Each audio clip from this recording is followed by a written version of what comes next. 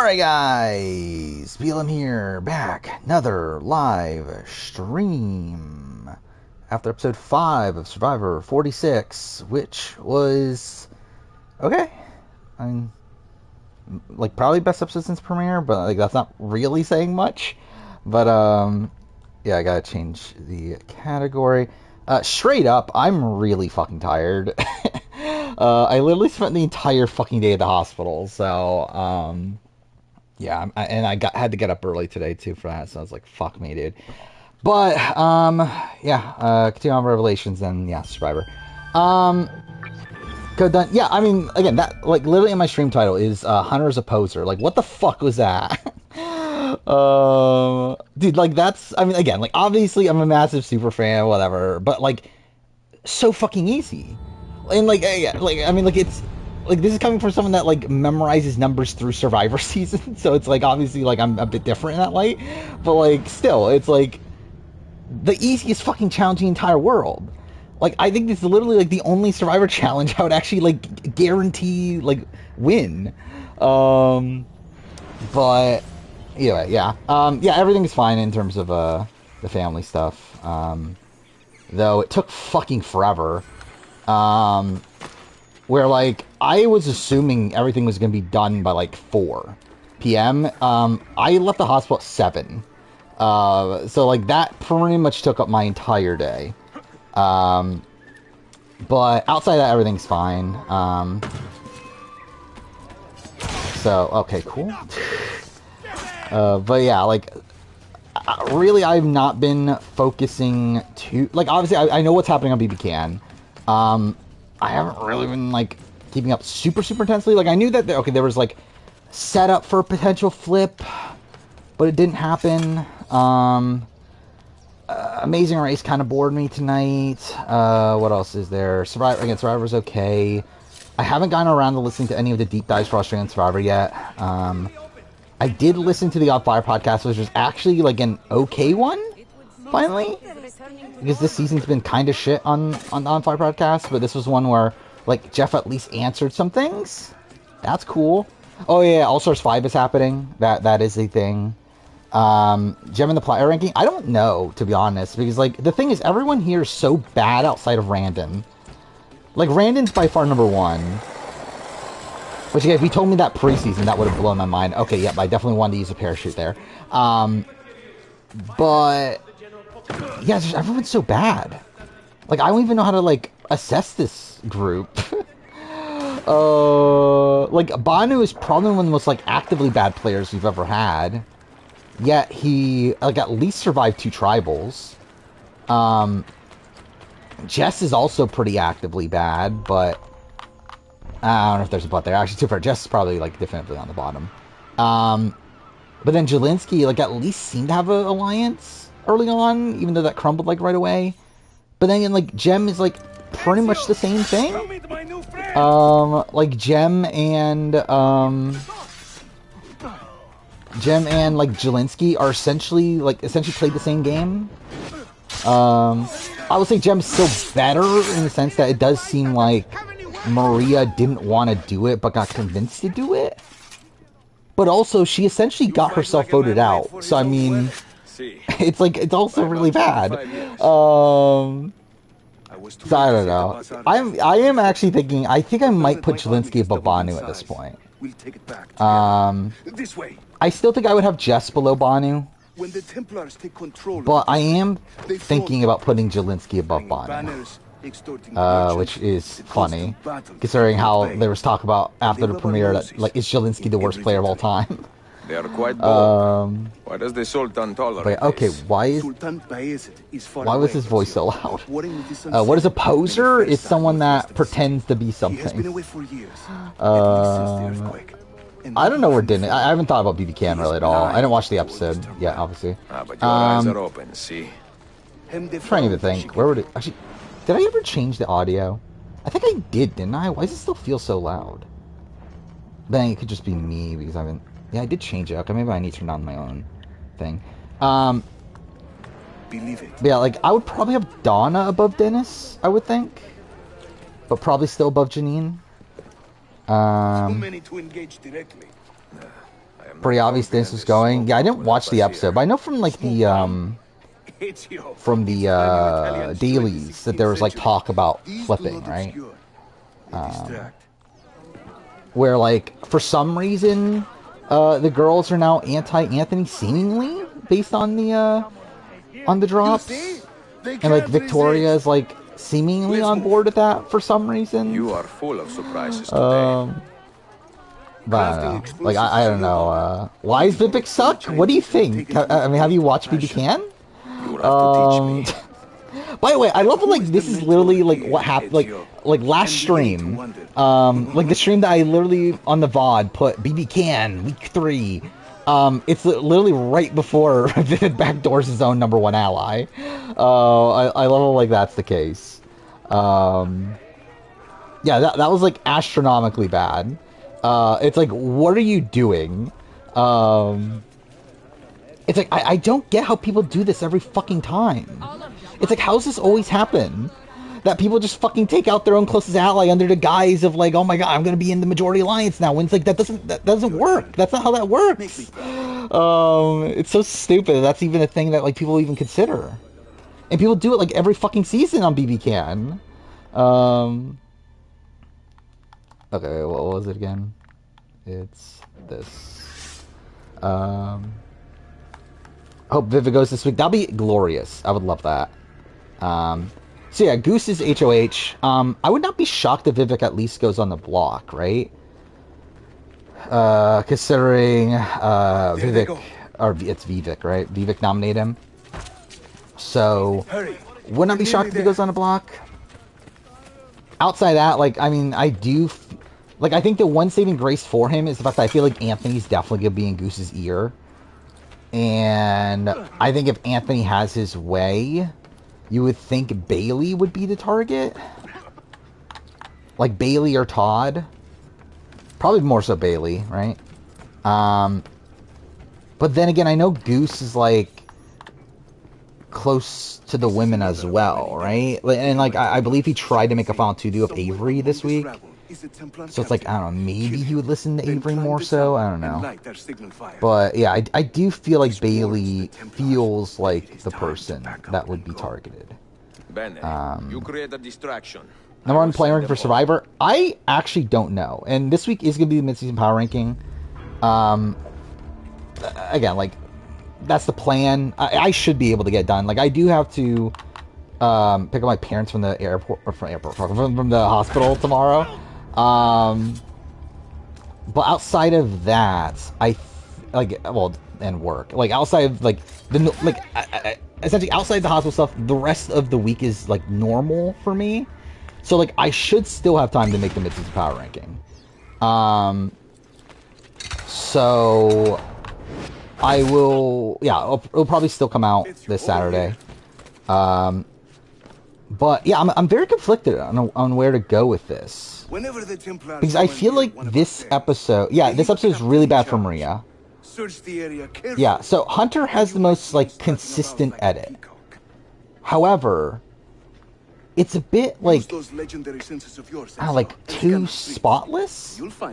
Like, it just feels like... And, like, too fair, like, that's not, like, as much, like, of an Edgic analysis as it is, like, kind of just, like, a gut feeling more so. But just, like, something feels, like, off with Hunter. Towards, like, he is, like, the most, like, consistent edit on paper. But it just feels too, like, normal. I would say this episode was a really, really good one for Ben. And, like, my initial instinct here is to have Ben at #1. But I'm wondering if I'm being a bit too rash with that. Because, again, like, I mentioned this the last few streams, that 46 this season, I've not really been paying as much attention to, like, the full, like, scope of the Edgic. Like, I really, like, I just haven't cared enough about the season to do that.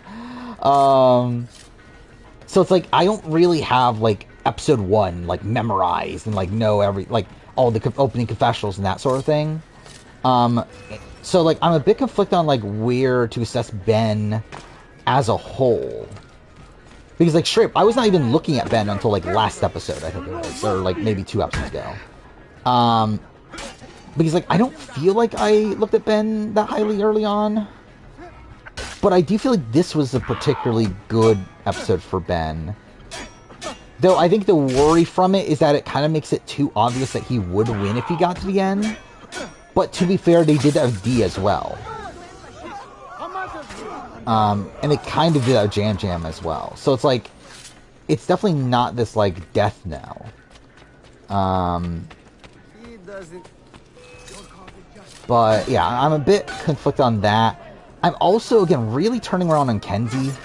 I do feel like Kenzie at this point does feel like the most likely win from Yanu, at least. And I do feel like now, like, looking at her content, like I still think her episode 2 is pretty bad. However, I think outside of episode 2, her content has been solid with, like, some minor nitpicks. But it does feel like she is, like, the focal character of Yanu. But her edit is just so, like, not over the top as in, like, Edgic over the top, but over the top as in, like, she's so present on this season. Like, I believe, as of this episode, I believe she is now the top confessional getter of the people in the game. I believe this was her lowest confessional count episode at, like, 3 or 4. Which is, like, it's just, her edit feels too big. That is the thing. I actually do remember that. Yeah, Jeff did say that this season has, like, a musical theme, like, has, like, a lot of focus on music and that sort of thing. So, like, I think that does scream out to me as, like, yeah, Ben is at least making it far. Which, by the way, by the time it got set up as, like, Ben or Jem, it was like, okay, Jem's fucked. Like, there's no way Ben's going home this episode. Like, if it was Jem or Tim, I'll be, okay, I could actually believe Tim's going home. That would make more sense. But once it was Ben or Jem, I was like, there's no fucking way Ben's going home here.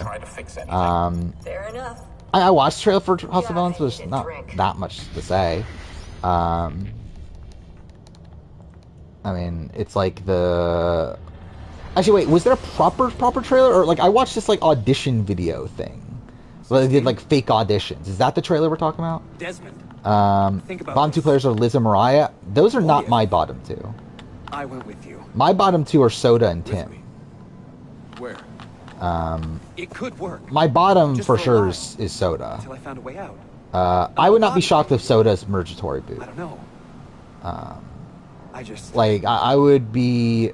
I don't want to be here anymore. I wouldn't say I would be surprised. Either way, I think Soda's next out. Like, I think that's what makes sense. Not going to happen. It feels like that's why that content there of, like, Kevin not trusting Soda was there. Yeah, I guess I in the last episode. I feel like Soda's probably out next. Yeah, Tim would fit into, like, the Sifu sort of edit, right? So I could see that as well. But yeah, like, I think Soda, I think, is, like, by far the least, like, likely to win at this point. She's been, like, severely under-edited despite being a big character. She has all the negative content relating to her relationship with Venus. She has the setup to her being targeted from Tevin. Like, I just feel like there's, like, almost nothing good with Soda. Tim also, I think, considering the fact that he was, like, part of this majority that, like, took out Jem, it's like, I feel like we got the least from him of that group, and then we're constantly being shown him being wrong about his relationship with Maria. Where, like, despite the fact that Maria votes with him, he keeps on talking about how, oh, my number one is Maria, when, like, Maria didn't even want to vote with him. And Maria, like, instantly believed that he's the one lying about his, about having the idol and everything. So it's like, yeah, like, I don't feel like Tim has a shot at all. Mariah has a weird edit. Like, Mariah, so I have Mariah at, what, 8? I do have a Liz at 11, by the way. So, like, Liz is next. So I don't have much of a disagreement with, like, Liz being towards bottom. Mariah just is weird.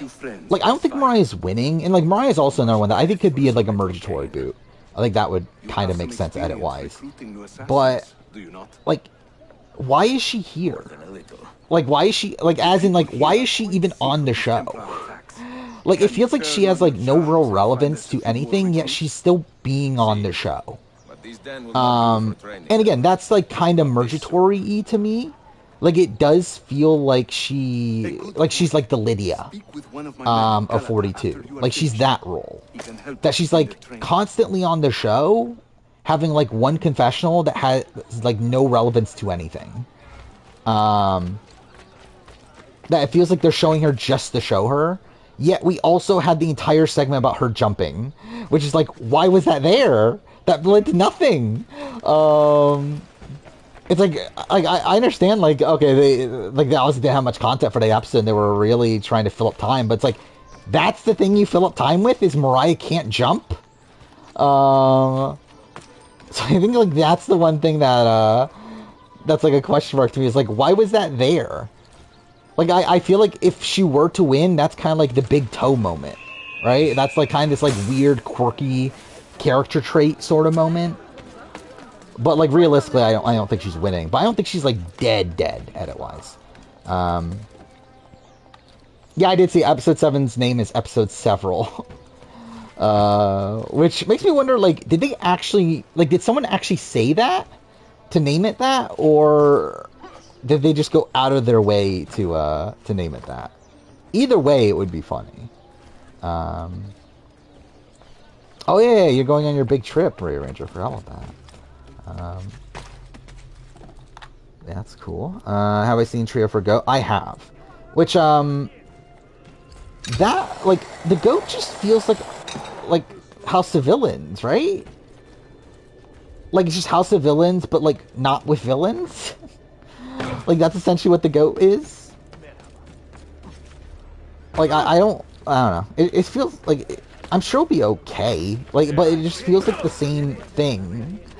About to challenge 40 spoilers. I won't go in detail. I'm not shocked, personally. Like, I feel like maybe a person or two is like, okay, yeah.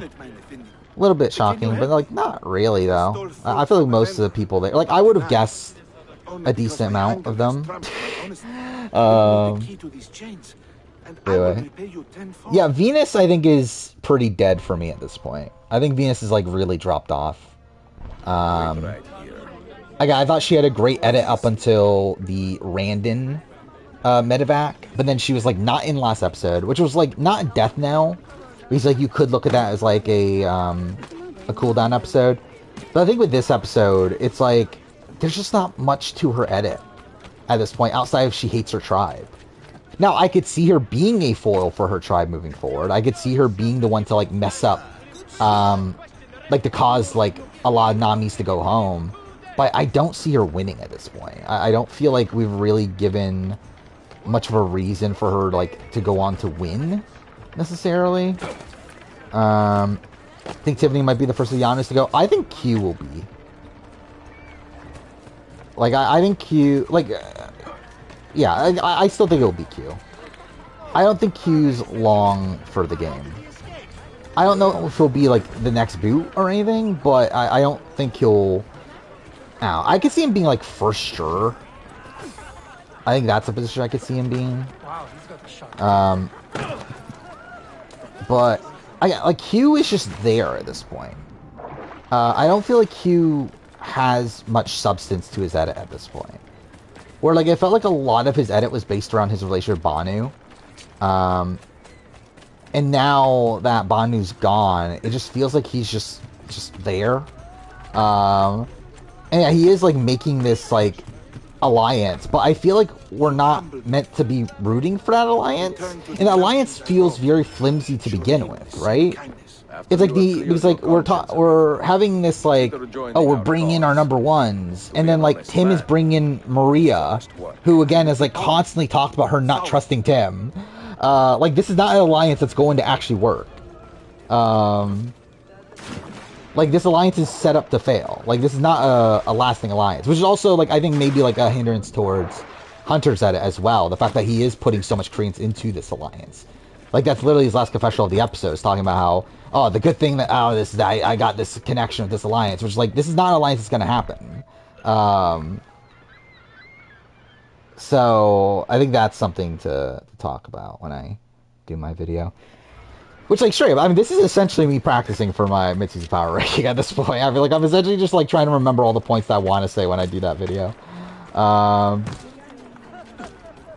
Yeah, I think Kenzie... Yeah, I think Kenzie will probably be last person standing of Yanu, at least. The question is, can she get to the end? Because, like, I feel like she's the type of player that, if she gets to the end, she more than likely wins. Like, I don't think she's losing in a jury vote at the end. But I feel like all the setup to how big of a threat she is like the worry part with her. Oh yeah, that was another thing that, like, I do think, though, like, now seeing how the edit is, like, trying to make us, like, root for her more so now, I do think it kind of, like, recontextualizes the, like, mermaid dragon confessional to me. So, like, initially I thought, oh, okay, this is just them setting her up for, like, being this big target that's gonna be, like, booted around the merge or something. But I think now that we're getting that, and, like, we're kind of getting this, like, uptick in her edit and everything, like, I'm wondering if, like, that's supposed to, like, just prop her up as a player instead. Like, it's not even supposed to be this, like, lead up to a downfall. It's just, like, genuinely propping her up. And, like, showing her as, like, a threat that people are, like, just not going to be able to take out. I think Charlie's winning. I do not think Charlie's winning. I do think Charlie's edit, though, is one that, like, I'm a bit, like, confused about. Where I felt like Charlie was on this, like, downward trajectory the last few episodes. And, like, this was, like, a good episode for him. I think the problem is that I feel like his edit feels like one that's being undercut by Ben. Where it very much feels like his edit is one at this point that's being used to propel Ben's edit. Where, like, I mean, like, really for a while, I felt like his relationship with Maria was always set up as this one that, like, okay, he's the Malcolm, she's the Denise. Which, like, okay, that's, like, better for Maria. And to be fair, Maria's edit is now going downhill. To where I don't think Maria is winning. But, again, like, I felt like it never was really set up for, like, Charlie to be the one to win. And then now we're getting this episode where, like, a lot of it is focused around, like, how, like, Ben is, like, playing Charlie, and then we get this confession from Charlie about how, like, his, about how, like, Ben is such a threat in the game, and is, like, someone that's, like, so charming and that sort of thing. And, like, it very much feels like he's being set up to, like, just prop up Ben's game. Yeah, like, I think Ben, I'm very much struggling, like, should I actually make Ben my number one right now? Because, like, it feels just so abrupt for me. Because, like, I really was not... Like, I mean, I think I had been, like, number 4 before this episode. But then, yeah, following this episode, I'm like, fuck, he, like... I feel like he is the top contender. But I feel like I should probably go back and read my notes from earlier episodes to, like, remember what I was thinking then. Yeah, it's like, again, that's the thing. It's like, I just don't remember his premiere well enough. I remember he was, like, not super prominent. But I don't remember what the exact content he got was, though. Yeah, Maria wasted her extra vote also, which was weird. I don't know why she wasted her extra vote. It's like, they're not even splitting the vote. They're... And, like, she's siding with Ben, and, like, his side. When, like, Ben doesn't even have a vote yet, she doesn't know that.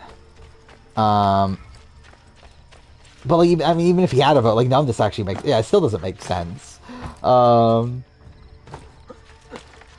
I don't know if it was just, like, a situation where she just wanted to burn it and get rid of it.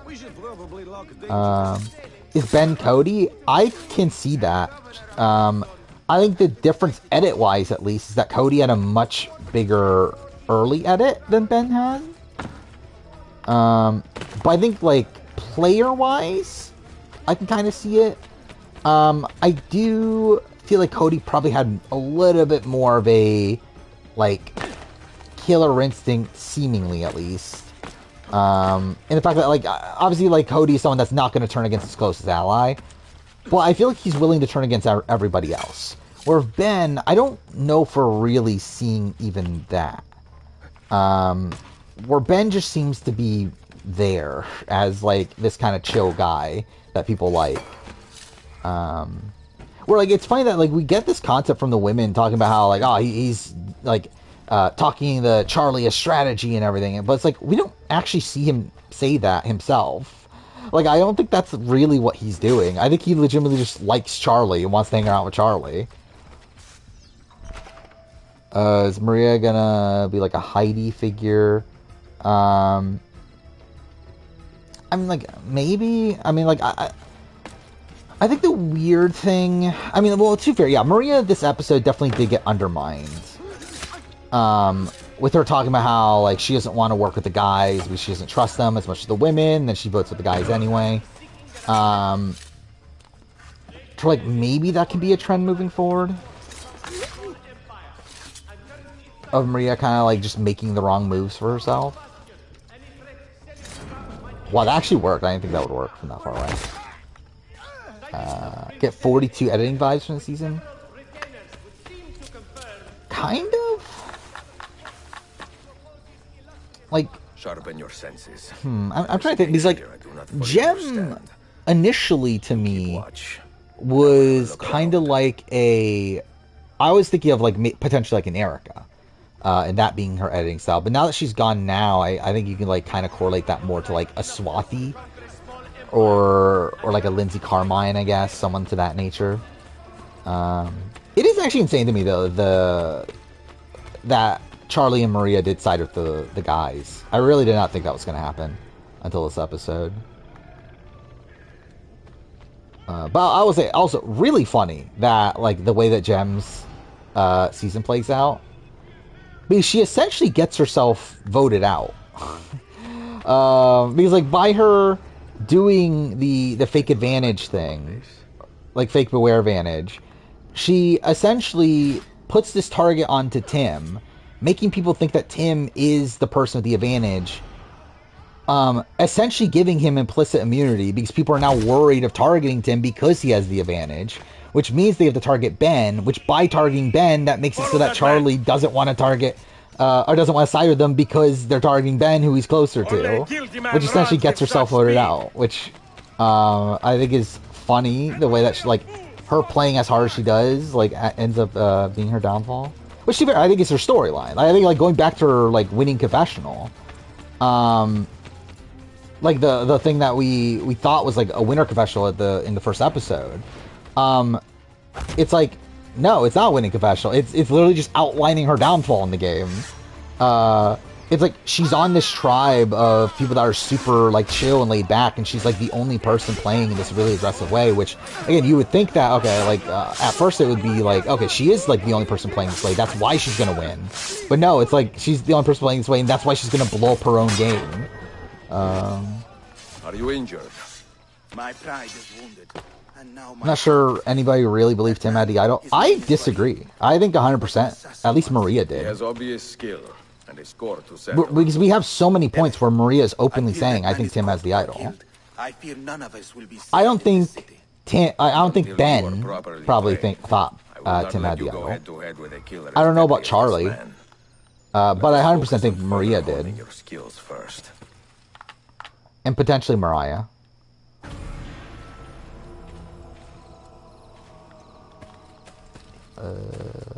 Wait, what am I supposed to be interacting with? Ben said in the premiere, my strategy is to be myself. Well, what a strategy. Okay, Jem is probably number 2 of the boots. But it's not... But she played poorly, though. Like, it's really a consequence of just everyone being bad, more so than, like, her actually being, like, a good pre-merge boot or anything. Do we another 43 on our hands? Potentially. I mean, we'll see. Well, I think there's, like, signs of, like, really, like, each of the new era outside of 45. I feel like there's like ways that this season kind of reminds me of all of them. I think less 41. I think now that Gem's gone, I don't really see the 41 comparisons as much. But like obviously the Yanu could be like the Tikas. I think also like Tevin could also potentially be like a Carolyn sort of edit. I would say the thing that's like different than that though, I can't see Tevin getting to the end and losing though, right? Like the thing is like Tevin had this like opening confessional, big focus in the premiere like Carolyn did. But like has it been as much focus after that? Yeah, every single time we see him we're supposed to be looking at him as this like big player and everything. So it's like, I can't imagine Tevin getting to the end losing. Though, to be fair, I think a lot of people thought that of Carolyn too, right? If so it goes next week, would Randa be a better player than her? Yes, I would still say so.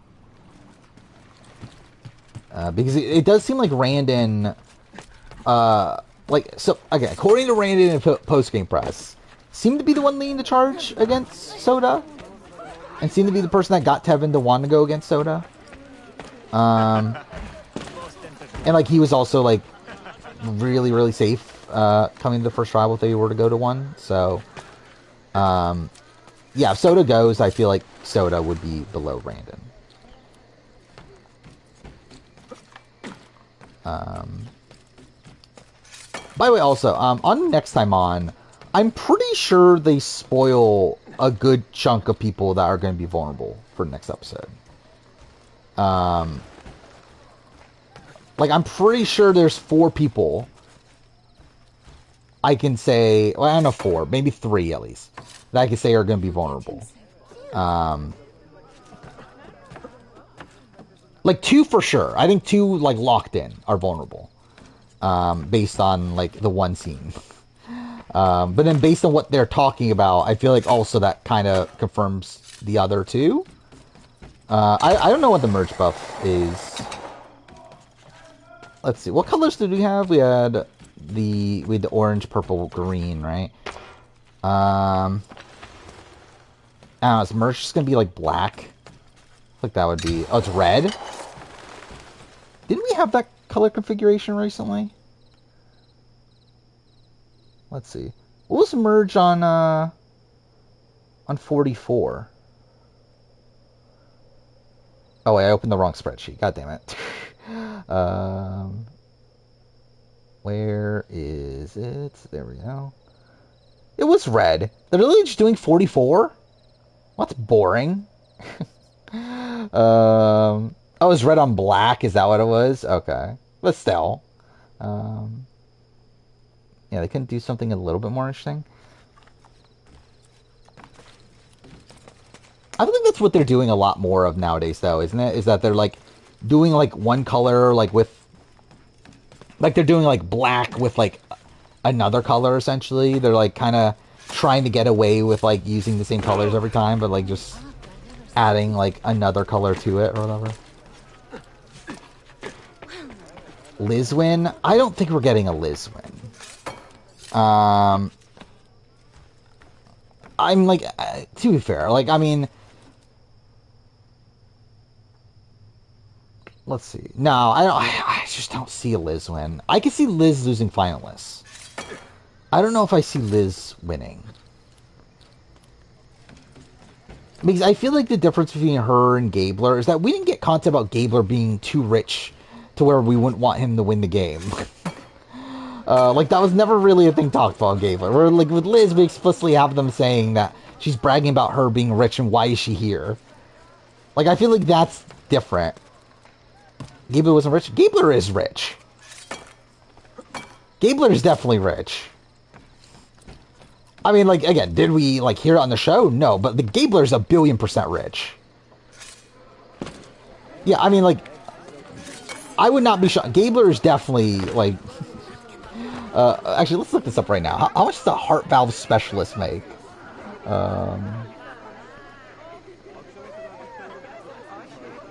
Let's see.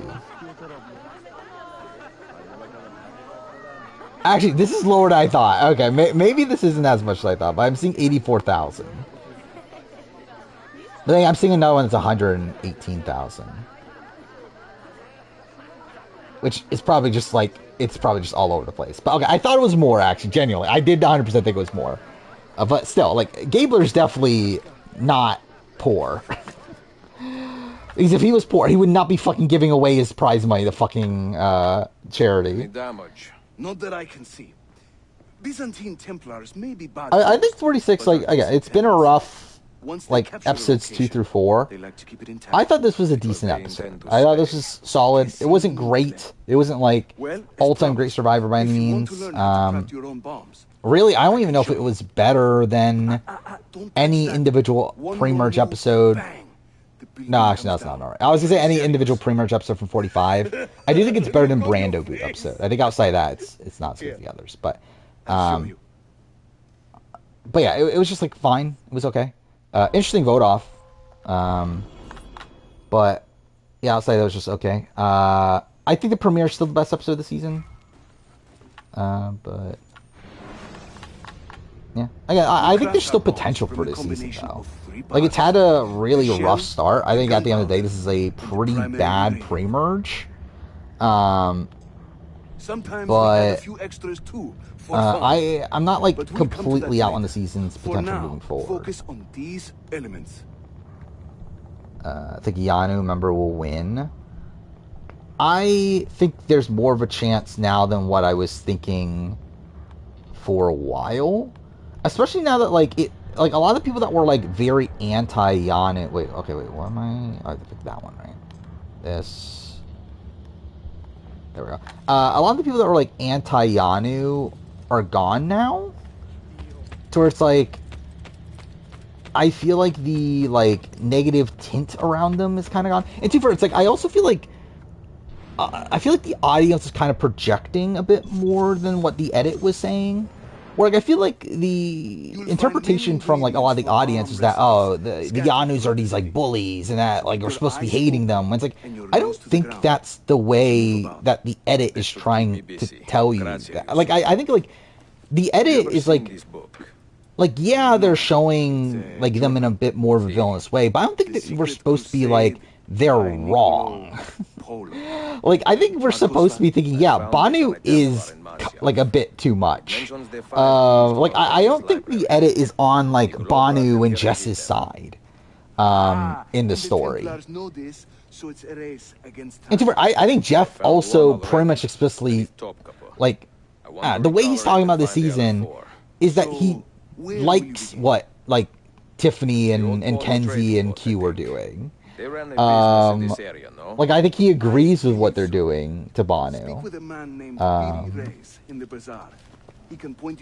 reportedly paid George to fly to Idaho a couple months ago. Yeah. That was the thing. Which, what a random combo. By the way, I did see Will Neff was talking about going to George. So George and Fairplay had a party in LA today, like a watch party. I believe Will Neff said that he was gonna attend, which is funny, as, like, isn't Will Neff just gonna get spoiled on Heroes vs. Villains?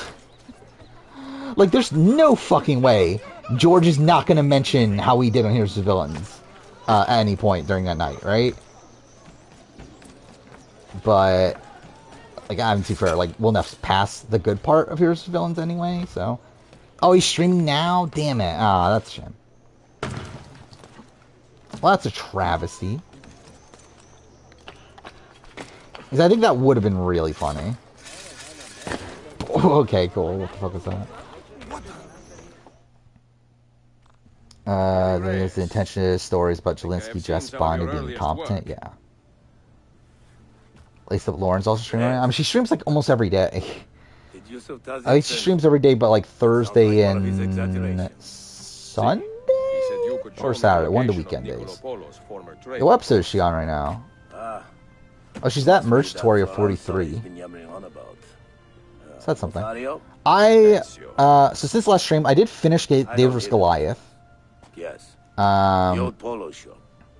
Which, yeah, my opinion stayed the same. Nothing really changed.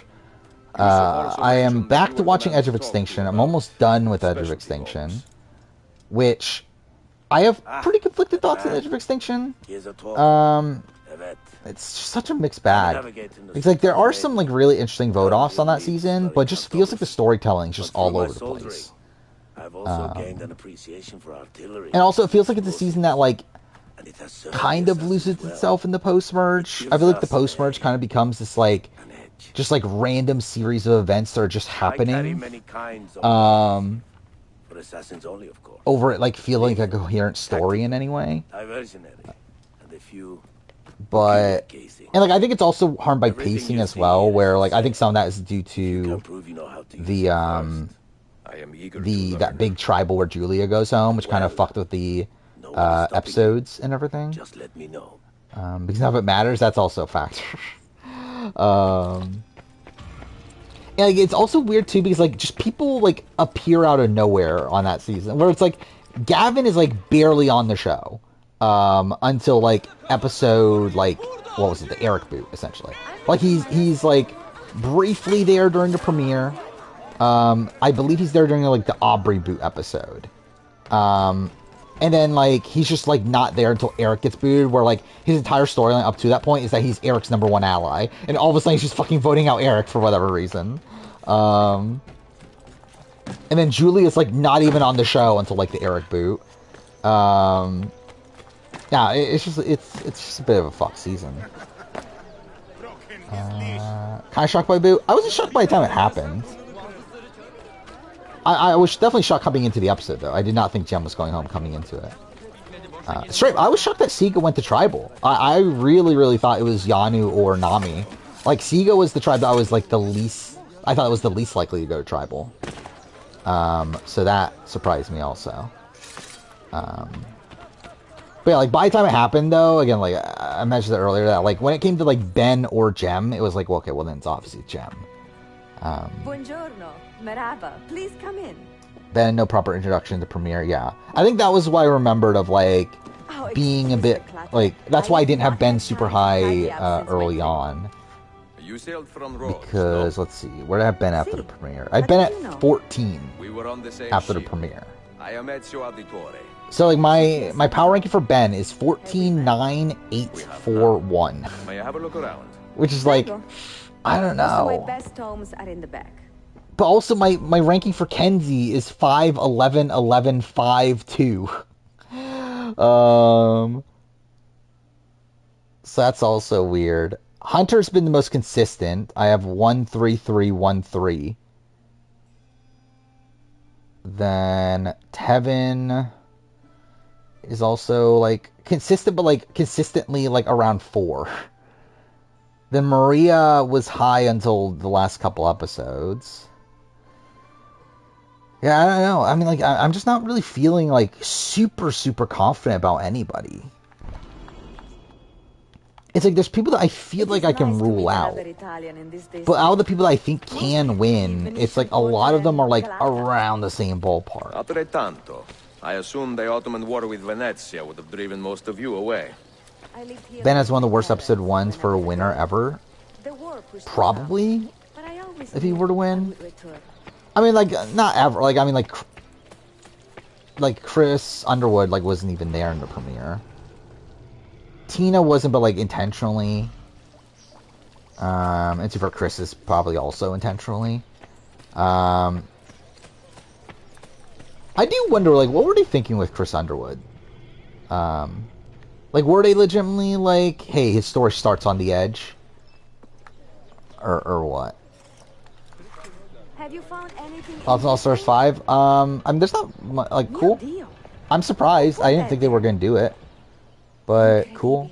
I think I'm just going to do the spin-off ranking anyway.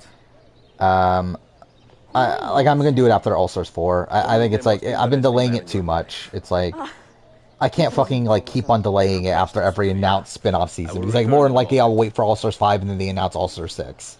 It's like, I gotta fucking, like, do it at some point. Yeah,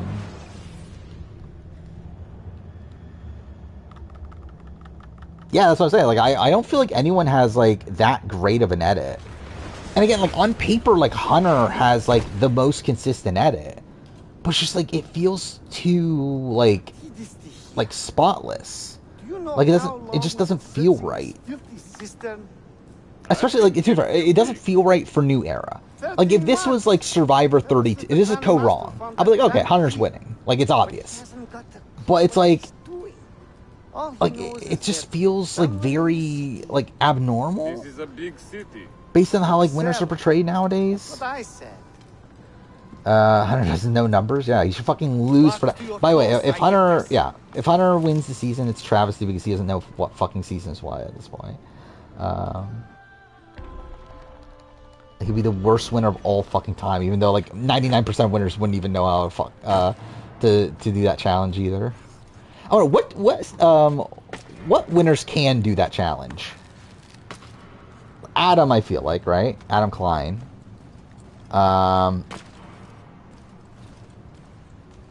Like, is that it? Like, I feel like sure, I don't even think many can. Marianne, probably. Yeah, probably Nick. The cousin fucker. Sure. Like, even, like, Jam Jam. I don't know if Jam Jam can. Even though he is, like, a big fan. I don't get the sense that Jam Jam's this person that, like, knows what season is what. I believe Erica said on Twitter she could. So, yeah, maybe Erica can. Oh, yeah, Sophie. Okay, maybe there are more than I thought, actually. See, Hunter's just an idiot, then. Well, that was shit. Rob May... No, 100% Boss Rob cannot fucking remember every season number. Wait, also... But it is shocking to me that Hunter doesn't. Like, Hunter is supposed to be this, like, really big fan of the show. It's like, how do you not know, like, the season order? Like, that's just bizarre to me. Like, if he was, like, just a rant... Like, if he was, like, Gem, or, like Q, who, like, were, like, fans, but, like, they're more so fans because, like, their spouses introduced them to the show, and that sort of thing. I'd be like, okay, yeah, whatever. They don't know the season numbers. But, like, Hunter is, like, this massive fucking fan. Like, he, like, has a fucking challenge shed and everything. He fucking, like, runs Survivor games for kids and everything. It's like, how the fuck do you not know the season numbers? Yeah, he was only... Well, it was 8 out of 20, but it's, like, he got a lot wrong because, like, he was, like, one spot off, right? Like, he technically only probably had, like, 2 or 3 wrong. Like, I think he had Guatemala wrong. He had Guatemala in between Thailand and Pearl Islands. He had Karamoan in place of Micronesia. Like, I think he got confused on what fans' favorites was what, which is dumb, but, like, whatever. Then he got Dave vs. Goliath and HHH mixed up. I think everything else was in order. It's just that because, like, the one thing, like, the one spot was off, it, like, messed up everything else. Yeah, actually, that is surprising, actually, that, yeah, Thailand was included in that. By the way, I did find it interesting that Jeff did say on Fire Podcast that this is, like, a thing that he wants to bring back, essentially. That this is, like, a challenge idea that he likes now, is, like, having Survivor Trivia. Which, I don't mind that, personally. I actually really like that. I'm always disappointed that they haven't done more with that. And, like, a lot of that's because I feel like the show didn't want to make that an aspect of the show. But I feel like, but he talked about this in the sense that, like, what's the difference between, like, Survivor Trivia being a skill and, like, doing slide puzzles being a skill? Which is, like, I mean, too fair, I think there's, like, a difference. But, like, I do like the inclusion of, like, Survivor Trivia down the road and challenges. I think that's kind of cool. Like, obviously, you'll just, like, further link credence into you having to be a super fan to do all aspects in the game, but I don't actually mind that. Especially because, like, most people that go on the show nowadays are fans anyway. It's, like, based on who they're casting. Yeah, obviously, like, some not as much as we thought they were. Like, who on this cast could do that, I wonder? Who on this cast could do that challenge? See, I thought Hunter would be that person, but I guess fucking not. Yeah, like Charlie probably, right? Charlie's a big fan. Like, I don't see Ben being able to do that. Maybe Mariah? Oh, well, Jelinski definitely, but like Jelinski's done.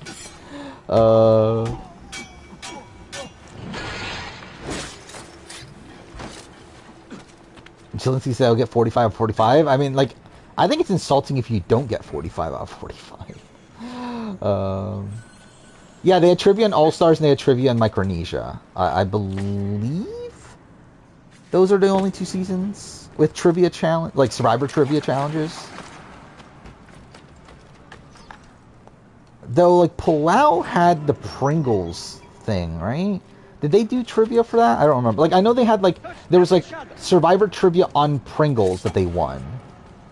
But I don't believe the challenge itself they did to win that was trivia, was it?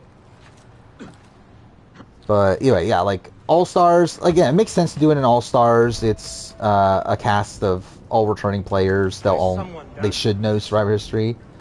And also, like, even then, like, it's a season that's supposed to be embracing the show's history up to that point, so it makes sense.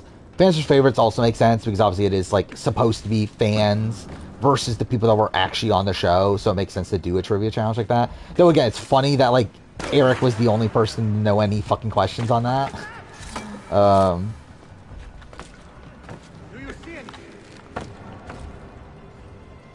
Let's see, Banu attempt the challenge. I wonder, like, could Banu do it? I think that's, yeah, that would be interesting. Wait, I did see a lot of people being, like, super upset at Banu's exit press. Which, like, I don't get why fully? Or, like, people were talking about, like, oh, he's still delusional and everything. It's like, I mean, I don't know. Like, I feel like he didn't come off that bad to me. It's like, yeah, obviously, yeah, like, he still had, like, a great grasp of the game or anything, but it's like, what the fuck did you expect from Banu? Kenzie, I don't remember, how big of a fan is Kenzie? Like, I know she's a fan, like, every person on, like, this cast is a fan, but, like, is she, like, actually, like, a massive fan to that degree? Oh, wait, was that not the guy I was supposed to kill? Oh, no, it was. Okay, cool.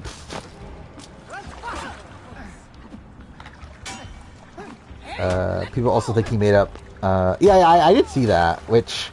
I don't think so, but it would be funny, though, right? Like, it would be really funny if Banu, like, was just acting the entire time. Imagine they gave them 41 through 50 and just removed the numbers. Imagine they didn't remove the numbers. I think that'd be even funnier.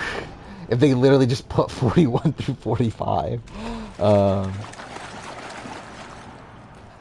I'm pretty sure I could still do it, right? Like 41 through 45 logos without numbers. Like 41 has like the like lightning strikes, right? And then the like it's like a blue, light blue outline. 42 has like the lock and key and everything. 43 is like the octopus, right? That's the octopus one. And it's like a lime green outline. 44 is like the... It's like the medieval one, right? It's like the fucking like brick wall on there and everything. And 45 is like red outline with the pelicans. It's like I think I could even do them without the numbers on them. This is the worst pre-merge of the new era? I think, yeah, of new era, yes. Probably by a lot. I don't know. Like, 43's was also kind of just like whatever. I think 43 had more, like, fun character stuff, though, than 46. Where I think gameplay-wise, they're on, like, a similar level, though I think 43 had, like, you had, like, the Gabler, Ellie feud, you had, like, Cody being kind of a wacky character in his first few episodes. Did anything happen on Coco? I guess she had, like, Geo being a bit of a disaster, right? 42 at least has the Jenny Boo. I think that's, like, I think that alone is already better than anything that was in 46. The rest of it was also kind of on the 46 level, but I think, like, the Jenny Boo in itself is good enough for it's better. Didn't know the island? I'm trying to remember what happened. I need to find these three books first. They may contain clues to locate. Oh yeah, the Miranda thing. Which, like, I would not be shocked that they were like, "Hey, Miranda, you're giving us nothing, so we're just gonna pay you to leave the show, so that we can keep our like stars in." 100%. Like, I feel like Deal or No Deal Island is definitely a type of show that I could see this being like, quote unquote, rigged. Not rigged, obviously, but like rigged in the sense that they make like they make like on the spot decisions to try to get the result that they want.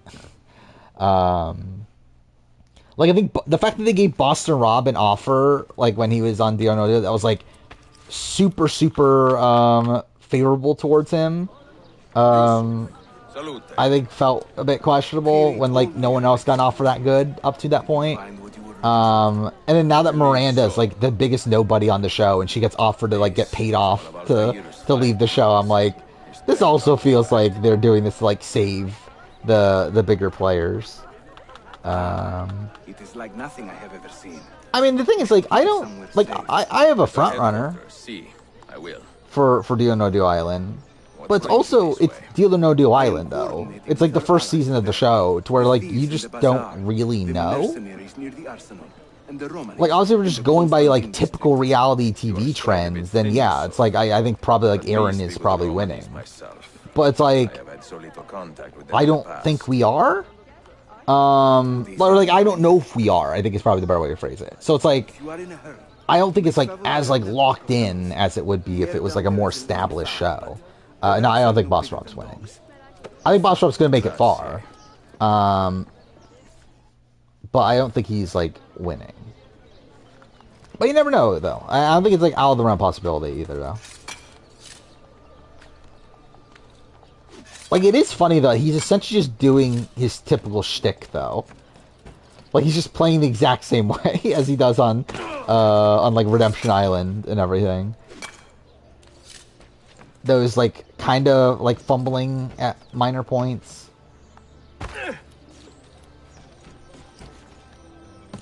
I don't know about Charlie. I mentioned this earlier that I just don't know what to think about Charlie. Where, like, his edit just gives me, like, a lot of conflicting messages. To where this was a good episode for him. But I just don't know if it's enough. To where I think I have him at 5 as of right now. Yeah, he's at 5 for me right now. And, yeah, like, my issue is more so, like, a long-term sort of thing with him. Where, like, I think Charlie's making it far. Like, I don't think Charlie's going home anytime soon. But I feel like his edit is being used to, like, prop up other people more so than himself. Where, like, now it's being used to prop up Ben. It was being used to prop up Maria. Like, it feels like his actual edit doesn't have that much substance to it for himself. It more so feels like he's being this, like, vehicle to prop up these other players that the edit seems to care a bit more about. Even though, again, he's getting a lot of content. It's that content isn't, like, very meaningful for him.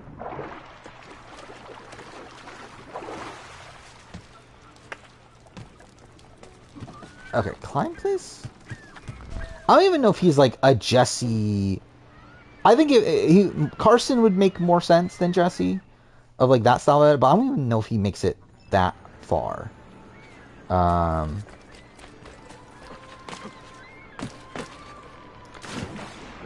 Like, what are we looking at? Like, I don't know. If I'm trying to guess, like, how this season plays out.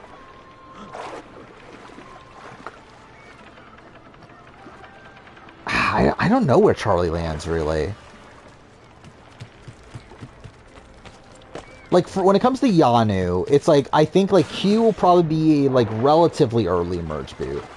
I don't think, like, the first boot of the merge, like, I don't think Mergatory or anything, but I think he'll be, like, out within, like, the first, like, 3 rounds of the merge. Tiffany I could see being a mid-merge boot. I don't want to, why did I even click that? Then, like, Kenzie is the one that I'm, like, it could go either way. It could go, like, she could be an endgamer, she could be a relatively early boot. I think, like, how she's being edited more recently would lean towards her being more of an endgamer, but I feel like her edit for her first few episodes was more so leaning towards, like, merge boot, or around the merge. But yeah, like she could go either way. Siga, it's like, again, like Tim, like, yeah, definitely feels like split tribal sort of boot. Either split tribal or someone that gets IO'd out of the game. I feel like he's like seemingly being intentionally under-edited. Ben, I think, makes it far. I could see where Ben is like final like 7 boot or so. Like from that point on, where like he gets to the point where like he's just like too threatening where he gets taken out. But I think he's at least making it midway through merge.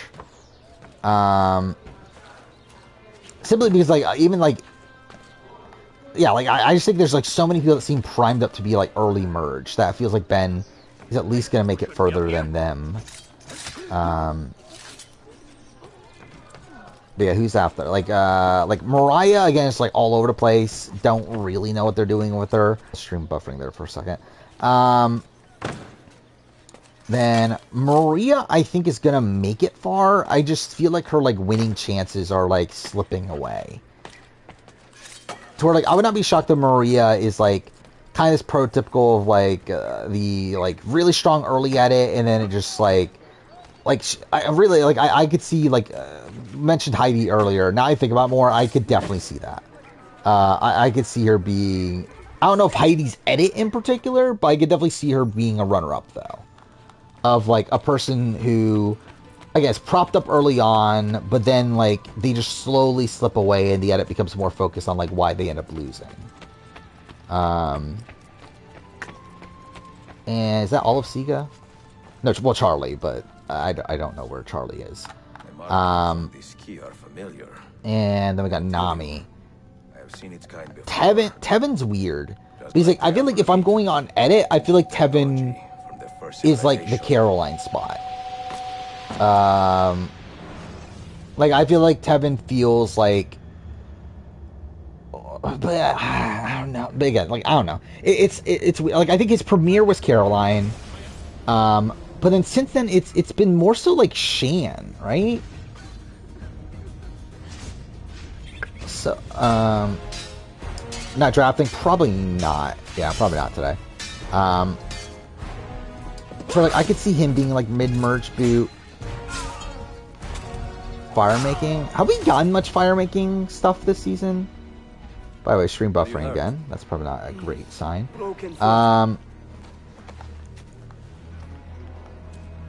But I can't remember any fire making stuff outside of obviously like Yanu not having flint and that sort of thing, but that's not really fire making.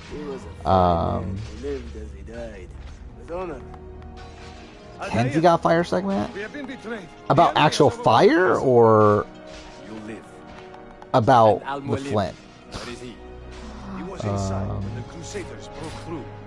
Oh wait, did we see her making fire? That'd be this episode, right? Did she make fire this episode? I had no memory of that. Actually, I did see that the house conditions for 40, for Tron's 40 are supposed to be terrible, which I don't really care that much, but whatever.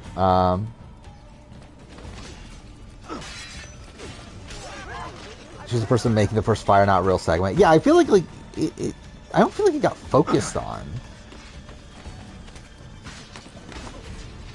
Where like I just feel like it felt like a thing that like it just happened more so than like that was supposed to be a thing we were supposed to be paying attention to. I think if Liz gets to the end, I think she's 0 finalist. Obviously, she can also just not get to the end. But yeah, I could definitely see a world where she is losing finalists.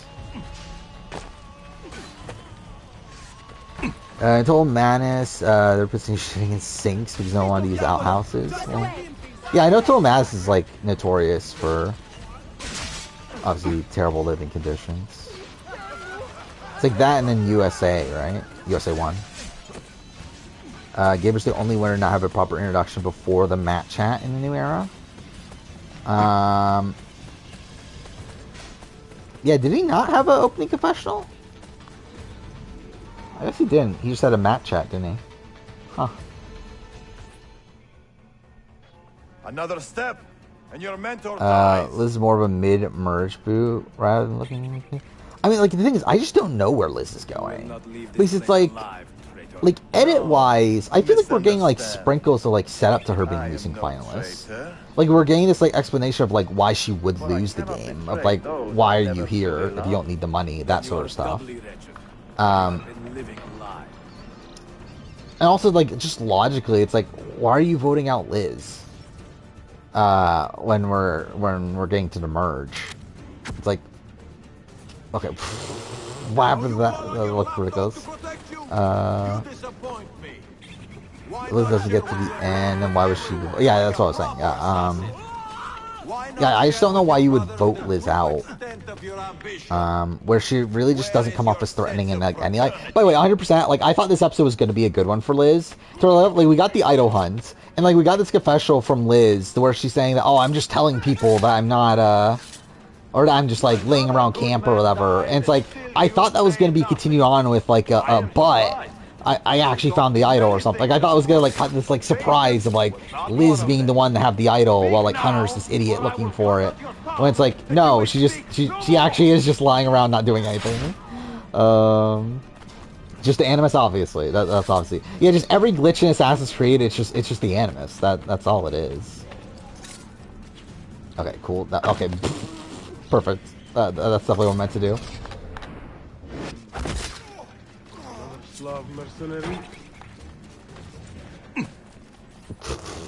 Okay, cool. Like you can see me moving the character around there in the background.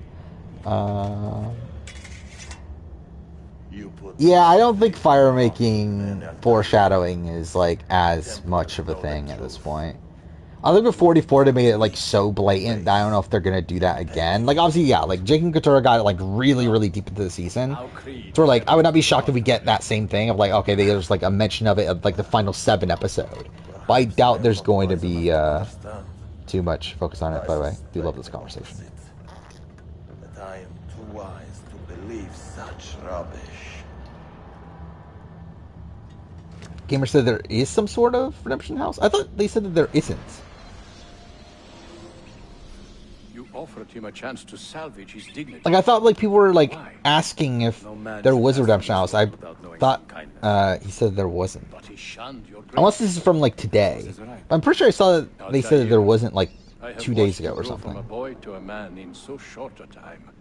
It fills me with as much sadness as pride. I don't know, insights from Katura making fire. Wasn't there that one scene of like Katura and Jake? I did not know him well. Like in episode, in like the final 6 or final 7 or something. He was an assassin, above all. How it feels like 5th placer? I feel like that just feels really random. You regret it? How can I regret the only life I've ever How it could be mid-merge or he wins because Tevin is a shield. Be up to you to choose Yeah. the path you prefer. I mean, like, Hunter... Ready your blade. Yeah, Hunter's just another one that I don't know where his edit is necessarily going. Yeah, who have I not talked about on... So, like, Tevin, again, I think could be... Like, Endgamer, I think could be, like, Shan boot sort of spot. Hunter, I just don't really know. Like, I think it could be anywhere. Well, like, I don't think he'll be, like, early merge brute, but, like... Really from like probably like post-split tribal. I just don't know. What does he want the future to know? Then I know I haven't talked about Venus, but is there anyone else? Soda I think is probably gone soon. I think then it's just Venus, right? I'm getting the sense that Venus is like early merge at this point. Like, Venus comes off to me as, like, a Tori Meehan at this point. Like, that's kind of the sense I'm getting from Venus. Where initially, like, yeah, like, I thought Venus was, like, potentially, like, a Marianne. During the, like, the early episodes. But then, like, now it's, like, becoming increasingly clear that's, like, no, she's probably just, like... Oh yeah, like she's probably not really in it for the long haul. I think more than likely she'll be. Oh yeah, Emily was not one I was like considering. I don't even think she's that at this point. I don't think there is development for Venus as a character. I think she is someone that is supposed to be this antagonistic figure for the Namis, and is probably just going to be taken out as, like, an expendable number relatively early. I think Split Tribal makes kind of... Like, I would not be shocked if Split Tribal is Venus and Tim. Those are two people out Split Tribal. Yeah, like, early juror sort of spot for her. Okay, I thought I was going to miss that. Then be runner-up? I don't think so, right? I don't think it would make... Like, I think Ben is either, like, a late-game boot that's voted out because he's a big threat, or he wins. I think it's one of the two. Either that, or we get this, like, focus later on about why he loses. Because, like, his storytelling would not make sense for him to just be out of the blue a runner-up. Because we explicitly got him in this episode being talked about how obviously he'll win if he gets to the end. Well, so be it. Will not run from these lies anymore, but embrace them. To where I do wonder, this is something that like also crossed my mind with the Charlie Ben thing. I wonder if Charlie is his Julie. Where again, like that's something with D that was like the worry part about D. In that D was actually somebody that again had this content early on about they're definitely going to win if they get to the end. But then, like, midway through Merge, like, that content got, like, transferred over to Julie. And Julie got talked about as, like, the big threat in the game. I could see that with Charlie and Ben.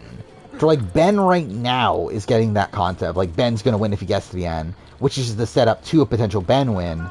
Only for, like, mid-game that's the shift over to Charlie. And, like, Charlie be taken out.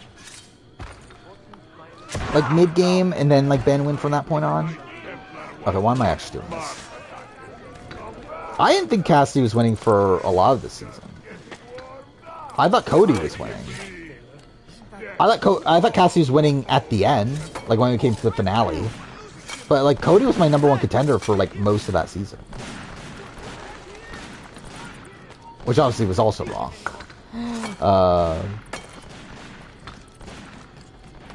Like, I think I had Cassidy #1, like, what? At the mid-season power ranking, I believe. Which even that was, like, a last-second change.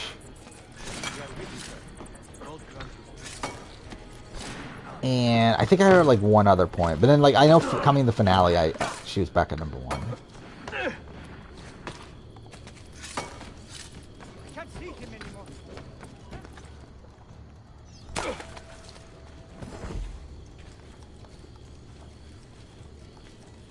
Actually, I'm trying to remember. Did they even bother explaining why Cassidy lost? Not really, right?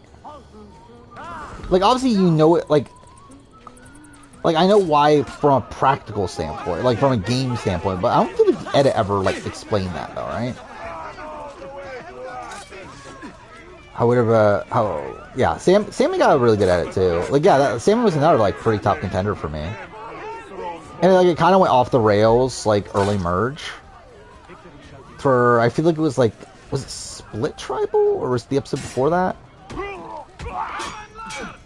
Yeah, it was at the Dwight vote, right? That his edit goes off the rails.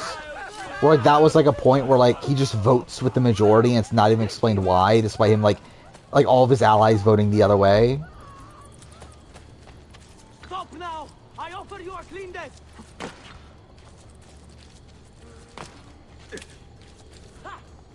Nothing besides Carla threatening to turn the jury. I don't see him.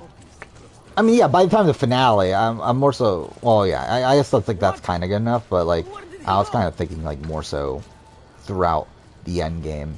Because, like, the thing is, like, I think, like, I'm looking back at, like, people like Mike. Where, like, Mike gets talked about as, like, a big jury threat, but then we get this, like, slow explanation of why he loses the game. Where, like, the, like, entire, like, end game stretch is just, like, essentially showing why he loses. Where like with Cassidy, we don't really get that.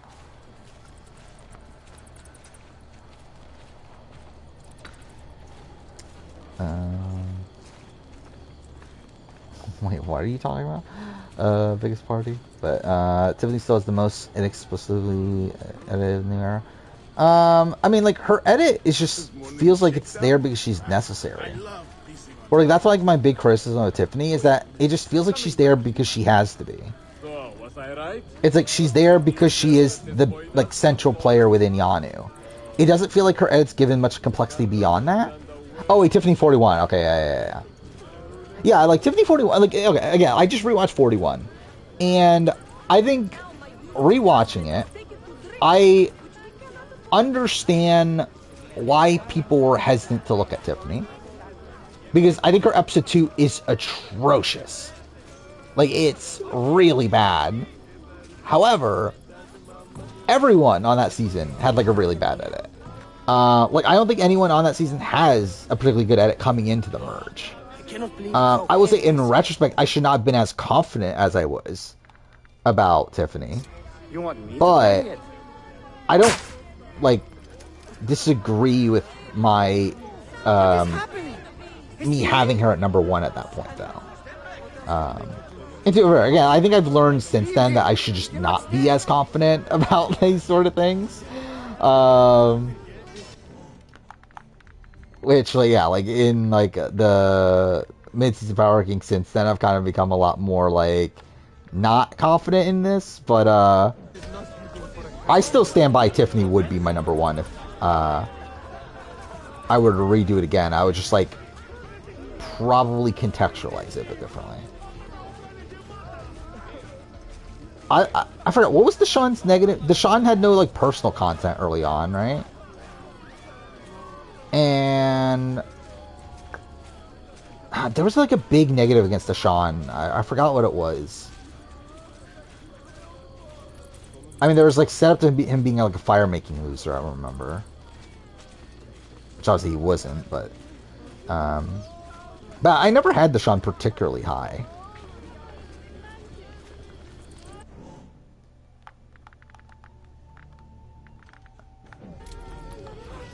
It's like, I feel like everyone on 41 has like these really glaring issues. Fuck off, I knew that was gonna happen. No, fucking get out of my way. There we go. Yeah, failing to throw the challenge, that's also a thing. Is it the harmony curse? The what? God help us. Journey wasn't bad. Journey was okay, right? I think by the time the merge, though, and like for that to just go nowhere, that's bad. But I think the journey itself was okay. I think his personal content was on the journey, though, right? Which felt like situational. I've been quiet on the nose of fire making edits. Yeah. But yeah, like I feel like Karsten was just so on the nose that where I don't see them doing that again.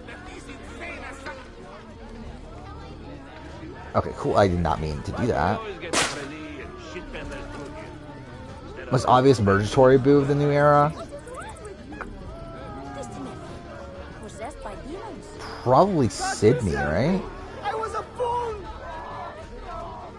Or Josh. Josh was also pretty obvious. Yeah, I would say Josh or Sydney. I think they both have like pretty typical mergatory boots.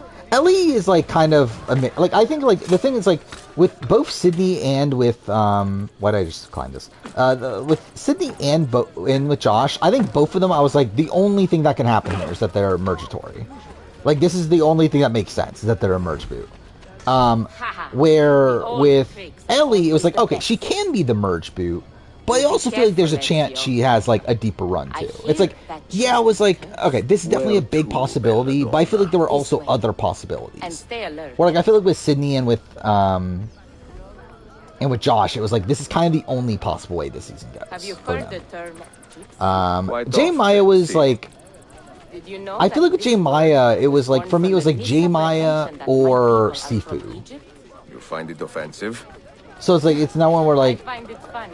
well, either way, I didn't think People are J-Mai had from longevity, Eastern but I didn't Persia and necessarily beyond. think she was like Somehow we have become mergatory. citizens of a land we have never But I seen. definitely didn't think she was like People are that, quick to judge and slow to like going that correct deep into themselves. the game. People are stupid. Oh, Liana's really bad. Liana has like really bad The content. simplest answer is always the best.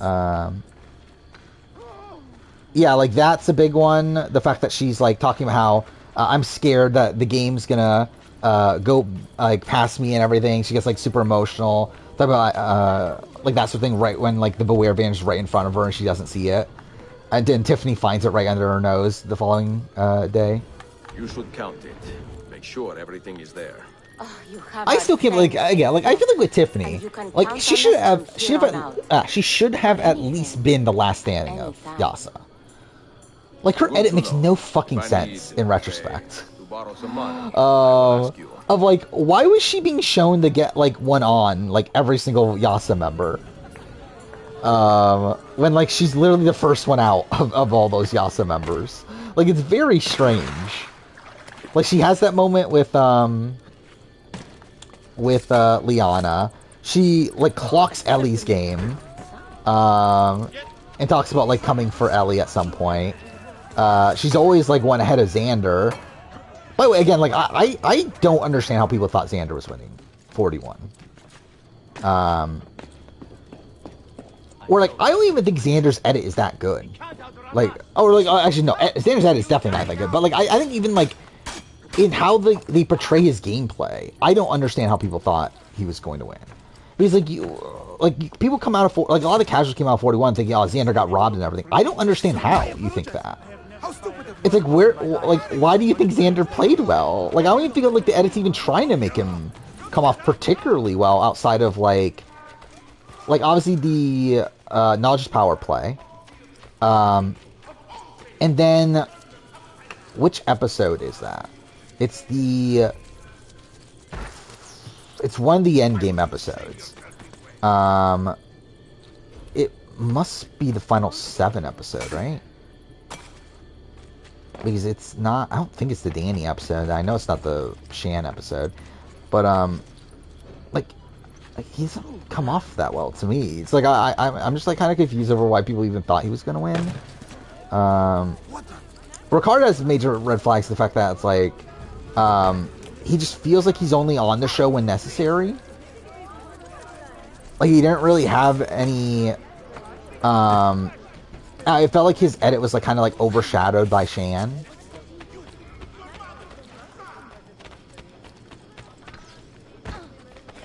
And I feel like there was like undermining, but I'm trying to remember what that undermining was at this point. Cool.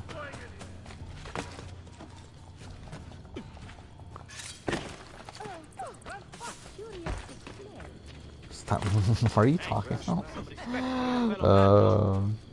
Was Zero finalists had the best edit going into the merge?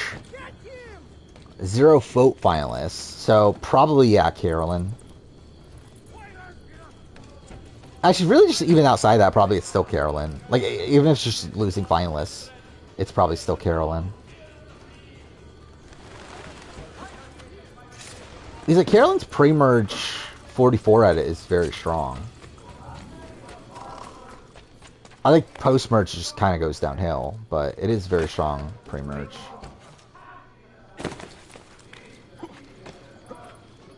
Oh yeah, well I was thinking of just New Era, but I guess are we talking about just in general?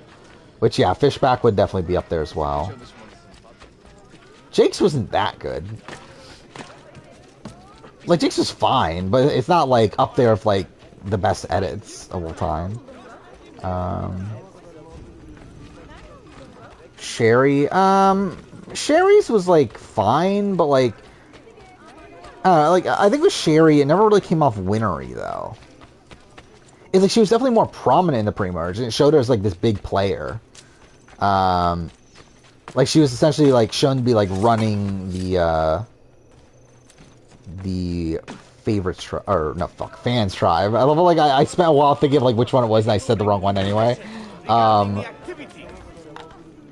But yeah, she was like shown running the fans tribe, but like it never like came off as winnery to me. It more so came off as like a big player that was probably set up for a fall, even though that fall never really happened. Troyzan Game Changers. His edit's fine. I mean, I think he has like a solid like first few episodes, if I remember right. Like his first like I think up until the first swap, I think his edit is okay. And after that, he's just like not on the show anymore.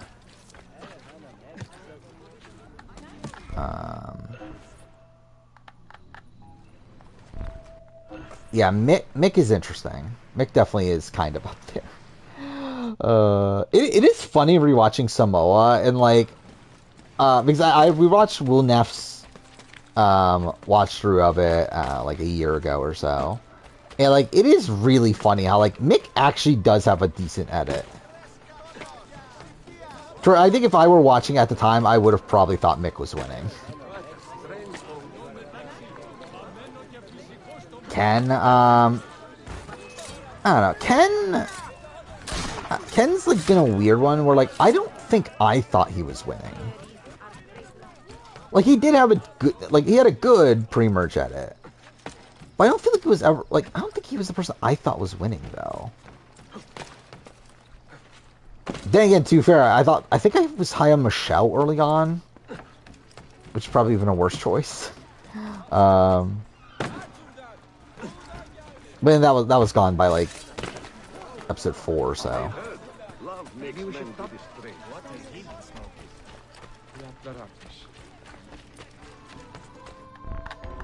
smoking? Mixed edit completely dies at the merge, but is decent before.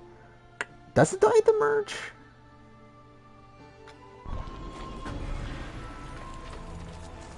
I don't fully remember. I don't feel like it does, but maybe.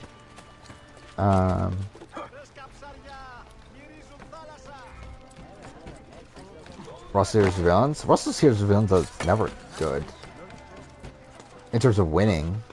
From an Edgic perspective. Most intriguing, but why not just one? Like, I don't think I would have ever thought Russell was winning Here's Villains based on the editing. And the news of the Traitor Valley. Just got off the phone with Rob Bentley. Everything is set. Well, thank God. Yeah, I'm sure that'll work out. No. Wearing that Hunter's premiere where it says he isn't bound. The subjects like Sophie's. Then we should split up and search. I'm like, is that bad though? Little time to waste. I don't know. Like, I don't know how to like interpret that part of like Hunter's edit. The fact that he does seem to be this like curmudgeon. You know, he seems to just be kind of annoyed at everything.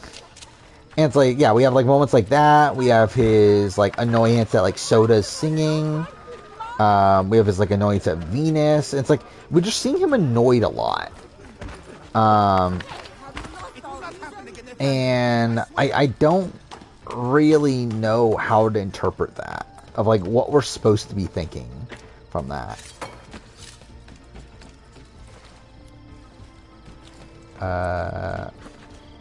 Like yeah, Sabrina. I think Sabrina got too big of a early edit on One World. To where like, she felt overexposed. And then like by the end of it, it becomes like in line with the typical runner-up edit. Of again like a really, really strong start only to like fizzle out. Okay, what the fuck? Lisa? I don't think I ever thought Lisa was winning. Where Lisa always came off as like a Journey style edit more so than a winning edit. Cool. What? Okay, cool. Why is Survivor Instagram keep posting random Survivor clips? Doesn't hit this. What are they posting? I've not been following it. Rooting for first 6 winner pick to win even though she won't. I'll be fine if Kenzie win. I think that'll be cool. I'm not really like rooting for like any real outcome on this season. I don't feel like I don't think I really care. who wins, but it'll be cool to get a Survivor winner pick for first time in a while. So I haven't had a Survivor win pick since Nick, I believe, which it's not great.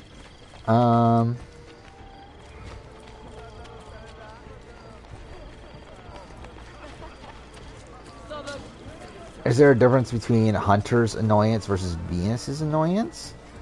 In terms of generally their annoyance? Like them being annoyed at people? No. But I think just in general their edits are very different though. Where with Hunter we know where he is in the game. We know all of his connections in the game and what he wants to do strategically and everything. With Venus it's like we don't, like she doesn't have anybody. It's like she has no prospects in the game. Like her storyline just seemed to like fizzle out after Randon left. So at this point, she just seems to be this person that just annoys her tribe. Oh, Circle. I mean, just obviously discussing Survivor. Don't vibe this cast. I don't know if that's my issue with it. I don't mind this cast. I think this is a cast that's probably better like individually than they are together. Where again, like listening to like the pregame press and everything, I feel like pretty much everyone on this season came off pretty well. Like outside of like Randon, I think I was like fine with most people here, in terms of like what they were going to bring to the show at least.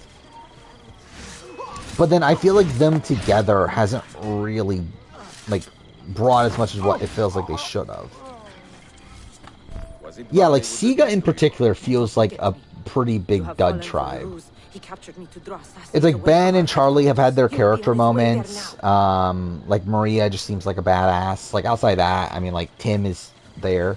Mariah can't jump, so that's their tribe. And obviously they feel like very like kumbaya.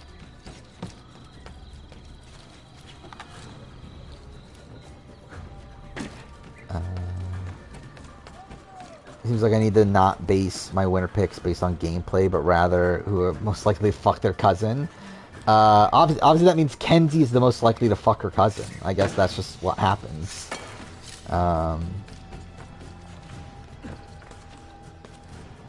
Cool. Yeah, so fucking Wendell and Jeremy and Michelle are likely to fuck their cousins then.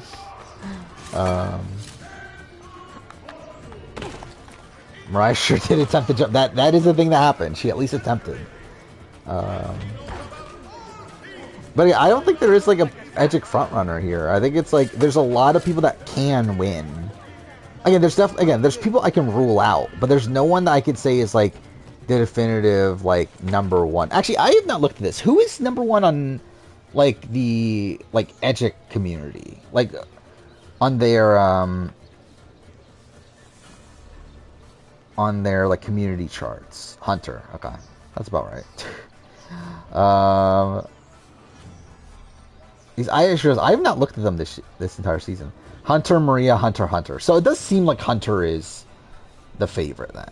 From obviously before this episode at least. Yeah, Jem was number 2 after the last episode. Then Maria, then Tiffany, then Charlie. Huh. I don't know. Charlie's head just feels so blah to me. Where it's like, I mean, I do have Charlie 5 now as well, but like, I'm surprised people are just always like consistently high on Charlie. There's one about Winners Edit podcast. I do not trust them at all. Actually, I want to see like, are the unspoiled charts out there? Because I think those would be interesting to see. But I don't think I've seen them for 46 yet.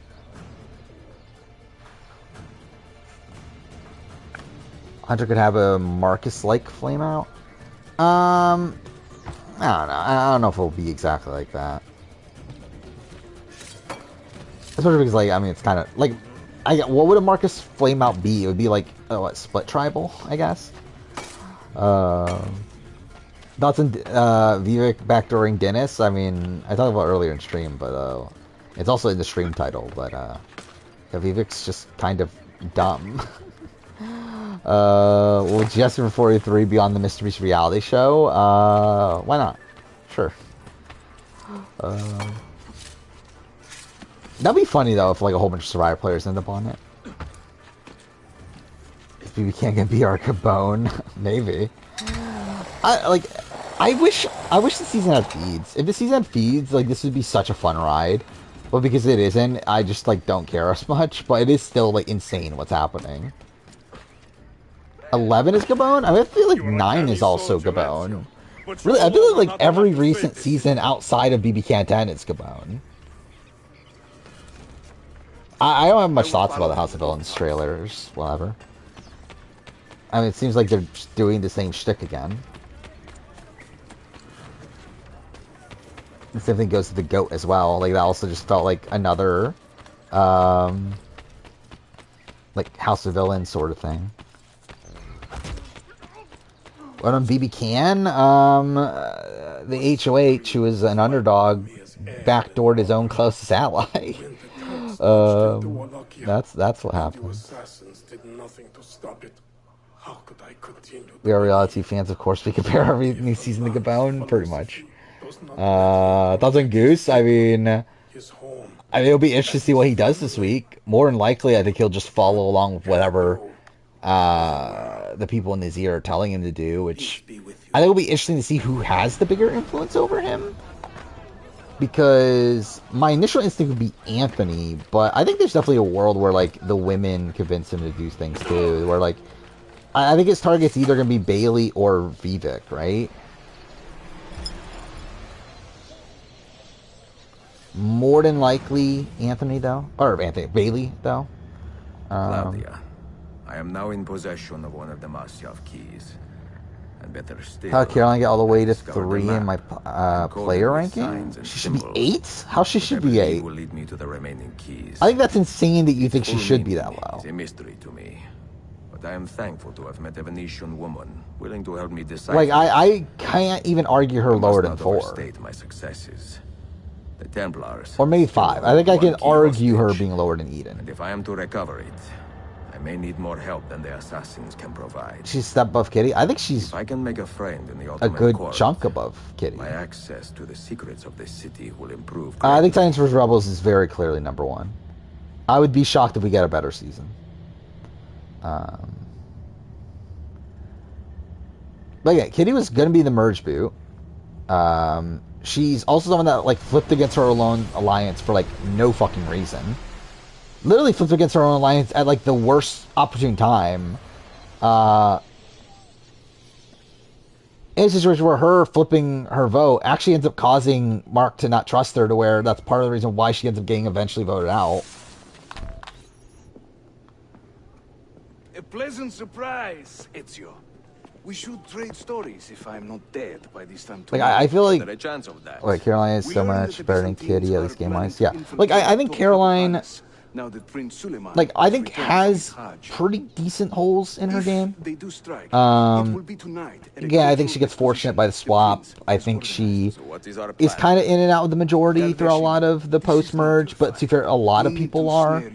Like, I mean, really, again, this game was like so fluid to where like no one was really in the power position throughout a lot of the game. I mean, like everyone, like I think Ferris is probably the most consistent of the season, but even he was like in and out. There's like no one was like in this like power position the entire time, to where it's like I'm not gonna like dock Carolyn that much more than I would like many other people for like how she navigated through the post merge. To where it's like I think she gets fortunate at the like she gets fortunate at the merge, but it's like it's not like she was going home at the merge. It's like, yeah, it would have worsened her position, but it's not like she was directly going home. Even like if they didn't swap, I think like I think it's kind of likely they go for Kitty over Caroline anyway. Considering they literally go for Kitty, like they talk about going for Kitty over Caroline the following round. So again, it would have been a worse position for her, but I don't think she necessarily like goes home if they don't swap.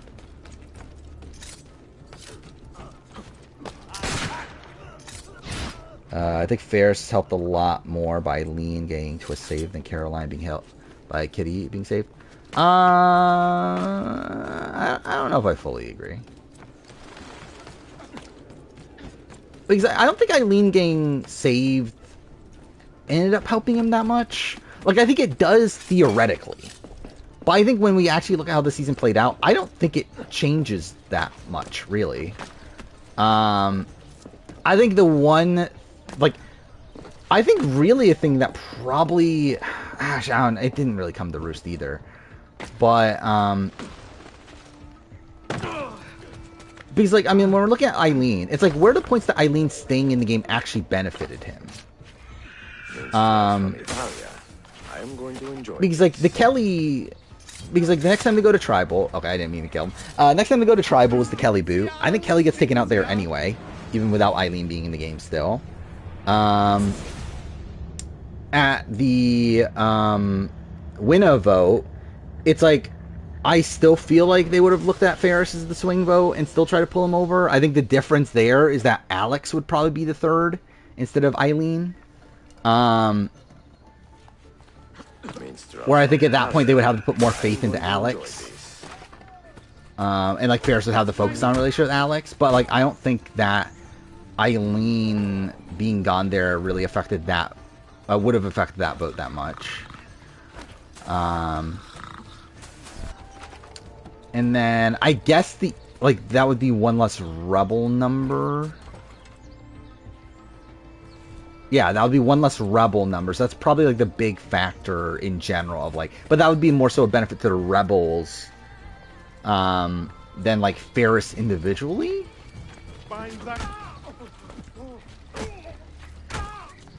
Actually, to be fair, now I think about it, if Eileen does go, no, they still vote out Kelly. They probably do still vote out Kelly. Yeah, because like I think like no matter what, I think you kind of have to get rid of Kelly because it's Kelly. But it is interesting that like the fact that it means that they come into the merge with one more Titan number. Oh wait, cool. Well, that's kind of bad.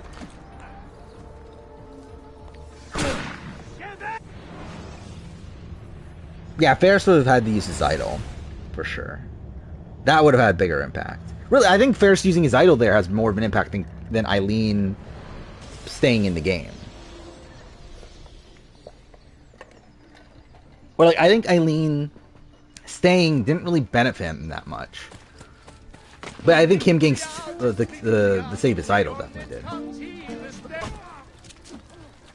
Then again, like, he probably just gets the idol anyway. Actually, I think he probably just gets the idol that Alex had anyway. So, like, actually, he probably just would have had an idol anyway. But,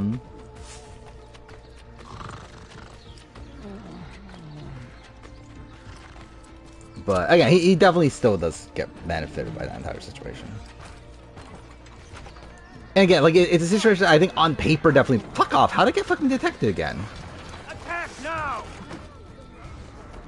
Yeah, it's like a situation that definitely benefits him more on paper than I think it actually did when we actually see how the season played out.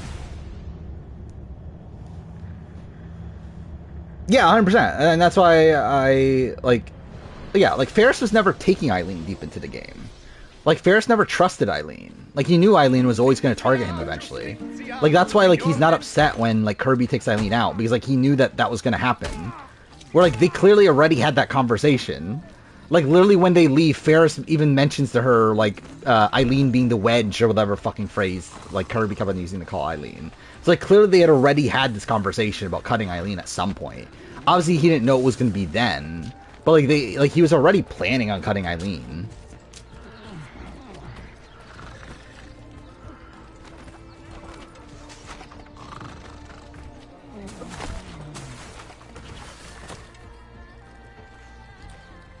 I think I still stand by what I think of that, of the Garrick vote. I still stand by him not playing his idol. Again, like with all the info, if he know where everything was laid out, I think yeah, like he should I think he should play his idol, but he doesn't. He's not guaranteed that. So at that point, why risk it? Like I think you're better off like saving your idol. Still have the chance of the Titans like potentially voting with you, and like hope for the best case scenario, where the Titans vote with you and you keep your idol. Bind thy wounds, noble sinner. And especially now that we see the season play out, and like Kirby does eventually want to work with him, I think that makes that move even better to a degree. Obviously, like that's stuff that you can't really factor in fully, but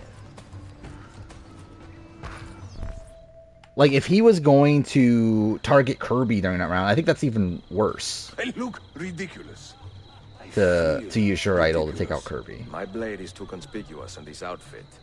Final two of Raymond and BB Can Claudia. Probably Raymond, right?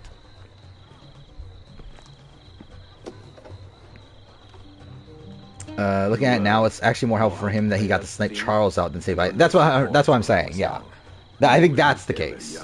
I think like Eileen didn't matter. I don't think Eileen was a number really for him. Like it was a number that like was attached to him, but like it's not a number that he was actually like intending to go deep with. It was not a number that was actually a reliable number long term. But I think taking out Charles, who is like somewhat well positioned within the Titans, and also just in general a Titan number that was against him, I think that is more beneficial than saving Eileen. Get lost. Ferris enters the merge with his alliance of 4. He's a much bigger target. That's also probably a thing too. Yeah. But again, like at the end of the day, like none of this is intentional anyway. Like none of this really matters because like it's not like any of this was intentional. But yeah, I'm just like talking through these things that like on paper, like I think it's like in reality, I feel like these things didn't matter as much as what you would think they would. What are you doing? Claudia only beats Shania and maybe Renee. Probably, right?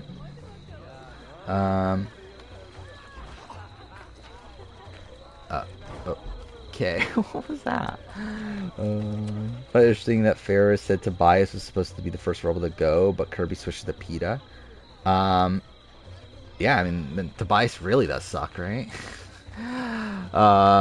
I mean, to be fair, that makes sense. Like, that makes sense why Kirby, like, keeps on claiming that the PETA move was her move, right? She ends up being, like, really indignant about that, about how, like, that was her move and everything. By the way, I do want to listen to the Ferris podcast at some point. I've not had the time to yet, though. I'm actually kind of disappointed. I was actually planning on... So, again, I was in the at the hospital all day today. So, like, my intention was to actually, like, listen to the podcast and stuff. I just didn't.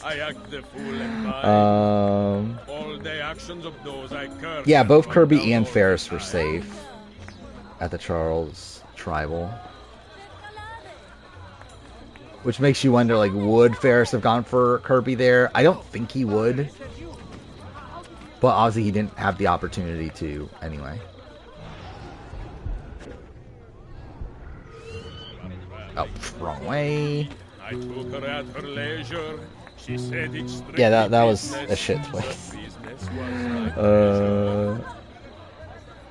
Ferris should have sniped Scott out to prevent a merge quit. I don't think so. I think at that point, I think the move is to take out a Titan. Especially, again, like, now knowing how willing Kirby was to eventually work with him, I think it's still, like, I think you're better off taking out a Titan. Again, like, lessening the numbers of the Titans, also taking out someone that is also never going to work with you. So while Kirby does have, like, a lot of influence in the game, I think there's at least more of a chance that she uses that influence to your benefit than one of the Titans does. Now this is a celebration. Suleiman, the Sultan's grandson and governor. Yeah, I did see it, like, I believe his deep dive is like 5 hours, right? Also, I think Mark's is also 5 hours. Yeah, I have both of them downloaded right now. Yeah, Ferris is 5 hours 7 minutes. Mark's is 5 hours 1 minute. It's like, fuck me, dude. I still haven't listened to the Survivor Historians podcast either. Let me listen to that at some point. I didn't even finish listening to the RGB podcast from this week. Scott didn't quit. Do I think he would have went out mid-merge as a way to weaken Kirby? Potentially, yeah. But obviously, it's just like tough to really say. But like, yeah, I think that would make sense if he would have been like the Eileen move for Ferris, or like I guess like the Rihanna move, just not taking out Rihanna. Young Cesare, I heard him say, could not be killed. Is Kirby better than Brooke? I think no, right? I think we're just going on their first appearance. I think you could argue it more, but yeah, Brooke comes back and almost wins second time. Even though her game there is like very rocky, it's still, yeah, I think it's enough to prop her up above Kirby. Let's say historians versus villains. They talked the full episode before getting to the premiere. Yeah. Yeah, what are they on? They're on Redemption Island now, right? Which I think they just finished Redemption Island, right? I think it's what the last episode was.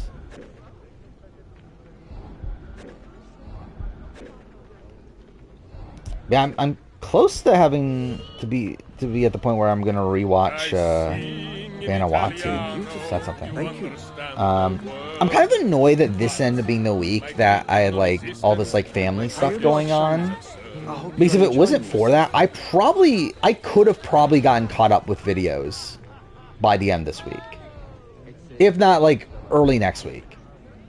Because I'm so close. But again, like I'm like I was busy all day today. I was busy throughout the entire weekend. I was also like I helped out my parents at points. What was that? Was that Monday or no? That was yesterday. It's like that also took time. Where it's like, yeah, I just hadn't had as much time to work on stuff. To where it's like if I did, I would be able to be almost done with this batch of videos, but I'm not. Susan Bennett's winning game worse than Haley's? Yes. Is she never have a winning Pathing a Bone? I don't believe so. Yeah, I'm almost done with this batch of videos. Actually, let's see what do I have left. So like obviously this Friday is going to be taken up by mid-season power ranking, so that's whatever. My goal is to have it done by the time the BB Can mid-season power ranking, which is 2 weeks, which I think I can do. Yeah, what do I have? So, since last stream, I've edited my MMPR Season 2 video, which took way longer. That's also another thing. That took way too long. I did not want that video to take as long as it did. But, yeah, that took a decent amount of time. Then, I edited what I can of my favorite tribal council for every season. I had the Australian Survivor, who would I vote for? Which I realize, Australian Survivor's fucked. I don't know who I would vote for in a lot of those situations. To where, like, I even mid-editing, I, like, very much debated switching them, because I just don't know. I think it's tough. Like, I think Heroes vs. Villains, and I think, the other one, Champs Contenders 2. Are both like very, very difficult. So I'm not sure who I would vote for. But yeah, so I edited that, and then I started editing my History of Survivor DVD covers video, which I am a little bit over halfway through that. So that's where I'm at now. Obviously, I got to finish that. I got my Survivor South Africa season ranking and winner ranking. I got worst episodes for every season for Survivor video. Got my BBUS winner ranking. I got Survivor South Africa and Australia Survivor penultimate juror rankings, which are both short. Got BB5 player ranking, and then I got a Red Ranger ranking, which will come out at some point. That's it. So a lot of those are shorter videos. yeah, like both, like all the South Africa videos are like probably less than 20. Like the season rankings probably gonna be like 25 minutes. The winner ranking and penultimate juror rankings are probably both gonna be around 20-ish, if not a little bit less. Big Brother winner rankings probably the longest video I've left to edit. Yeah, it definitely is. Like that's probably gonna be around 70 minutes or so. Probably a little bit more than that. Wait, no. Yeah, 70 is about right. 70. Be like outside that they're all shorter videos, so it's like I should be able to get this done by like I don't know. Yeah, like a little bit over a week probably. Let's see. Straight up, I don't remember what my Red Ranger ranking even is at this point. I remember I kind of regretted some spots after I recorded it, so I'll probably end up changing it anyway. But yeah, we'll see how that goes.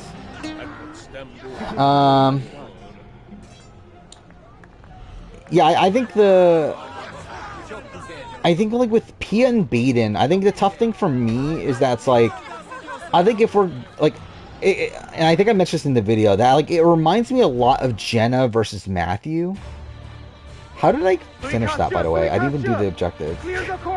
But whatever. It very much reminds me of Jenna versus Matthew, just like without Pia having to like win out. Though she also gets like super lucky at the final 5. So like it kind of makes that like choice there a bit tougher. Whereas like I think Pia's game up until like final 7, I think is much stronger than Baden's. Did I say that right? Well enough. Where I think Baden's just kind of there and doesn't really have like much to his game. Though is like well liked socially, so I guess that's probably the difference between him and Matthew. Are you injured? Who is your captain, soldier? But obviously, like his game's like a lot more consistent than Pia's. But I feel like his game like never really like elevates to like it's not like he's ever in that great of a position. He's not ever in this like he's not ever particularly high in whatever power structure he's in. Yeah, they were both almost first boots of their tribes. But yeah, I think Pia like recovers from that better. So like Baden's just kind of like riding along whatever majority there is. Where I feel like Pia is like in the power group with like Janine and Abby. That's like running a lot of the game. But then obviously like loses control and then the ending's fucked. I vote for Pia because she's a woman. I mean, maybe I would too. Yeah, I don't know. I think that one's just kind of tough for me. I did go with Pia, but I'm like, it's just kind of all over the place. And then it's like the exact same dilemma of Liz versus Matt versus Jerry, where it's like Jerry is like the most consistent. I think Matt probably had like the most like active strategic thinking, but I think Liz's like positioning in the game is stronger up until like the final 9. But then I think Liz also makes like the bigger mistakes in the game. So yeah, I think that's like also a very difficult one. I think that one's also like different based on like if I'm watching the show or if I'm like watching from an overhead view or if I'm watching from a jury perspective. Because if I think if I'm watching from a jury perspective, I think I vote Liz. Like I think if I only see what the jury is seeing, I think I vote Liz. If I'm basing it on like actually knowing like everything about the game, like knowing what we know now, I think that's what makes it tougher to vote for Liz. Yeah, that's what I'm saying. Like, it's hard to defend her game, like, really after Shawnee boot, I feel like. Because, yeah, she, like, wanted to go to the end with like, Nina. And, like, debatably George. I have arranged a meeting with my uncle Ahmed and the Janissary captain, Tariq Barlete. The Janissaries are loyal to my grandfather, but they have lately become angry over his choice of the next sultan. Your uncle? Exactly. The Janissaries prefer my father Selim. I prefer Matt because he's a straight daddy. How do the Byzantines fit into this? I guess. I had hoped you might know. Would you be willing to help me find out? I am tracking them myself. I can help you, as long as our interests run parallel. I will take what I can get. There is a hatch at the top of that tower which leads to a secret room. Yeah, so I'm responding to text Wait. right now. And watch. That's on Marvel Overwatch. What is that? They're doing like a crossover thing? Like, is that like Overwatch the game with Marvel characters, or what? I think being the third place runner-up makes you a GOAT? No? I think being a GOAT just means that you had no chance at winning in any situation.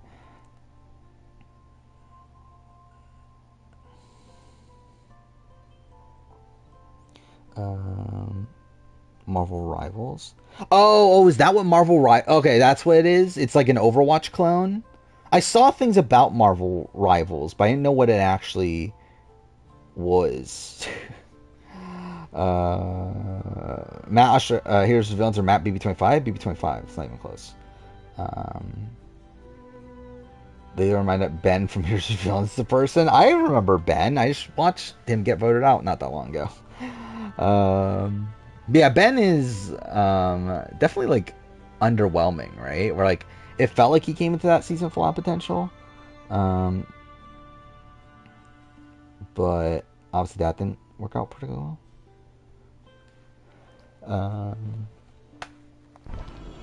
Yeah, like Matt in Austrian Survivor Here's the Villains, like it like kind of has a bit of an unstable game early on. And even when he gets like stability in his game, it's still like a position where like he's not like he's kind of like well positioned simply because he's not looked at as someone that can win the game. And is like really banking on like a final two with Jerry to win, which again like they, yeah, like he genuinely thought there was going to be a final two, and he obviously got very close to that situation if there was a final two. But he was like very much like banking on that situation, where he was kind of fucked, like outside of that situation. Map post swap was good. I think it was like by the end it was good, where like he is able to like actually gain George's loyalty. You have your father's wisdom. And his impatience. But it's like I am relieved to see you safe. Likewise. I mean, like early on, he's just like sticking his tribes. It's like it's kind of like whatever. And like, I don't know, like I mean, the heroes in general, I don't think play that particularly well. What was the purpose of this attack? I wonder. To make me look. Sorry, they kind of make it too obvious they're voting for George. If you are the hand in this mess, Tariq, you have made a grave mistake. They also like initially wanted to take out Ben, which would have put him in the minority. Not my brother. Ahmed, I am not depraved enough to imagine the conspiracy you accuse me of. What have I done to earn such contempt from the Janissaries? What has my brother done? Driving away their own numbers, yeah. May I speak freely? Yeah, like Jerry, like Matt. I don't know how much they drew him away. In times of peace. You lack passion for the but like Haley, though, yet you speak of fraternity in the company of infidels. Looks only good move in her career. Philosopher, Ahmed. What, getting Liz and Shawnee to keep him? Benny from Brains versus Braun. That is a person that, yeah, who the fuck remembers him?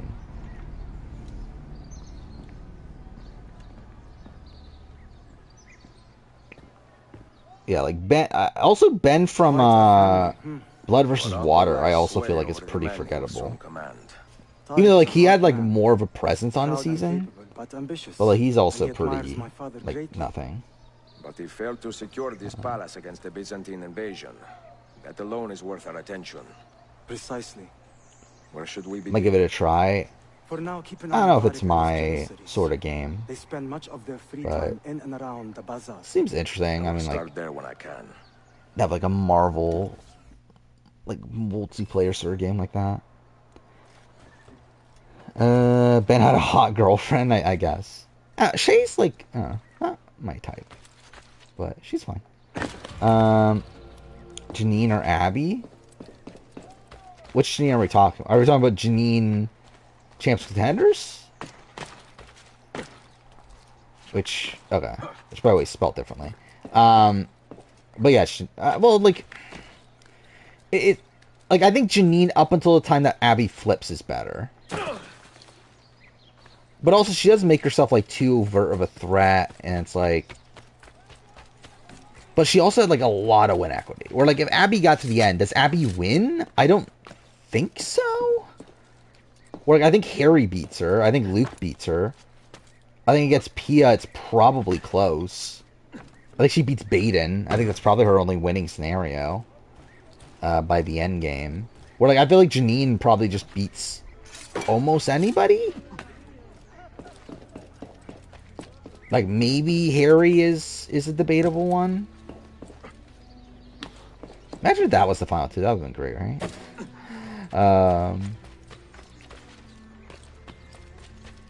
But obviously, like, Abby does, like, end up flipping against Janine and causes her downfall. So it's, like, it's a bit of a close one. I will bring my recipe to the mosque tomorrow. King of being forgotten by production. What is this?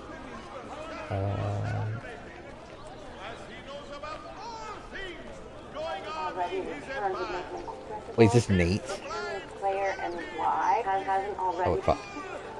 Nate Gonzalez. Yeah, Nate Gonzalez. Yeah, I really wish Nate Gonzalez got to play again. Like, I don't know if it's just because, like, they already brought back so many people from Cook Islands. They were like, we don't need to bring him back also. But, like, he's someone that, like, seems to be, like, very willing to even play now, right? Like, he's still, like, in the community to a degree. Like, he's in, like, he goes to, like, charity events still and everything. And he's, like, at these, like, events in LA, these, like, watch parties and everything. So it's like, he's still around. You bow the eras. I was thinking of doing that casting video. Too far, I don't know if Nate would make it on that cast, but I thought about doing that, like, essentially, like, basing it on Challenge 40, but doing a Survivor casting video for that. Because I think that could be fun. Problem is that I feel like that's too, like, there'll be like 5 tribes when at this point. By the way, also, listening to On Fire, 47 is 100% 3 tribes, which, like, we already knew, but, like, I just want to clarify again. 47 is definitely 3 tribes. Because Jeff explicitly said, like, he literally got asked, is there, like, what goes into deciding on if there's a swap or anything? And, like, his literal answer to this is that, oh, we're doing the prep for 47. And the thing you always got to consider with swapping tribes is that, oh, there's 3 new tribes you have to think about. It's like, oh, okay, so you're thinking about 3 tribes then, aren't you? So we're getting 3 tribes, and we're swapping into 3 tribes. So thank God. No, there's no consideration for 2 new tribes. There's only 3 new tribes. I don't know how you can even consider 2 new tribes when you can consider 3. 3's always better. But yeah, I did find that funny. That, like, it's like not even consideration to him of 2 tribes. It's like he literally just, like, his first instinct to say 3 tribes. By the way, also an interesting thing too is that he did say that themes aren't necessarily over. I thought this is actually a pretty good On Fire podcast, by the way. I like, kind of mentioned it earlier, but I didn't really talk about why. But, like, this felt like the first one of this season where, like, Jeff actually asks, or actually answered some interesting questions. Because it felt like up to this point, it was just kind of giving his point of view of this season, which was, like, not particularly interesting. It was just kind of a lot of the same. But, like, here we finally got, like, some, like, questions about, like, the future of the show. That I thought were kind of interesting. Particularly, like, he was asked on, like, themes and everything, and, like, he essentially said that, like, we're not, like, completely out on it, it's just that it would have to be for, like, a reason. Which, like, is, like, it's kind of what I expected, but, like, he did say that numbers aren't going anywhere, though. Oh, wait, I didn't even realize I killed myself. So he, like I said, but, like, what he means by that, I think, is that he's like, okay, if we want to do, like, Ghost Island 2, which they're not going to do, but let's just say they're going to do Ghost Island 2, it would still be, like, Survivor 49 Ghost Island 2. Like, it would still, like, I think, like, every season would always have a number to it, but it could also still have a theme with it. Like, it could be like Survivor 50 Second Chance 2 or something like that. Like, it would still like have the 50 in the title, but it could also still have a theme. I feel many things, Messere. But yeah, I mean, so like there could be themes down the road. Probably not though, outside like All-Star seasons, but it could be. Stay back. Run, Buonadonna! Run for your life! I think Jeff just wants the 40s to be themeless. I don't know. I just think he doesn't want to pigeonhole himself. I think it's what it is. What happened? Where like I think to Jeff, it's like What brings you to these docks? like obviously like with the late 30s in particular, I think they were like really struggling with themes. So I think they were just making themes because they felt like they needed to. And I feel like they just felt like 40 was like this good break-off point. Let me see what I can do. To where I think the intention was always to get rid of themes. Beyond that, like we know 41 was going to be called Dawn of the New Era or whatever. But I do think the intention was to still like call it like Survivor 41 Dawn of a New Era, and then like from that point on just like give up on like themes.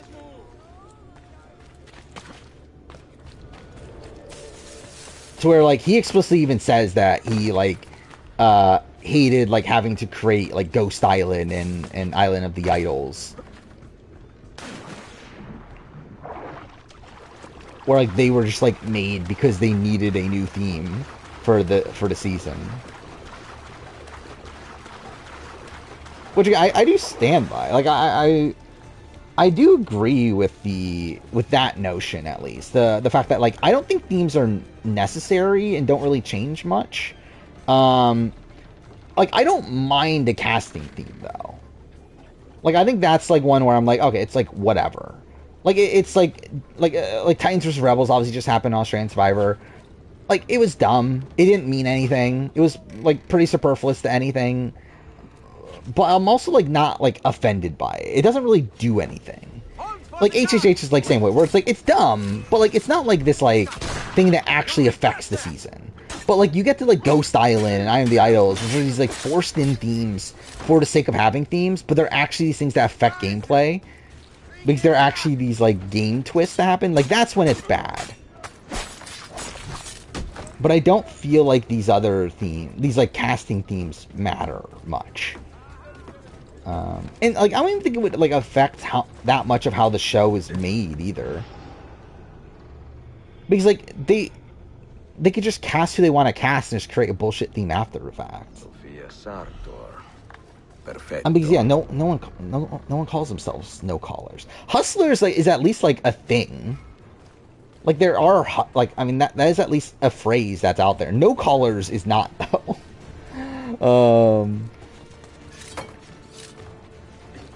But again, the like matching up of heroes, healers, and hustlers though is fucking ridiculous.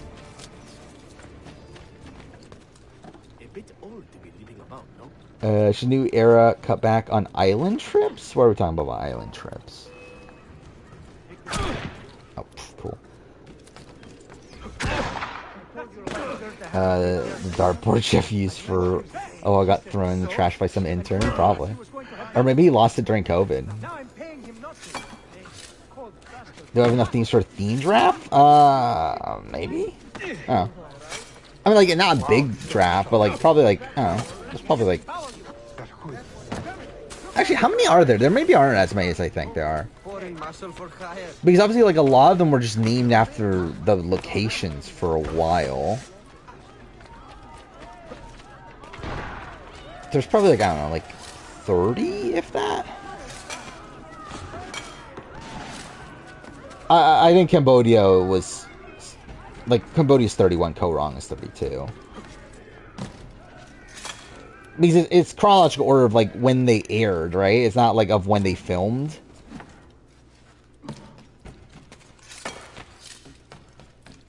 They should make a Survivor Jordan. Imagine Survivor goes to and films in Jordan now. That would be funny. Are there only 15?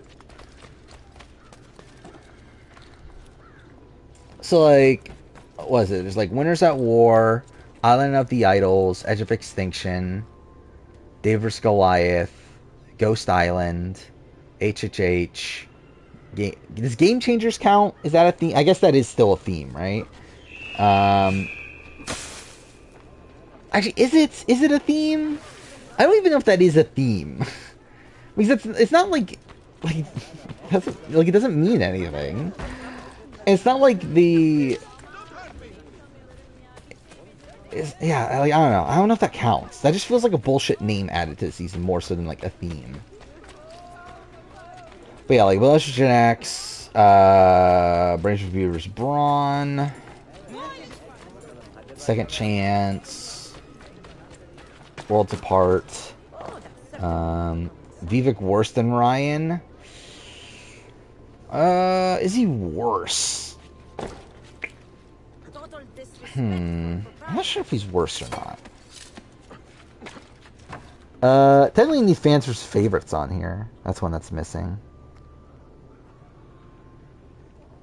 And also, did we include like old versus young? Is that like one, like, because like it wasn't on, like it wasn't like, obviously the season wasn't named that, but like it technically happened. Same thing with like men versus women. Like that's also one that like technically they were, yeah, like have nots, does that count? I don't know if that one would count. Actually, I don't know. I guess that is like the same though as like an Edge of Extinction or like an IOI and that sort of thing. Or like some sort of like game twist.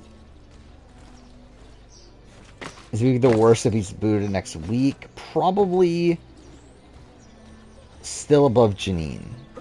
At least. To be fair, probably still above Dennis. Because the thing is, like, Dennis was still the #1 target coming into this week anyway.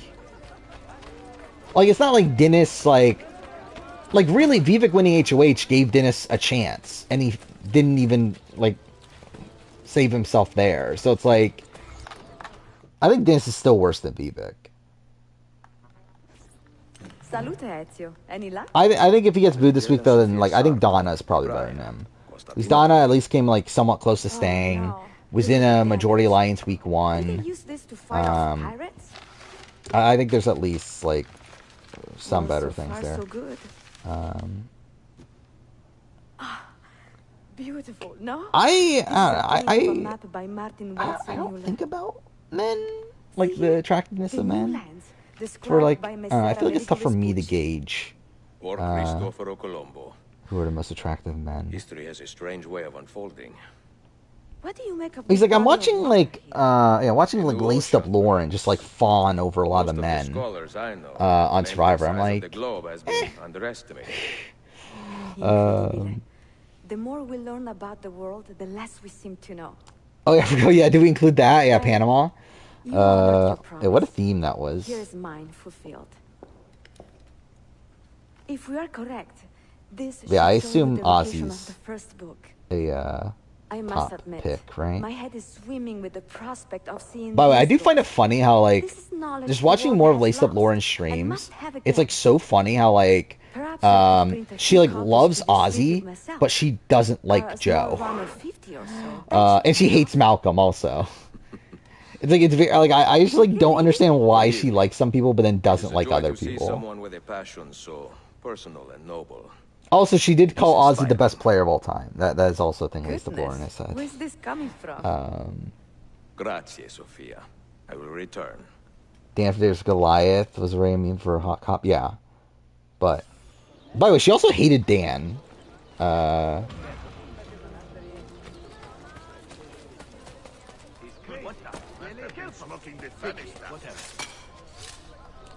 But I don't think she knows. Well, actually, I think she did know that, but I don't think that was why the Joe stuff.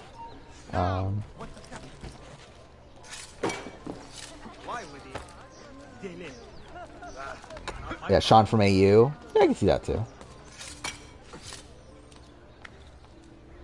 We could personally consider Joe a better challenge competitor than Ozzy, but worse player overall. I don't know. Really. Like, I mean, like, okay, I mean, this is probably the better way to phrase it. Ozzy is better statistically. As, like, a player. I would actually probably have more faith in Joe, though. Before I should clarify this. I think Joe... Okay, wait. How should I phrase? Like, obviously, Joe before he's current Joe, I would have more faith in to do well on any given season than Ozzy. But Ozzy obviously has deeper runs in the game. Mind you, one of those because of Rancho Island, but so he has like an almost winning game in Cook Islands and everything. Like that's like something that definitely put him higher on a player ranking, like a ranking of all the players. But I think Joe probably has like more potential, especially coming out with like Worlds Apart. I think like Worlds Apart Joe is like not bad at all, really. So it's like he obviously is this like big threat because he's Joe, but like I think he actually plays it like decently well. And like even Cambodia, like even though like there's the talk about like how he was like immune for the longest amount of time, like his Cambodia game's not like that bad. Where it's like he was safe for most of that time anyway. His Edge of Extinction game is pretty bad, but like it's also like a season where he had no real chance anyway, unless he came back from Edge of Extinction 1 out.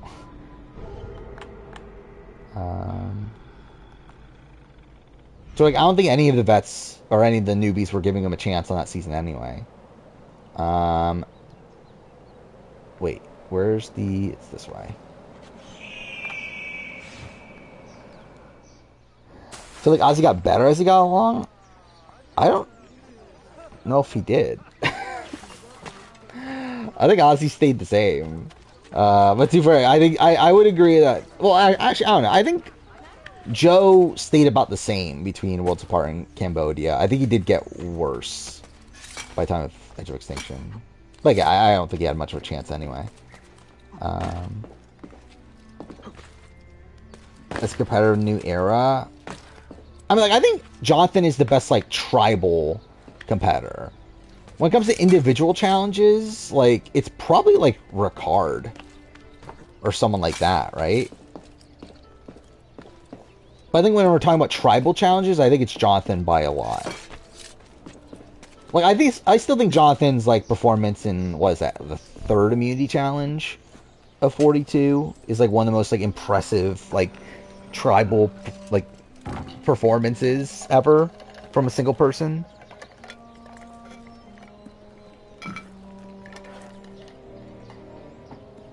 But yeah, like in terms of individual challenges, I'm trying to remember. Ricard won 4, right? 3 immunities, 1 reward, I believe. And all of them were like different style of challenges, if I remember right.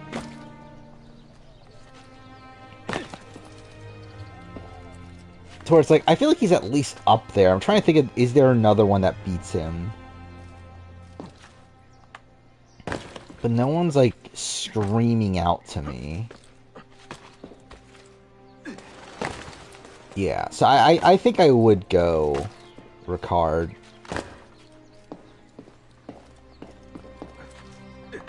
Yeah, Austin is like, or Austin, fuck me. Hunter is seemingly pretty good tribal challenge-wise. I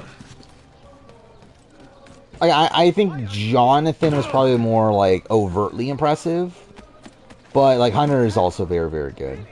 And, yeah, we'll see how it goes individual-wise. I feel like, though, I could see Hunter translating to individual challenges more than Jonathan. Where I feel like Jonathan was someone that, like, I never thought would do well in individual challenges. Like, he very much, like, screamed out as, like, a James.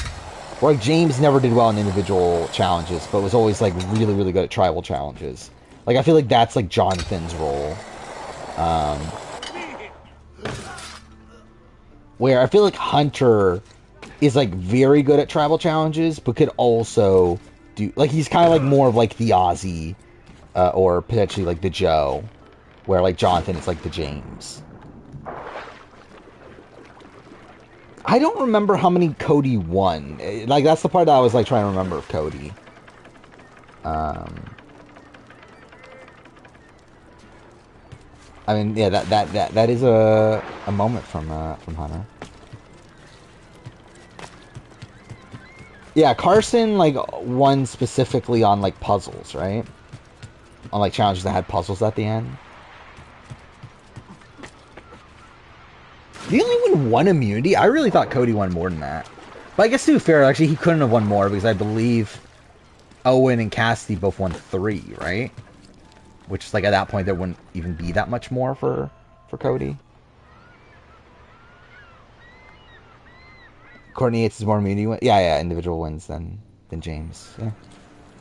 To be fair, the one that she won was literally her just sitting on a fucking barrel. But yeah. Isn't that dangerous? Where like she's like super benefit from her being super light. Oh yeah, Carla won 2 also, yeah. To be fair, one of them was the tied one with Owen, but yeah.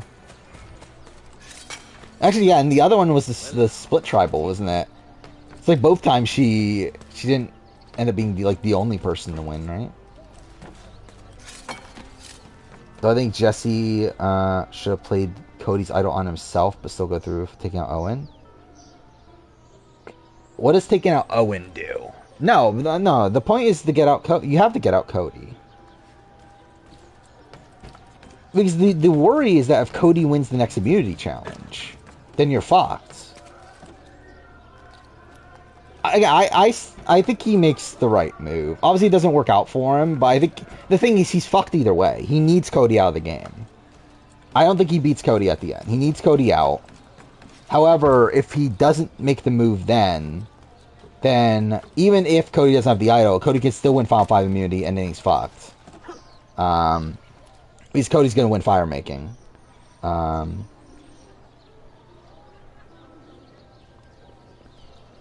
So yeah, I think the move is still to take out Cody.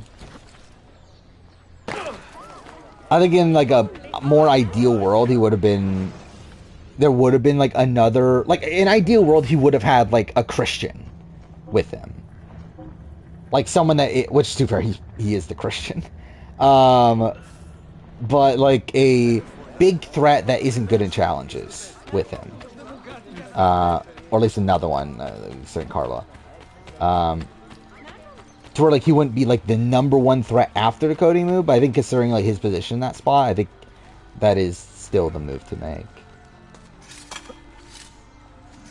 Yeah, it's like I just think in general, like it's a tough spot for him, but I think the entire point of the move is to take out Cody.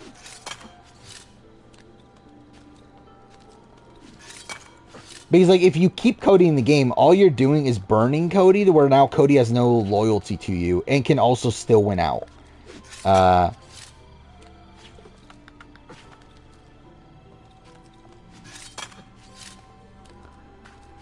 Because like no matter what, you playing Cody's idol is still a move against Cody.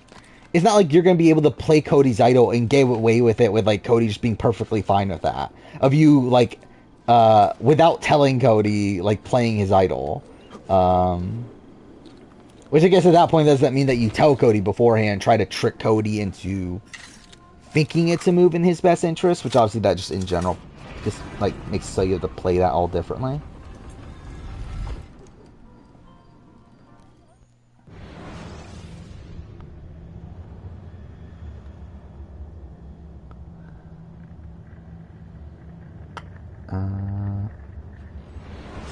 This is best path. Cody at 6, Cassidy at 5, Carlos fire. Yeah, that's probably right.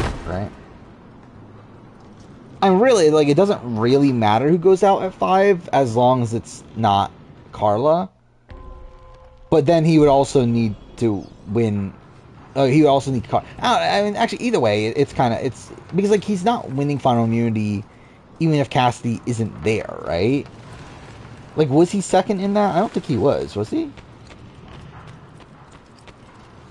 Like, either way, like, he's in a position where he needs to win one of the last 2 challenges.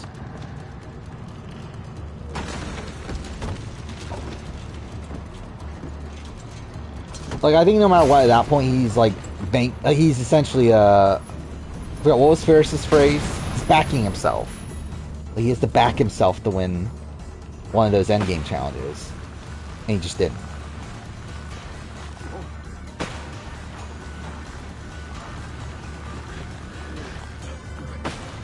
I mean, according to Jesse, at least, he's not the worst fire maker. It's just that he was on a...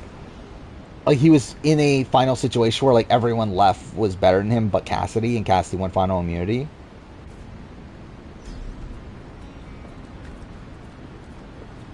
Sort of what? Gabler breaks the record, right, for fastest fire making at that point, and then I believe Owen was also very good at fire. Though supposedly Cassidy wasn't, but she won immunity, so it's like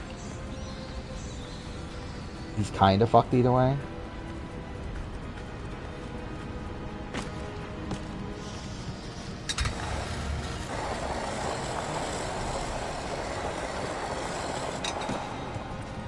But he didn't do that bad in the fire making challenge, just that Gabler was really fucking good.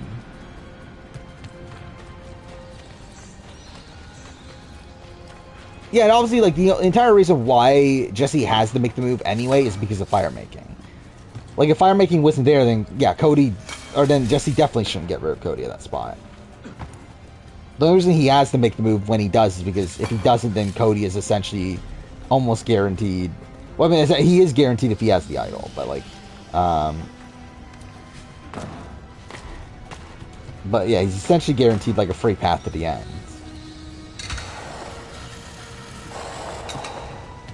I think it's safe coming in the Mergatory, position-wise or edit-wise? He's edit-wise a lot. Position-wise, probably not as many. I'm like, position-wise, like, who the fuck knows? Like, I feel like there's just, like, a lot of ways this could play out, like, just without looking at the edit. But when looking at the edit, like, I think Tiffany is pretty safe. I would say Q, there's still at least a chance. I would say Kenzie's, there's at least a chance, but I think Tiffany's very safe. I would say Tevin safe. I would say Hunter safe. I would say...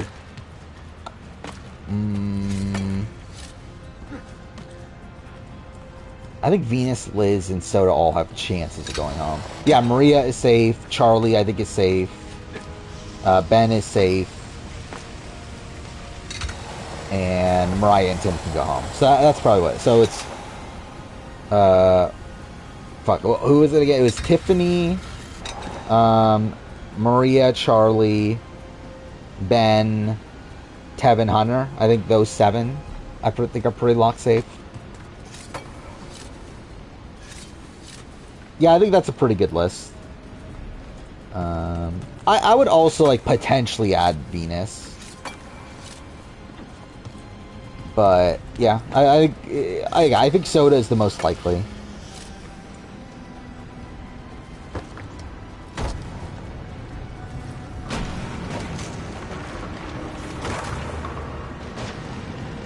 I feel like it's not really the edit of, like, a Mergatory boot, though. The flame out. Where, like, Mergatory, and there's also, like, so little time with Mergatory to where, like, and also it's like there's obviously, like, half the tribe being safe and that sort of thing, to where, like, it feels like it always just kind of defaults to, like, one of the more expendable people, more so than it being someone that, like, just completely burns out in the game. So, like, I feel like Ellie is, like, the only exception to that. Yeah, because, like, Sydney was pretty expendable. Lydia was pretty expendable. Josh was expendable. Then, yeah, Jeremiah was expendable. Even though it would have been Caleb. But Caleb was also expendable. So, yeah, I feel like Ellie's, like, the only one that was, like, a bit of a flame out. But, I mean, that was also, like, kind of mixed in with Gabler just going after her. Was Forces good? It was alright. It was okay. It wasn't bad, but it wasn't, like, great. Even for 6, be good for challenge. Who would be good for it? Like, I mean, like, Hunter is probably, like, the first one that comes to mind, but, like, I don't fucking need to see Hunter on the challenge. Venus? Yeah, maybe Venus.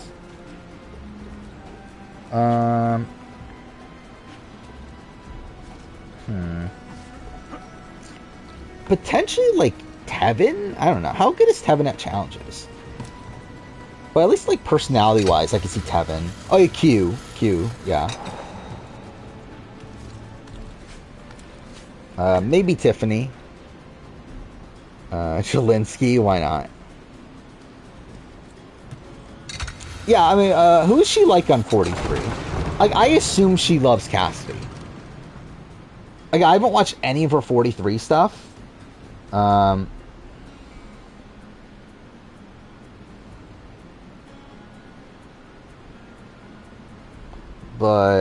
I would assume she likes Cassidy. She doesn't like Gabler.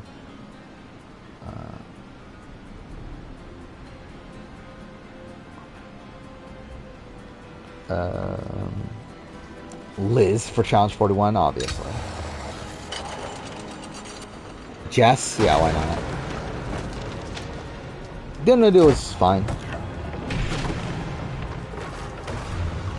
It's kind of a whatever episode.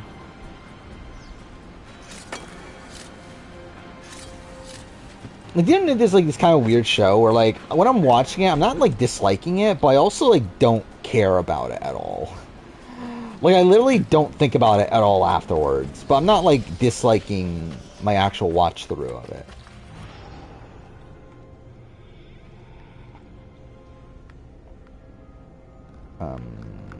It's this one, isn't it? Yeah. No, game.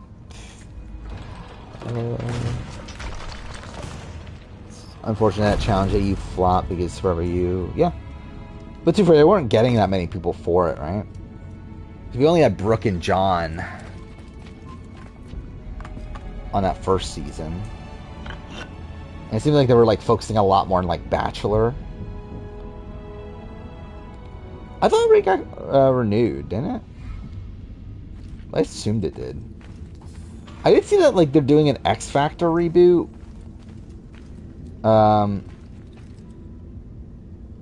Like because of like the success of Deal or No Deal Island.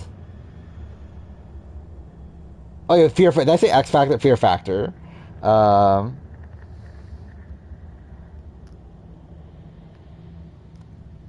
mean, Jelinsky's clone. Yeah.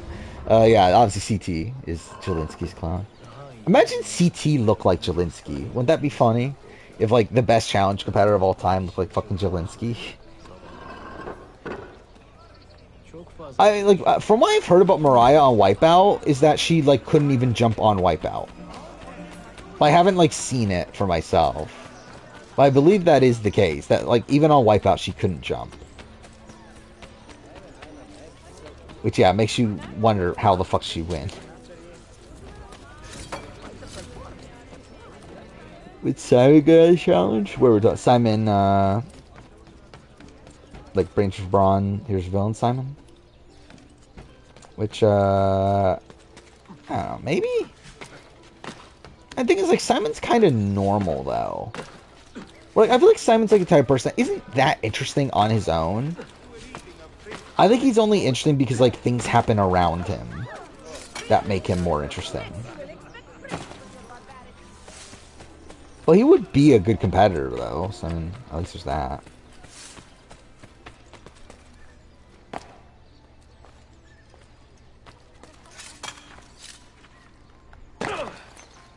But, like, Peacock... I mean, there's a lot of shit on Peacock, though, right? Because, I mean, like, Peacock, it owns Bravo, right? So, like, it makes sense that there's reality TV shows on it. I think it's a little surprising that there's as many, like, competitive reality TV shows that are going on it now. But I think it makes sense that there's a lot of reality TV just in general on it.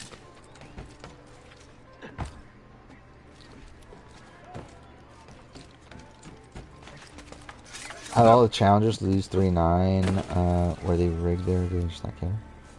Wait, what are we talking about 3-9? Oh, we're talking about like the eliminations with the champions and all that. Yeah, did they? I mean, like, I don't know if they rigged them in particular. Because I doubt they wanted fucking no one to go home for like 5 weeks. I doubt that's something that they fucking wanted on their season. Wife swap island, I can't wait.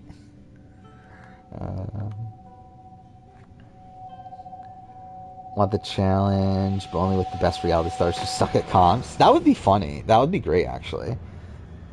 Yeah, do the challenge, but with the people that suck.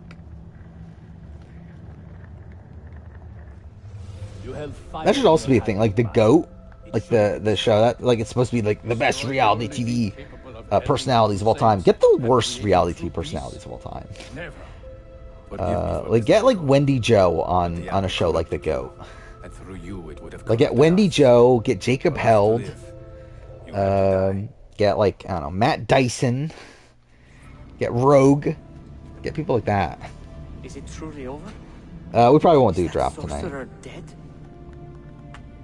He was no sorcerer, just an ordinary man in command. Yeah, chat obviously. Have you prepared the pyre? I have, but We'll probably do one on Sunday though. some of the men will not stand for such a thing. Straight, I don't even remember who's on the go anymore. I know Devon. Wendell was there, but I don't really care about Wendell. Who else is there that I know? Oh yeah, Joey Sasso, thank God. Are you fit to travel? Well enough. Yes. Wait, I asked Malik why to they ride to point me in the wrong Jerusalem with news direction? of Al-Mulim's death. Would you ride to Reza? Acre and do the same? Of course. Reza, I mean, like, I think Reza like was fun from when I saw him on the Traders, so I'm not like excited for Reza. Jonathan, yeah, imagine Jonathan Libby and Willard on the GOAT. Imagine Papa Smurf on the GOAT. That would be funny too. It would not move. Was our mentor the cause of this confusion? I do not believe. 90 Day Fiance. Yeah, I definitely know who that person is. Actually, let's look up the GOAT cast. Our mentor deceived us all. The Templars corrupted him. Also, I did not know that Daniel Tosh was the host of that Walk show. with me, Abbas, and I will explain. Oh yeah, Tech is on there. I forgot Tech is on there. Not that I actually give a shit. Like Tech's whatever, but like I forgot he was on there though. Do you remember the artifact we recovered from Robert de Sab in Solomon's temple? Yeah, I don't think I know anyone else. But others delivered? Yes. Yeah, I don't know anyone It is a else. Templar tool. The Apple of Eden. I know Can Devon, conjure illusions Joey, that control Tech, men's and Wendell, minds. A and deadly Reza. weapon. And you believe? I've heard of Lauren. I do. Today he used the apple to enslave Masyaf. Actually, wait, Lauren. You saw that for yourself. Lauren Speed Hamilton. Like she hosted something that I watched, Listen, right? Abbas, the apple is safe in Al-Mulim's study. Did she like host like When I'm Perfect finished Match here, or something? I will show you all Or I like know. she was on like Perfect Match as like something. 'Cause I definitely I feel like I remember her name.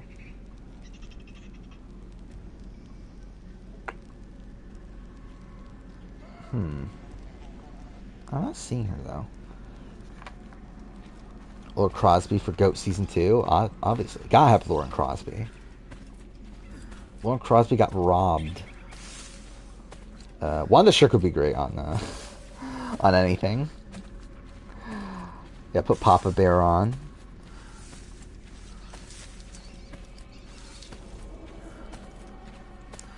I mean, Karen can prove that she doesn't suck. I mean, Sierra voting on her mom is definitely a lot better than Nina voting on her mom, but neither of them are good. Like, Sierra's at least, like, more iconic. Nina's just, like, a complete afterthought.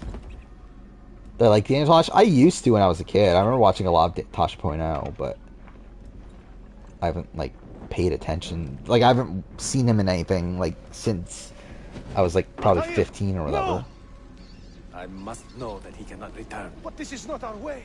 Yeah, I would love Kitty Gallagher on a show again. I remember when she showed up at like one of the RGP events, like really fucking drunk. This body could be another one of Al-Mulim's phantoms. Yeah, she's still a I must mess. be certain. Lies! She'll still be fun. All your life, you have made a mockery of our. Oh, by the way, why the fuck was Karen there just to show up for like 2 seconds in the video comp? That was funny. Along with the fact that, yeah, we never got to talk about why the fuck was Roberto as a temptation at the HOH comp. Like, what was that? Fucking Roberto giving massages. Like, that was so random. So, like, like 100% did not think that like we would ever see Roberto in anything ever fucking again.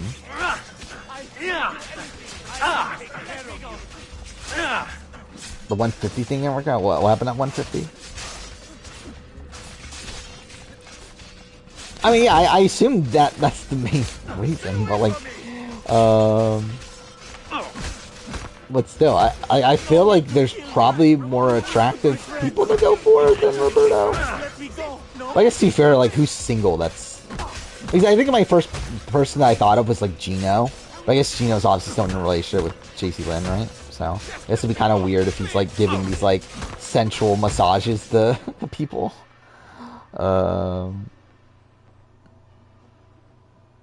What did I tell you? Room 12 will be on 13. Stop! What did you think would happen? Who would they bring back? Probably like Dennis or something. I mean, they seem to love Dennis, right? I'm trying to remember. Who has a big edit this season? Not really. Like, it's obviously the vets. But, like, who of the newbies has a big edit? It's like, kind of Bailey now? Like, Dennis, by the time he left. Kayla doesn't really have a big edit. I feel like Kayla was pretty quiet until she won the veto.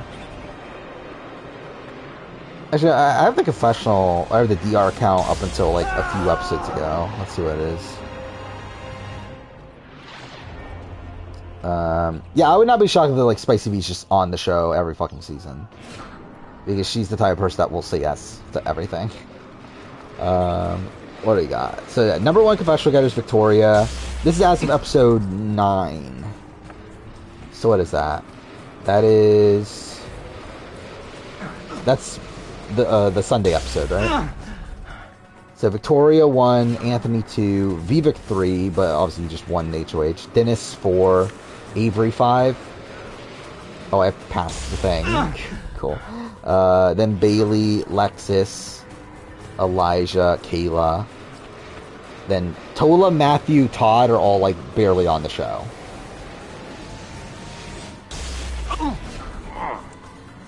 Yeah, that was the thing about Larsa Pippen, that they don't know what happened to her, because yeah, she was supposed to be on the show, but then isn't.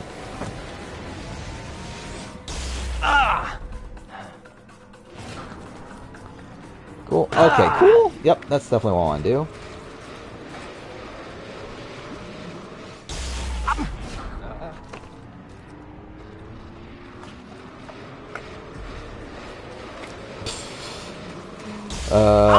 I mean, it's funny that, like, I feel like with Victoria, it's like she is like worried about her like public perception, but like isn't like, and like knows that like, okay, she got this like this thing in her first time around that people were upset that she was like playing for the guys, and is like worried about that perception again, but like actually isn't going to change anything. Forgive me. I did not know. Have you anything to teach us? Or would you lead us all to ruin? Vic will always come back to Anthony. Probably. I don't know. Vic is just weird on this season, where like it just feels like she's like just throwing everything at the wall.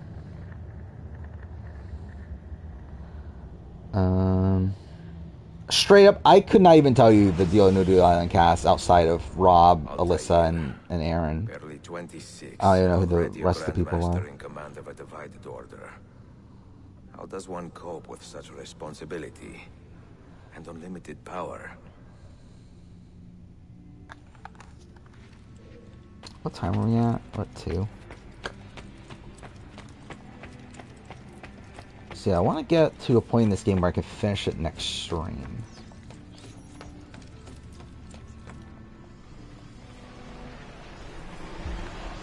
Kim didn't dominate this circle first. Who the fuck is Kim? I've made Oh, you're talking about Kim Matina? Ottoman prince named Suleiman. But also, why are you talking about the circle? With a fortitude uncommon for his age. Like Abby Lee Miller? I know almost nothing about Abby Lee Miller. I will be investigating some wayward Sequester? Janissaries who may be in league with the Templars. Yeah, she obviously dominated they will lead me Sequester. straight to the core of the Templars' leadership. Meanwhile, The Venetian Sofia I think there's room for Spicy to accidentally blow up the hidden her own Masyaf and Anthony's keys. games. Yeah, 100%. She is a diligent woman, full of I'll passion see you and later, vigor. biggest party. And I enjoy her company Make sure you have enough immensely. energy over the next few days as But you I prepare dare for final not boss tell against her South the Africa purpose Hitman. of my Alright. stay here. Have Rob Bentley at your Nor of side. my true vocation. Those who do not volunteer in our struggle should not be forced to fight it.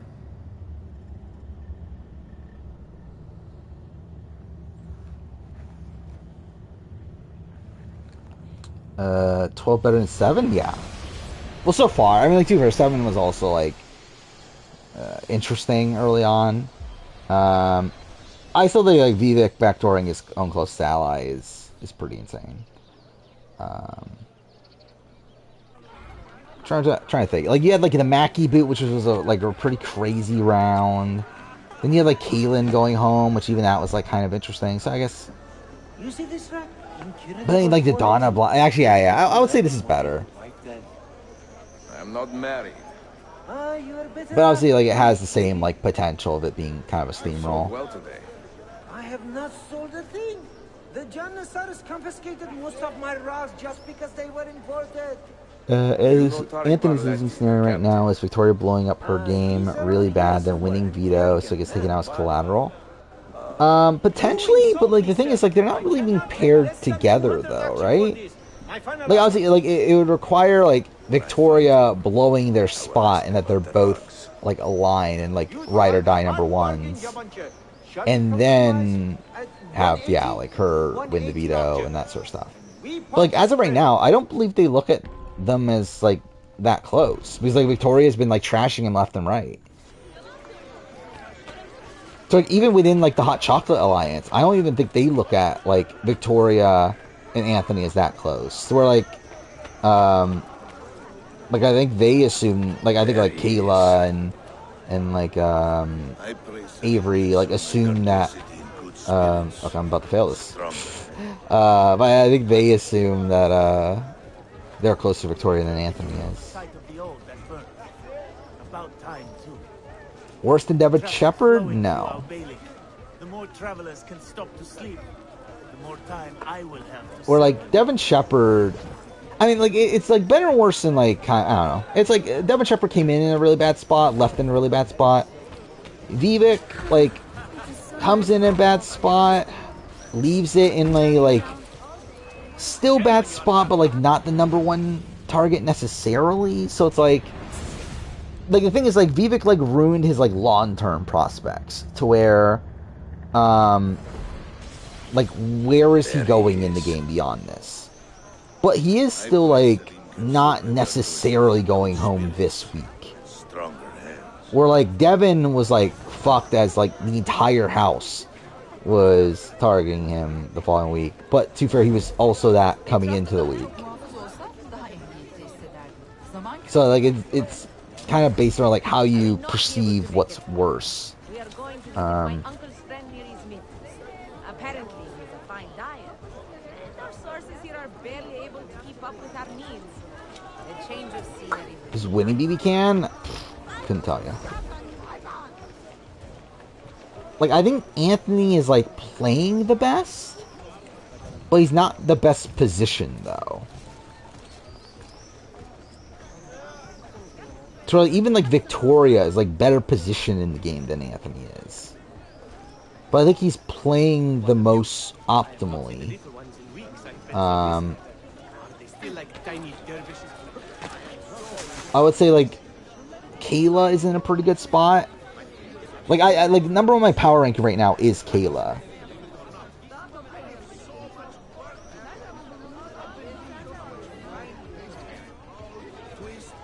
But, accomplishments. I think Kayla's, like, in this spot where, she is, like, pretty safe in the game. I don't think anyone's really, really coming for her. And is, like, somewhat respected. So, like, I don't think she's, like, in a spot where, like, she would beat everybody in a jury vote. But, like, I could definitely see a realm where she gets to the end and wins. But I don't know how much faith I actually have in her game ability. Where, like, again, she's, like, one of these, like, bigger proponents for, like, flipping the boat left and right and, like, making these, like, big moves. And it's like, this isn't good for your game to be doing these things. Like, she was, like, this big advocate for, like, taking out Donna. It's like, why? Why are you doing that? But to be fair, that's, like, a lot of the women, though. But, like, still, it's, like, all of them. It's, like Avery, like, it's like Avery, Kayla, Victoria are the 3 best positioned people in the house, but are playing so, like, actively, like, bad? I don't know if bad's really the right term, but, like, just so aggressively for, like, no reason. I mean, that's what she says. I don't think she actually would have. But she is saying that she would have kept on. I must soon head to the docks for business. What a relief we do. But yeah, I think that's her just trying to save face. Oh, cool. I obviously meant to do that. Yeah, Amazing Race was boring. I just thought it was a bad episode. It was, like, so obvious right from the beginning that Anthony and Bailey were going home, and nothing really happened. I will say, I'm actually, that's something I did when I had the hospital today, is that I ended up copying a lot of my notes for Amazing Race onto my phone, to where I was, like, gonna, like, try to start working on that script. And I was, like, fucking starting working on it. I was like, I don't fucking care. Like, I really, like, I don't know what I have to say about this season that necessitates a review. So I'm like, I don't know, do I need to do this? I don't know. How did I get detected? I'm literally in a crowd of people, but okay. Imagine Matthew wins. That would be funny.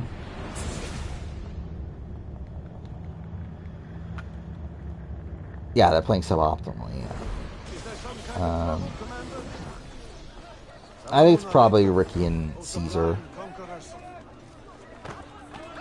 I think they feel like the cookie cutter Amazing Race winning team.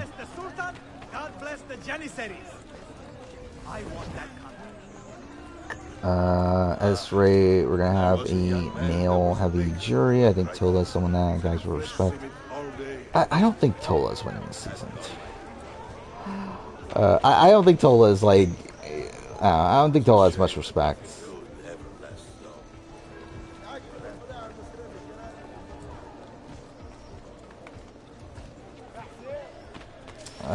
Matt, Tola, Goose, Vivek, Avery, Lexus, or Victoria win, I'm gonna sob.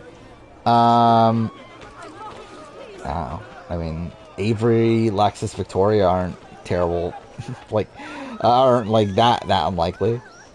I think Lexus is like, I don't know, Lexus is weird. Where, like, at a point, I actually had Lexus #1 in my power ranking. Where I've been updating my power ranking after I watch every episode at this point. And, like, there was one episode where I had Lexus at 1. Because, like, I was like, okay, well, she's in this girls' alliance. She has, like, Matthew as, like, a showman that she's working with. And it seemed like she was in a decent spot. But then she's just, like, not really doing anything. To where, like, the women of her alliance don't even, like, really trust her anymore. And it doesn't feel like she's doing, like, anything really strategically with Matthew. It's like, I really don't get what she's really doing in the game. Cancer.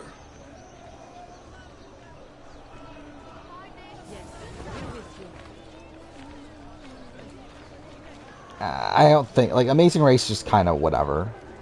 Like, it's kind of like just the typical teams. Like, none of them are, like, really, like, massive standouts to me. It's kind of just, like, teams we've seen in the past, for the most part.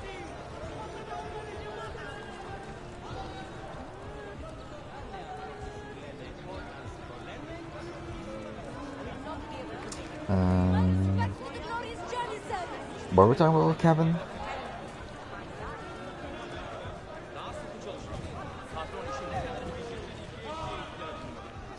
I don't know how much Netta had, how much win equity Netta really had in BBCAN 5. God bless the Sultan, God bless the Janissaries. Will next Big Brother US placement ranking be penultimate pre-merger? I assume penultimate pre-juror? Wait, or do you mean penultimate? I don't even know. Wait, no. I don't really plan on doing one for a bit. Like, probably until next year. In terms of a Big Brother one. It'll probably be, I don't know. I thought about doing, like, I was going to do 4th placers this year, but I was like, well, I'm already doing the rank of every Big Brother player, so I'm like, eh. But maybe I'll do that next year.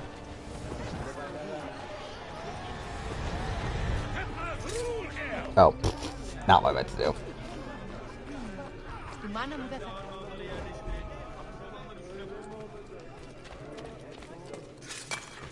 We became winners pre-jury win equity. What are we talking about? Oh, that's what you're talking about, Kevin?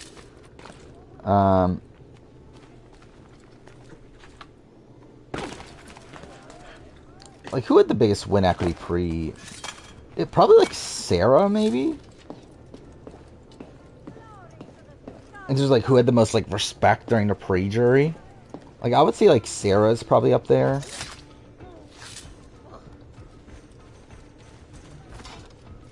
And yeah, Kevin Martin is probably up there. Not, I think Sarah probably had more. Yeah, Dane is up there. I don't think John's win equity is that great pre-jury. I also don't know what Paris's win equity is pre-jury as well. It's a kind of like, I think some people will vote for, some people won't. Okay, cool. That failed.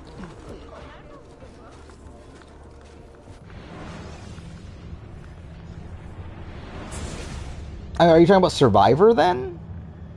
You said Big Brother. So you're talking about like final pre-juror, right? Which, like, it's probably not the next video, but like I do want to do that at some point. Tie 11's definitely bottom. Yeah, well, maybe. I mean, I guess, like, what are we talking? Win equity? Are we talking about like percentage of just winning the game? Or are we talking about like percentage of winning the game if they get there, or percentage of just getting there and winning? I guess it's like the debate. Because like it's like if we're talking about like just winning a jury vote, then I think like Sarah is one. If we're talking about getting to the end and then also winning, then that's like a different question. At that point, like Paris would probably be maybe one, and like Dane. I think it would probably be Dane then Paris maybe. Cool.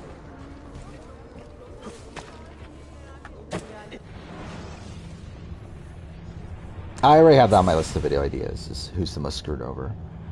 I'm not, like, dying to do that, though. I feel like that's more of a, like, pretty, idled out sort of video than a video that I would make, but I would be willing to do it at some point.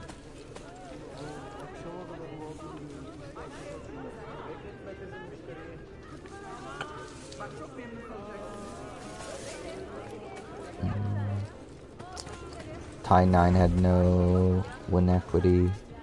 I wouldn't say he had no win equity, especially if we're talking about pre-jury. I would say, like, if he got to the end, I think he's, like, a somewhat likely winner.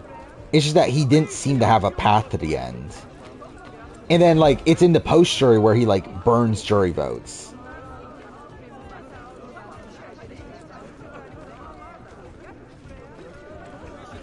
So it's like, it's a bit all over the place.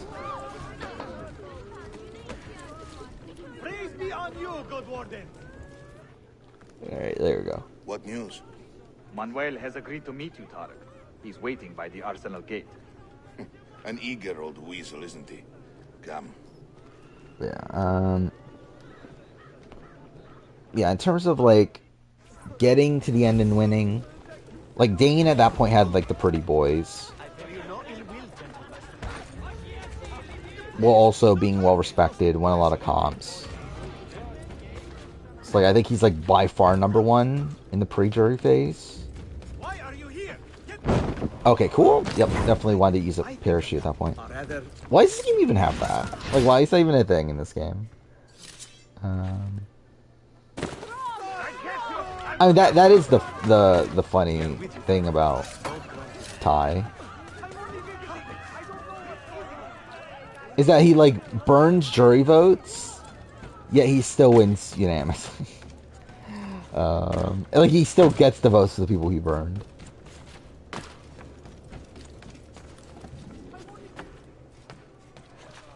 But it's like, the way he... Well, actually, no, he doesn't win unanimously, does he? He doesn't get Terror's vote, right? Which, I mean, too far, that is one of the jury votes he burns.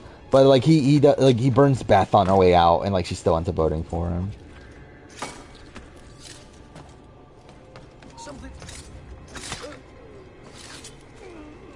Gary, most screwed over player ever. I mean, like, it's like he's the most screwed over, but he's also the, like, if he wasn't screwed over, he would have been the most, like, benefited by a twist. So it's like, and it's like, he's not really screwed over by, like, production or anything. He's screwed over by Topaz being an idiot. Which is like, how much of that is, like, really being screwed over?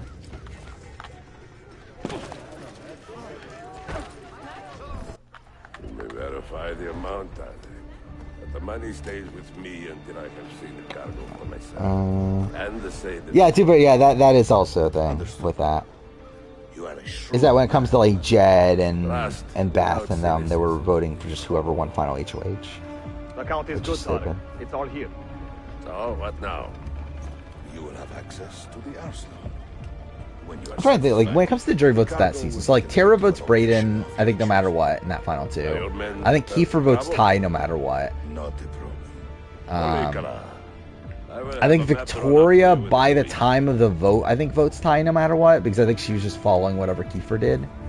And Kiefer told her to vote Ty. But yeah, I think Jed and Beth definitely were voting him based off that final HOH thing. I don't know about Roe, if he was part of that. So I got curious. Weapons. I would like to Am I missing somebody, or is that everybody? I think I'm missing one person. Tara. Or Tina. I'm not sure how you Which... You have been warned twice. Yeah, I'm not sure where Tina was. No merchants near the arsenal wall. But I know Jed and Beth were part of that. Of, like, voting for whoever won final HOH. I would not sell it here. You are worse than the Byzantines. Or is there AJ on my list of screwed over players? I mean, screwed over. I mean, I don't know if he had much of a chance really anyway. If we inspired them to vent their anger. But he was screwed over getting taken out in the position that he did.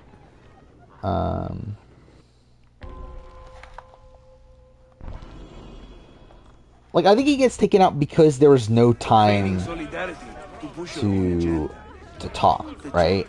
Like, because the shield wasn't given time to, like, think about the decision. Where I think if they did, they would realize how dumb it was for them to get rid of AJ over Andrew.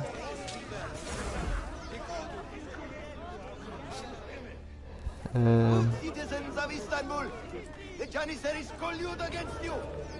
matter how many times playing a final three. How many times each player in the final three? I don't know, what are you trying to say? Could have based on their opponent in BB? Feigning solidarity to push your own agenda. What agenda? Or saying could have, like, won? It's not pretty, I know.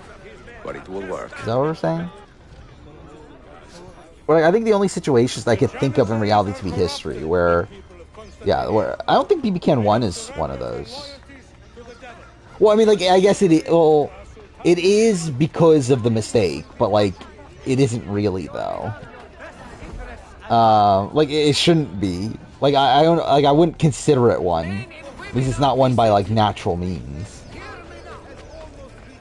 But yeah, like, BB Can 3 is obviously one, and then I think Survivor All-Stars is one. I think those are the only two that I can think of.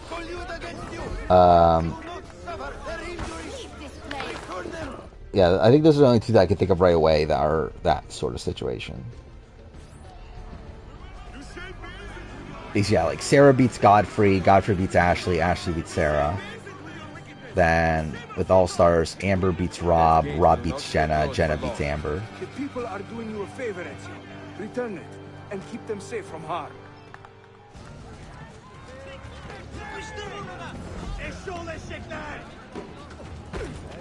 Well, like also if it's Emmett, versus Gary, Topaz's vote doesn't matter because, like, Gary would have Tala.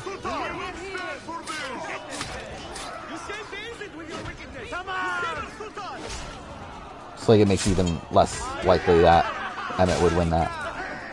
Which is kind of, like, the funny aspect of that. The fact that, like, that Emmett, like, was the front runner. Like, Emmett would have easily beaten Jillian. But he actually is, like, less likely to beat Gary than Jillian is.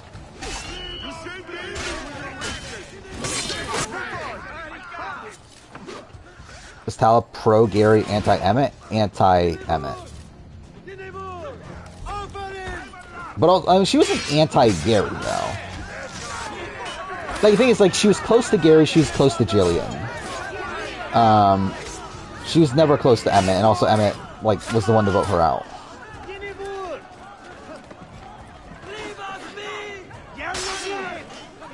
But, like, I think when it came to, like, Jillian versus Gary, she, like, respected Jillian more. And, like, had more of this, like, sister sort of relationship with her.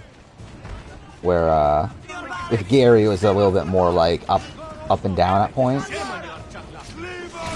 Where, like, with Emmett, it was just, like, kind of all down.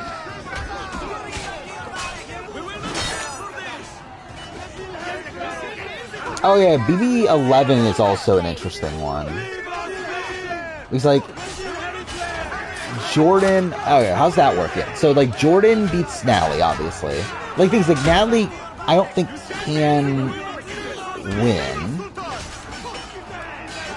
Because, like, Kevin would beat Natalie. But I think the interesting scenario of, like, Jordan versus Kevin, I think that's, like, an interesting vote scenario. Where, like, that's one that's, like, kind of based around who cuts Natalie. Like, things like, it's a 4-3 vote, where, like, Natalie is probably the deciding vote. And, like, the question is, like, where does Natalie vote?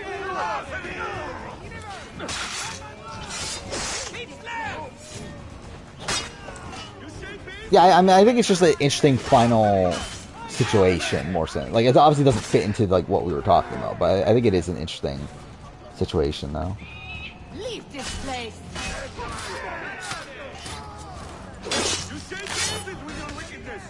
Well, yeah, I mean, Derek was more likely to lose against Victoria.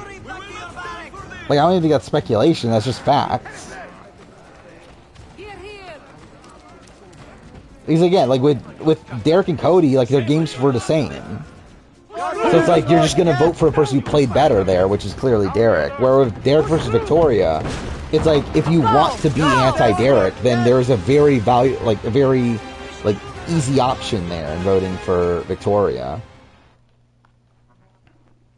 And yeah, I think like if Derek had taken Victoria, I think, like, Derek probably just, like, narrowly wins. Like, it's probably, like, a relatively close vote. Because if Derek takes Victoria, like, Victoria has Donnie and Jocasta. Victoria would have Frankie and potentially Caleb. At that point, it's like, does Cody still vote Derek? Probably, but, like, it's not, like, a guarantee. Considering, like, obviously Derek would have just backstabbed him. So, yeah, like, it's not even, like, speculation, really. It's kind of just, like, that's just how it is.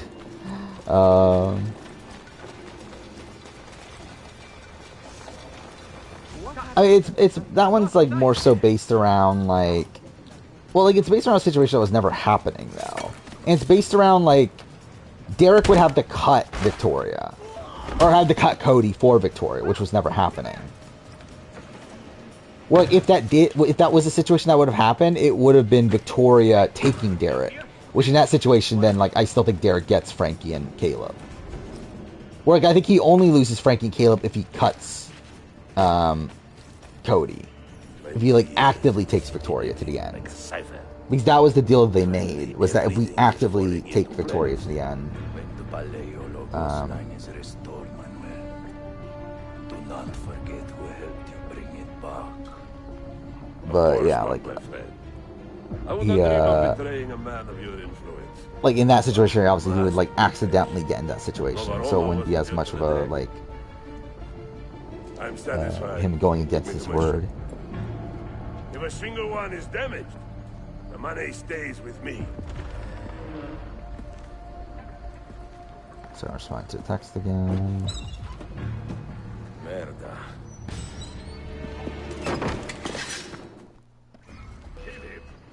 There's a chance Frankie still votes Victoria. He was salty over them over reset week. Yeah, I mean, there's a chance. I think with Frankie, it's like, yeah, I mean, like, it's just that there's a chance. I still feel like, I feel like obviously, like, it's gotta feel weird for him to vote for Victoria, like, unpromptedly, though, right?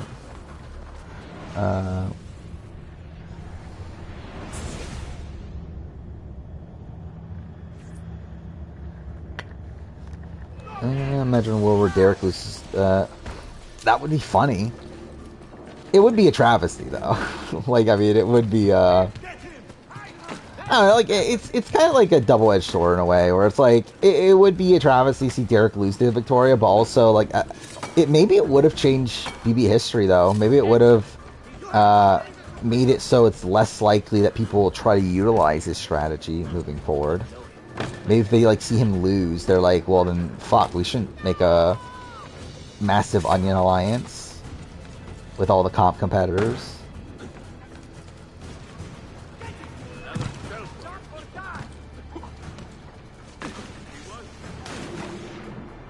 He definitely votes Vic over Cody, but not Derek. Yeah, like, I mean, Frankie had like a really tight relationship with Derek. And, like, he was, like, very aware of, like, what Derek was doing in the game. To where, like, I think it's, like, very different than Cody. Where, like, Cody, I don't think he ever respected Cody that much. Or I don't think he really saw a lot of what Cody was doing in the game. Kind of just saw him as, like, a follower. To where, yeah, like, I think he's more likely to vote Victoria over Cody than Derek.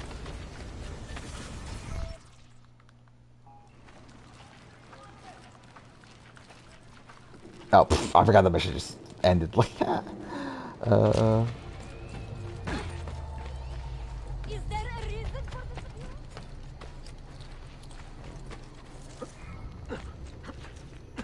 Yeah, but again, like, that was never happening, though.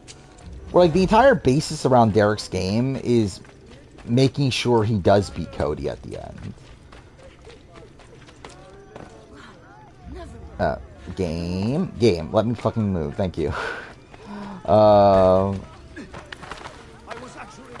Which, like, straight up is the optimal way to play. I mean, like, yeah, like, the optimal play of these social strategy games is not to, like, cut your number one ally at the end because you can't beat them. The optimal strat is to undermine your number one ally throughout the game so that you do beat them at the end. Like, really, the game of Survivor and Big Brother isn't a game that necessitates backstabbing, especially of your number one ally. It only does so if you fail to be able to win a jury vote against them to begin with, which is a failing in itself.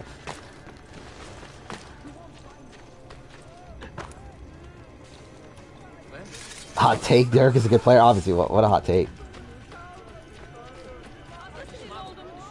Sangman Jinho Final 2. I mean, which, I mean, I guess we're talking about, what, rules of the game, or what?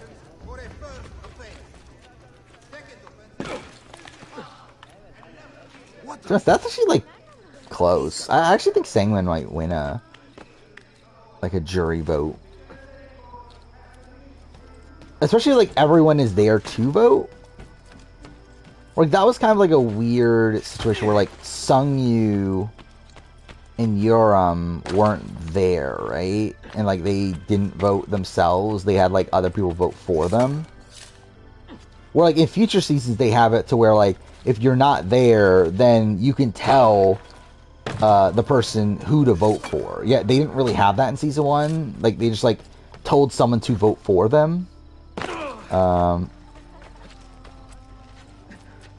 Well, I'm just talking about, are you talking about just in general, or are you talking about under that, like, a specific season?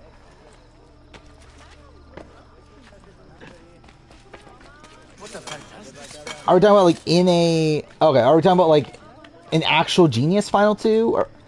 Then yeah, like Jinho demolishes Sangmin. Like Sangmin, like pretty much like... Oh, like Sangmin very rarely ever wins a Final 2 situation.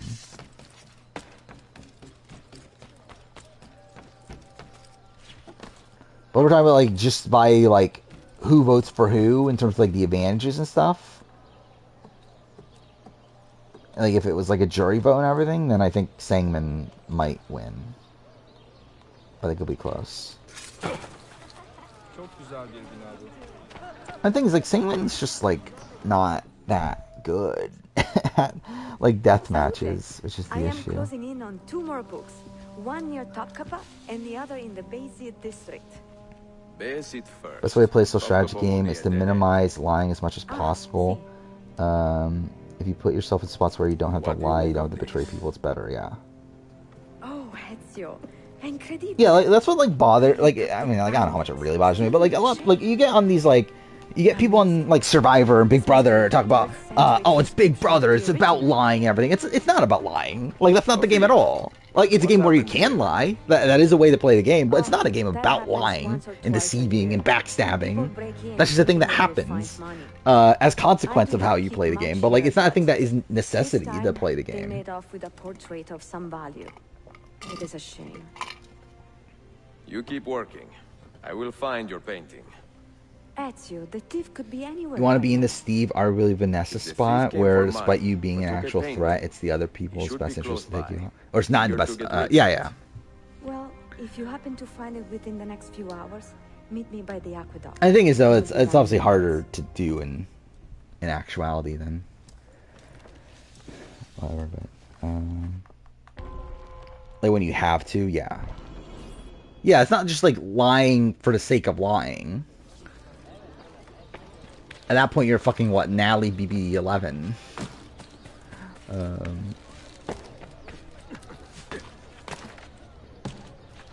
Cool. I still find it so funny that Daniel Reyes, like, says to this day that Nally from BB11 is, like, one of the best Big Brother players of all time.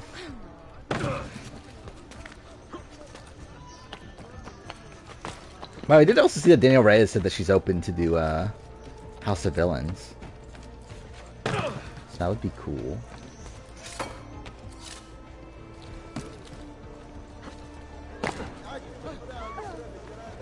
There is a man. Big Brother was just about line George Santos to demolish every single great player, yeah. Imagine George Santos is actually on Big Brother. Dude, but that would not be... I would not put past Celebrity Big Brother to do that. Where am I going? It's one of these guys, right? Where is it, Ladro? Confess! I have done nothing. I do not need to. I will just keep hitting you until you talk. Didn't something happen to Todrick Hall recently? That like he's like upset at Kylan now. Before you lie to my face. He's like realized that Kylan's been like using him and everything. Is like now upset at Kylan. I sold it to Dana Rose was told by every member of her cast that they didn't want a villain to win, and she purposely tried to play villain even more. Yeah. Yeah, Daniel Reyes, I think Daniel Reyes just didn't care about the jury, is really what it is, with BB3. Like, it's just that she, just didn't seem to, like, really she was more preoccupied with, like, getting her and Jason to 2, more so than, like, her making sure that she was going to win.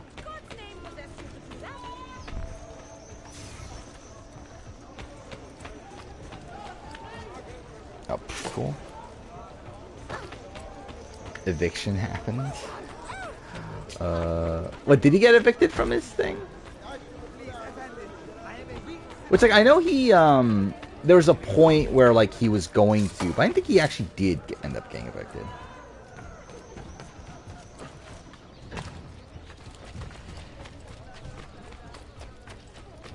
"50-50 chance he'll be on Australian Big Brother." I mean, that's if Australian Big Brother ever comes back.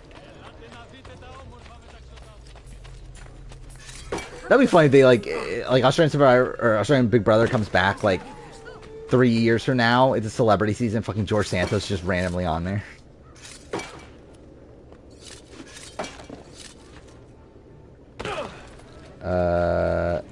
Daniel Ray is a skill at the game. I think she understands the game. Yeah, I mean, yeah, I think she understands now, like the navigate. Like I think she's like very like Russell Hantz like, in that she like understands like the strategic maneuvering through the game.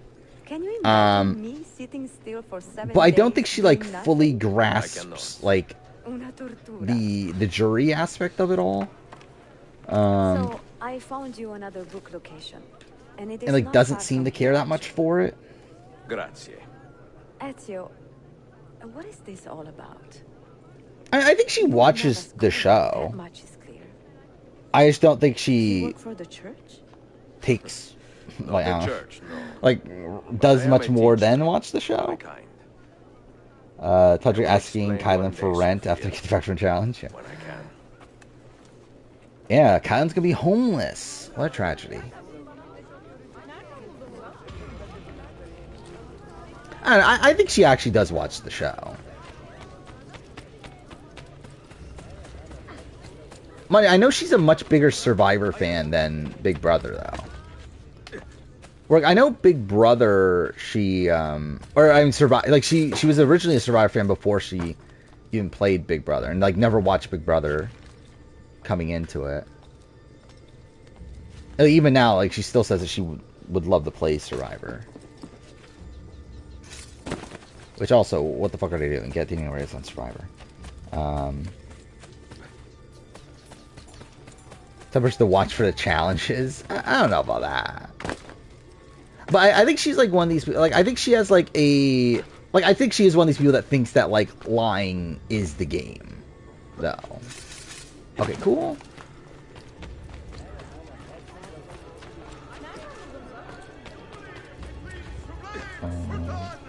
And like, too fair, I'm like, I think she definitely does like play up the villain in the like DER and everything, especially like when we saw her in reindeer games. I think a lot of that was like her kind of hamming it up.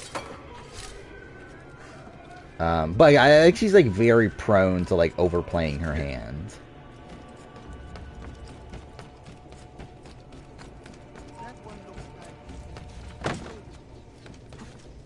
How many BB winners still active watch the show to this day?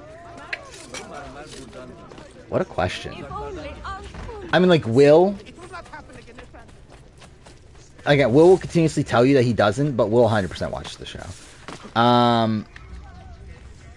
Then, to be fair, Will, I think Will has, like, changed his tune nowadays, where, like, he does admit he watches the show, but, like, for years he would not admit that, and yeah, he does watch it. Drew, yeah, does. Lisa, I think, does. Last I've seen of Lisa, at least, I believe she does. And then June does, right? I think June does, right? Maggie's just off the radar. Boogie is Boogie. Just ordered $40 donuts? What fucking donuts are those? It's got $40 on. Yeah, like Dick barely watches the show anymore, right? Actually, maybe the answer's higher than I thought, actually.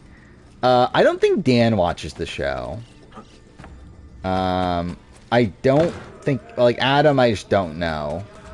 Jordan, I would say she probably watches, like, casually with the family. Rachel watches. Hayden... What did Hayden say? I don't even remember anymore. Does Hayden watch? I forgot what he said in his Shannon Tharp. I don't think he does, right? Yeah, he doesn't. No, I remember now. He doesn't watch the show.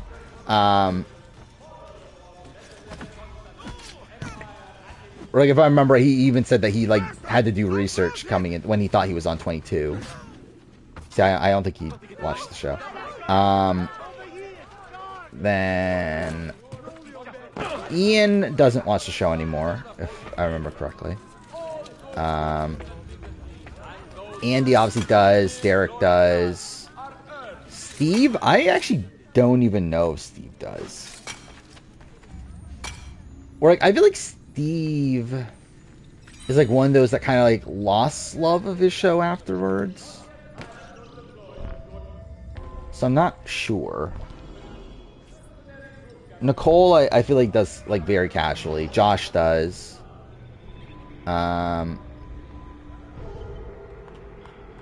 Then Casey, who the fuck knows anymore. Steve does, just not into the fame aspect of it, and I wanted to be part of the community. Okay, yeah. I didn't know Steve had a YouTube channel. Oh, yeah, has 2 vids, but he definitely does. Okay. Then what? Jackson's Jackson. Who the fuck knows? Cody watches, but for the podcast, right? I don't know if Cody would watch if it wasn't for the podcast. Xavier, he definitely does, right? Oh yeah, he was tweeting about it, so I mean, I would assume he does. But actually, I don't know. I mean, that could just be him being like watching clips that he sees on Twitter, though. So I don't really know. I would assume he does, though. Then yeah, Taylor does, and then we'll see about Jack. Eddie has basically said he hates it. Didn't Eddie also say he wanted to be on 22, though? Wasn't that also a thing? I feel like I remember an interview from around BB22 that he was saying that he wanted to be on. And that he would do like an all-winner season.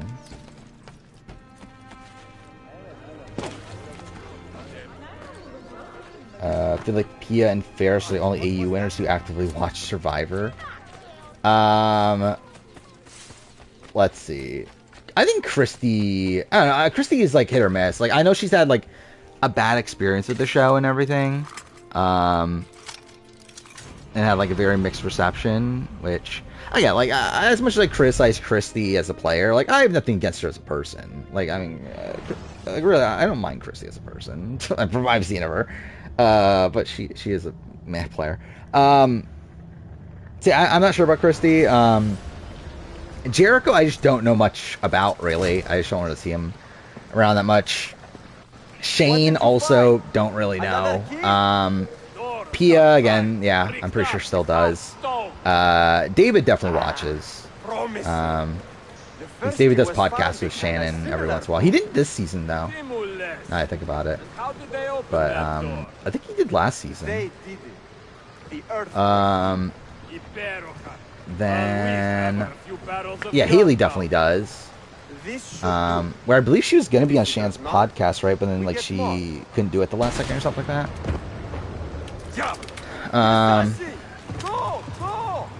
Then I don't know about Mark anymore. I don't really like. I'm not following Mark and Sam, but like I would assume they do, right? Oh, perfect. Then yeah, Liz. Liz watching Survivor. I don't dislike Christy. I would go as far to say if I was on a season with Christy, I would simp for her. I'd let her get a good win. Because I want Christy to be a good player. She's just not.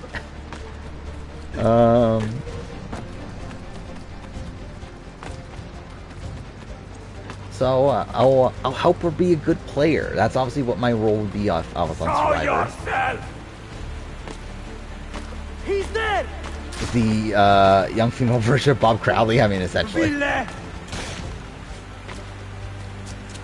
Kind of worse, actually. I forgot, where did I do Christy below Bob, right? He's like, at least Bob, like, thought he was in an alliance. I don't even know if Christy thought she was, and she still went with them anyway. He is here somewhere. It's like the Australian bond. I wouldn't go that far.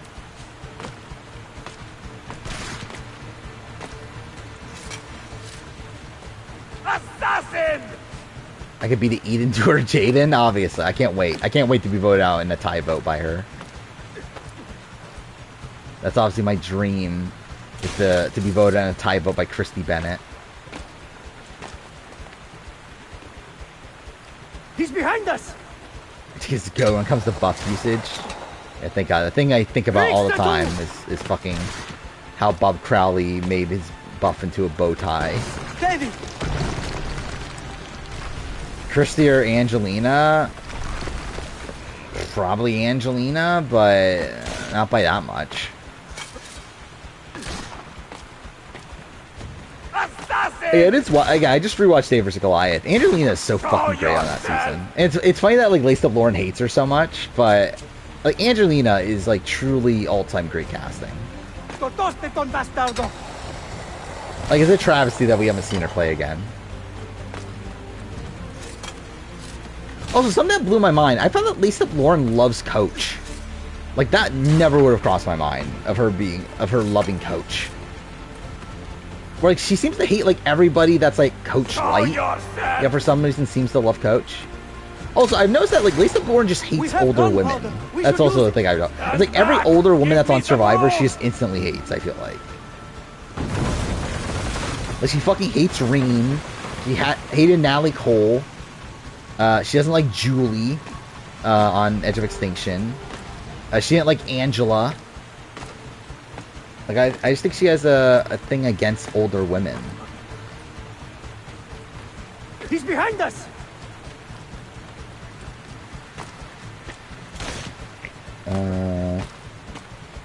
Bigger fraud, George Santos or Christie. I would assume George, right?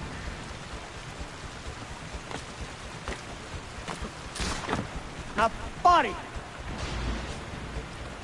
Change her mind when she meets Sipe. I doubt she'll watch. Okay, fuck off. I doubt she'll watch SA, but you never know. By the way, I'll probably finish this mission here and then we'll move on to. Actually, no, maybe we'll finish the sequence because it's the end of the sequence anyway, isn't it? Yeah, after that, we'll probably move on to Last of Us, do daily run. I mean, like, how does Phoebe get? I mean, either way, like, probably Phoebe, but like, it's so far out. Like, he's behind us. Like, how does Phoebe get there?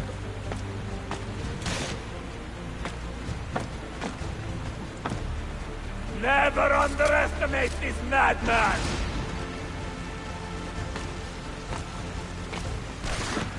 Thank God. Phoebe is the Jeff Farner of Australian Survivor. What is Phoebe doing nowadays, by the way? I feel like I haven't seen Phoebe in a bit.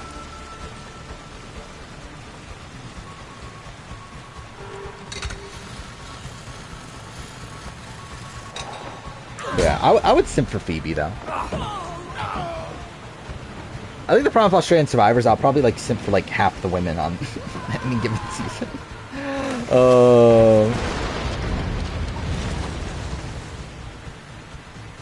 Like, I know Phoebe used to have, like, a podcast with Sarah, right?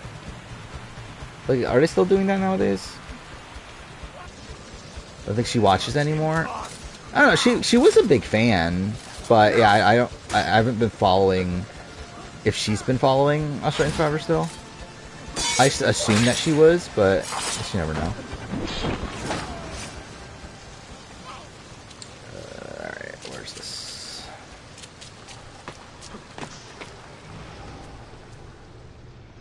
Oh, is she pregnant? Oh, she's pregnant. Good for her.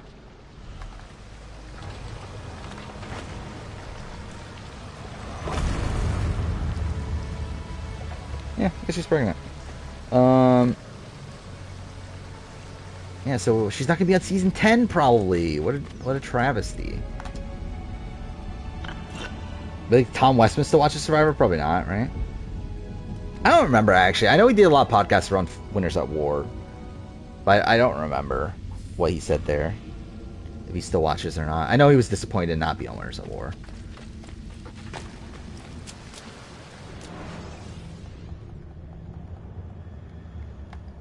I do think a lot of winners of Survivor, though, still watch Survivor. I know Vesepia just did a podcast with Erica that I listened to. And it kept my opinion on Vesepia.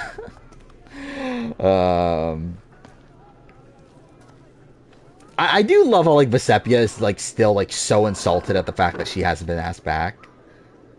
I do find that funny. A bit old to carry on like that. He's about, like, she, like, directly asked Jeff why she wasn't on Winners at War, and he said it was an oversight. Yeah, I mean, that's the thing. Like, I don't think, like, Vesepia's just boring. Like, I don't know what there is to, like, obviously, yeah, like, she is the first ever black woman to win Survivor. There's a lot of, like, historical precedent for that. Like, obviously, there's a lot of respect we had for that. But if we're just talking about, like, as a TV product, I get why she's not on the show. She's just boring. And she doesn't play the game in an interesting way either. It's like, I get why Jeff doesn't like her. Like, it makes a lot of sense why Jeff doesn't like her. To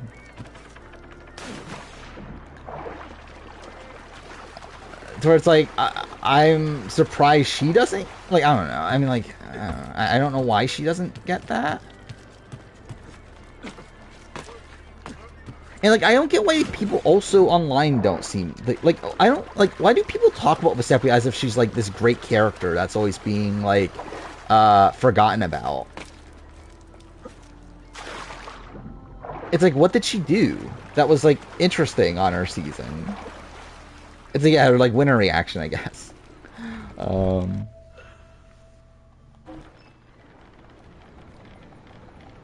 mean, yeah, like, oversight is definitely not the term to use, right? He definitely, like, it's not like they were like, oh, shit, we forgot about Vesepia. Like, obviously, it's like, no, we just didn't want you. I mean, the thing is, like, Jeff loves Danny, though, is the thing. And, like, Danny had already been in the running for, like, Game Changers. And she got called for Blood vs. Water, like everyone fucking did. So, like, I think a Danny Boatwright return was already in the cards for a while. And when it was Winners at War and everything, it was, like, pretty obvious she was going to be there. Where, like, Vesepia, I don't believe... Yeah, she hasn't gotten calls since All-Stars, right? I think she even said that in that podcast. So, like, she was not really someone they were even, like, really considering. Who would I rank at the bottom of winners in terms of entertainment? Chris Underwood for you? Chris Underwood, like... I think, like, I don't know. It depends on how you look at him. Because, like, I would actually, like... I think there's, like, some funny, awkward moments from Chris Underwood. And then also, I think, like, the like, big spectacles he does at Tribals at the end of this game are, like, fun to watch, for whatever that's worth. Like, him, like, giving up immunity going against Rick Devens is still, like, a pretty insane moment for the show. But if we're talking about, like, just raw character of, like, what he does, like, from a pure entertainment perspective that isn't gameplay related, then, like, yeah, he's definitely up there. Even though I think there is, like, some humor to be had from, like, how awkward he is at points.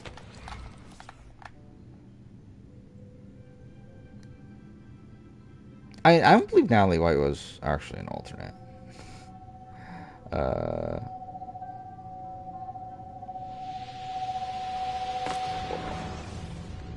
Well, I don't believe that's, like, a confirmed thing. Like, really, Tina was the alternate, right? Like, Tina and Mike were the alternates?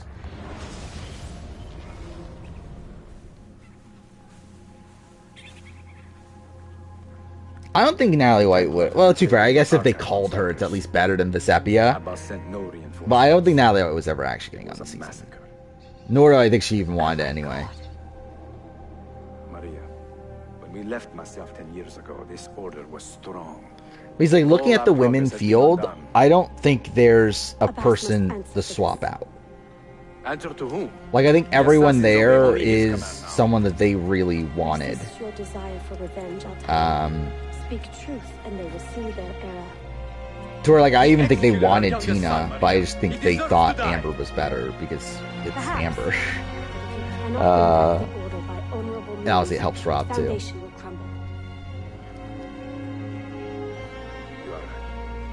Where it's like the men's side of things is like, I don't think they liked Nick that much. I don't think they like, even like Adam, I don't think they like really needed on that cast from their perspective. But I think the women's side of things is like pretty stacked. Reasonably, and reasonable men will listen. Some will, but not Abbas. I should have expelled him 30 For years like ago. again, obviously they wanted Amber. But you Again, Jeff has always loved Danny Boatwright. because you let him Parvati's Parvati, Sandra is Sandra. You were not there. I married a masterful storyteller. Again, Jeff always loved Kim. Sophie is someone that was in the running to come back since Game Changers. We have been away for a long time. Not in hiding. Who else is there? Sarah Lucina, I mean, is the most recent female winner at least. I think that's probably one that like maybe a little bit more of a question mark, but like where is our eldest son? I guess they like her kind of. I sent him a message 4 days ago. Who are the other three? Denise. Denise is probably one that I'm like. I assume Denise was like lower on their board. He wears his grudge like a cloak. His wound is deep. Oh, yeah, Natalie Anderson. Yeah, Natalie Anderson was obviously going to be on. As I walk these streets, Who am I missing? Still missing, I think, one or two people. Abbas has dismantled this place and robbed it of all joy. Michelle. Oh yeah, yeah. Michelle's also probably one that I think they were like probably a little bit more hesitant on. I guess. Together. Especially because yeah, Jeff did not love her game. I mean, Jeff always loved Kim Spradlin. Like Jeff, like openly talks about Kim Spradlin as one of the best Survivor players of all time. Like I believe he even voted for her in the Hall of Fame, if I remember right.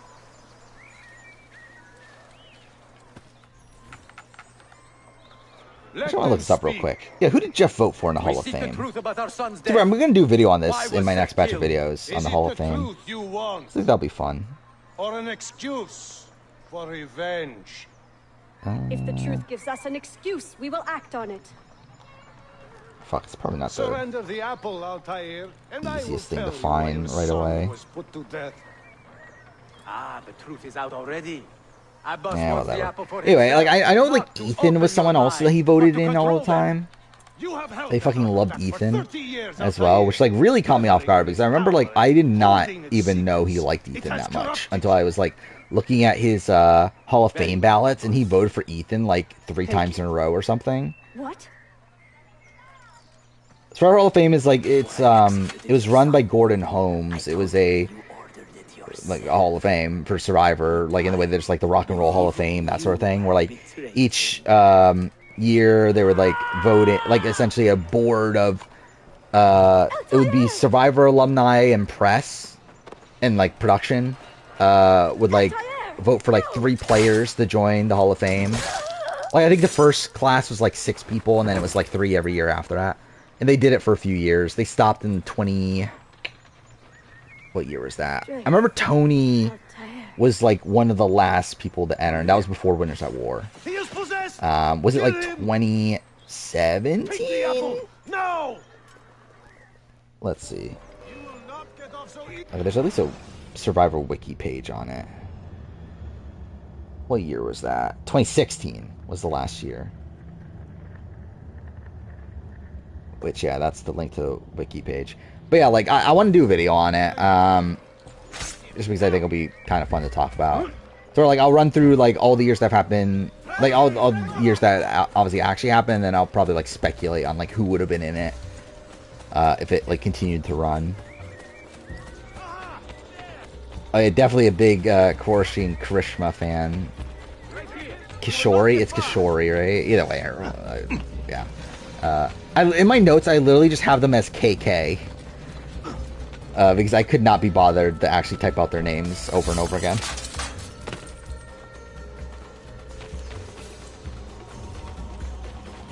But, yeah. I don't mind them. They're fine. Or I have Matt Rogers? I don't know. If I were to guess, I would say, like, around, like, I don't know, 7? Maybe 5-ish? I never, like, properly thought it through. Harry or Pia? Probably Harry. Actually, I don't know. No. I think that's tough, actually. Harry did need, like, what, 2 idols? So maybe Pia. Especially because, like, fucking Baden votes out... Yeah, I would put Pia. Like, Baden literally votes out Harry over Pia for, like, no fucking reason. So, yeah, I would go Pia. That him! Turn back! Have they all gone mad? We have to go. Abbas must not get his hands on Why? Because I don't. Well, one, I don't really consider him one of the best anymore. I don't know. Where's Matt Rogers nowadays? There's like what 170 something Australian Survivor players, right? He's probably like what, like 20? Where is Mother? Somewhere around there. She's gone, Darin. By the way, funny that he just said, "Where is Mother?" How? Later. Is Abby the best? No, I don't think so. It's like, it's tough because, like, again, like Pia and Harry, who probably have the two better games as a whole, have these like knocks against them. The fact that Harry needs 2 idols. Pia got saved at the final 5. Where like Abby's game's probably more consistent as a whole. Yeah, I also think again she has like very little win equity. We must leave at once. For like even like her, like again the only winning situation for her is going against Baden, and I don't even know if that's like what she was planning.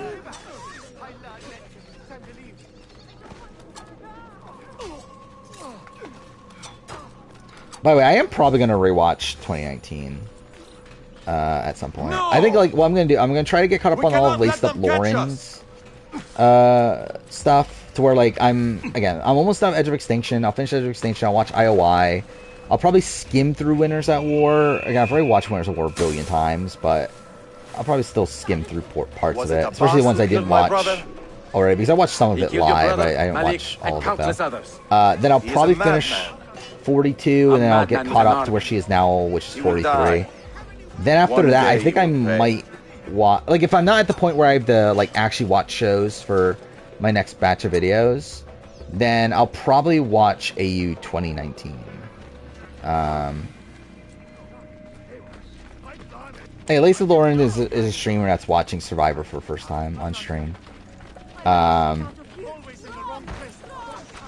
Straight up, I don't particularly like her as a streamer. I find her kind of annoying, and I don't agree with like many of her Survivor takes, but I just find it like I do find it interesting just watching like this more like casual point of view of Survivor, because it's just like obviously very different from how I view Survivor. So like that's why I find it interesting like watching like Will Neff watch it as well.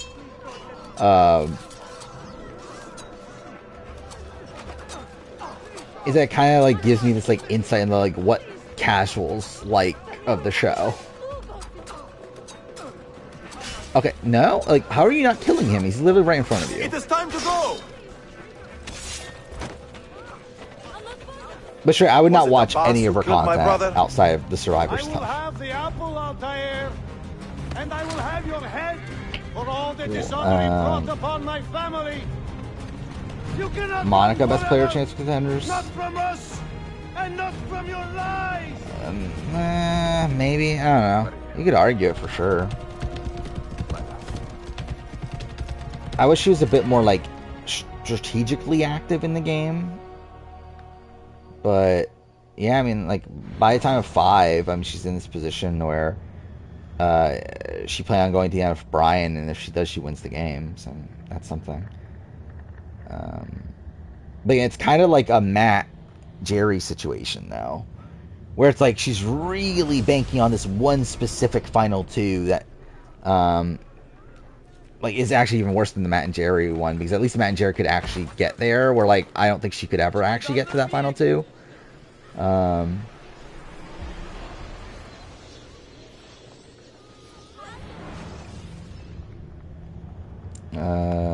Excellent. Would I do a ranking of the most screwed over players? I mean, we've literally already talked about this before, right? Nephew of the deposed Byzantine Emperor Constantine. Hey, I've talked about like doing a top 10 most screwed over, but I'm not like dying to do it.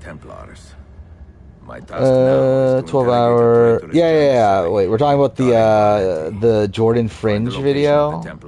Yeah, it's until then. Shit. Sophia and I will continue our search for With every passing moment, I know my chances. Oh yeah, like obviously, who am I to talk about shit videos? But Stay an extra hour. I think that video is just a complete soulless mess of a video. But it got a lot of views for him, so at least there's that. It's funny too because like he was like really bragging about it online, but like, oh my god, it's my biggest video ever. It's really this like. I don't know. It's really just him, like, it feels like he's just reading a fucking wiki page of, like, what happened in every episode. Like, him just, like, rattling off the challenge results, and then, oh, and this person was voted out, and, like, he, like, skims over, like, all the interesting parts of Survivor. I've only made one shit video. I made a lot of shit videos. Okay, yeah. So I think we'll end here for Revelations. We'll move on to Last of Us.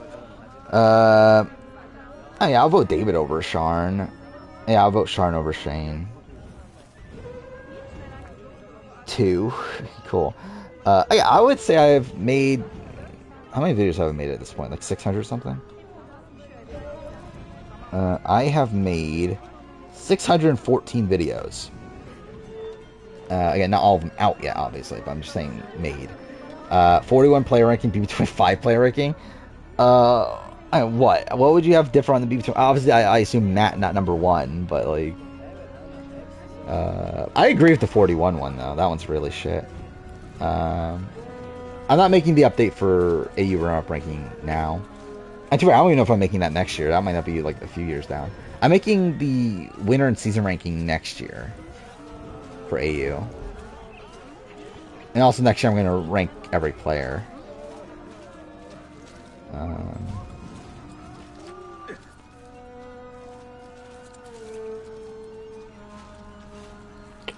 Oh yeah, that's the top 10 player of all time video.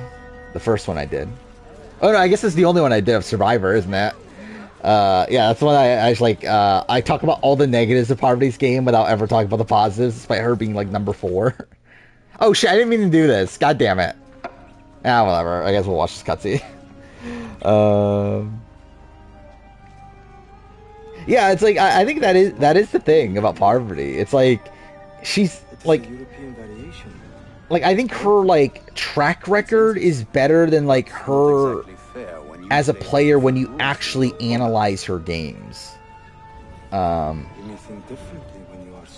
Where like I think she is like an extremely faulty player on both of Micronesia and Here's the Villains, which are like her two like big.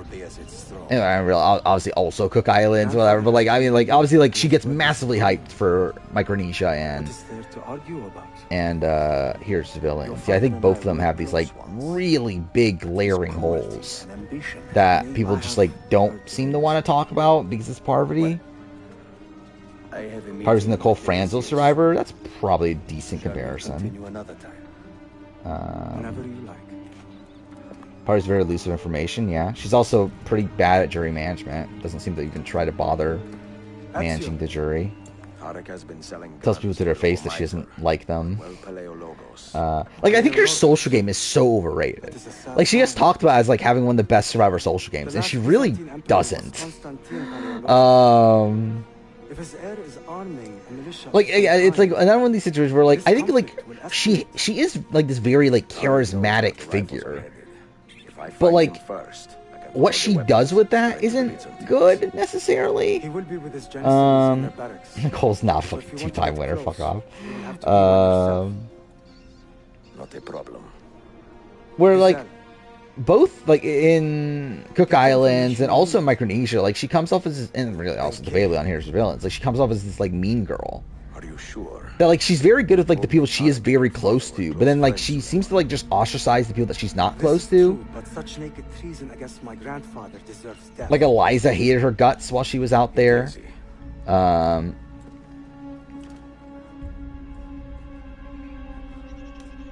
Like, even, like, Jason Siska, she didn't treat particularly well, even though Jason Siska's a dick anyway, so it's like, who really cares? Didn't get along with Penner. And Here's the Villains, obviously, like, didn't treat the heroes particularly well. Though, to be fair, again, they didn't give her the time of day either, which I think is the thing you would put into her favor. Main pro is that she's at the center of the Majority Alliance running shit for 2 straight seasons. I would debate on Heroes vs. Villains. Micronesia for sure. Heroes vs. Villains, I would say, like, I don't know. Is she running shit? Like, I think Heroes vs. Villains is one where, like, she is there with Russell. I think she's being kept around because of Russell's infatuation with her. And even then, like, Russell's making moves against her best interests, and too far against his own best interests. But yeah, I don't know if she's necessarily, like, running the show a lot of that time. But she is in the Majority Alliance. But even then, isn't, like, super secure in that. Was Am the original Russell? I wouldn't say that. I think Parvati was... I mean, like, the thing is, like, I don't think anyone was curing anybody. Really, I think Parvati was playing... I don't know, like, playing Adam more than Adam was playing Parvati in Cook Islands. Like, we even see at the JP vote, like, Parvati gets Adam to cut JP, despite him being close to JP.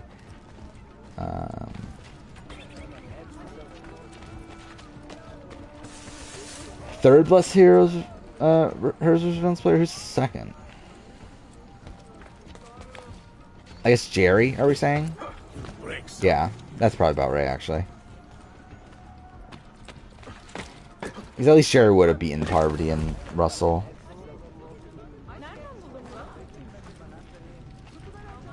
Yeah, I mean, like, Parvati probably wins Cook Islands. If it wasn't for Bottle Twist.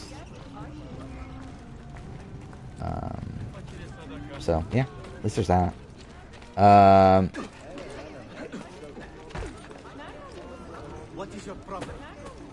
What's funny is that if Ball Twist didn't happen, she won that season. That's probably her cleanest game. Even though she's probably... Obviously, she gets better as a player the more she plays. Like, obviously, she, like, picks up on the game a lot more. But, like, that was probably her, like, most consistent game. Micronesia's good. The problem with Micronesia is that, like, she was planning to go to an end game that was not great for her. And gets saved out of being in that end game. Really, the rest of her game is pretty good. But again, like, wanting to go to Final 3 Suri is not ideal.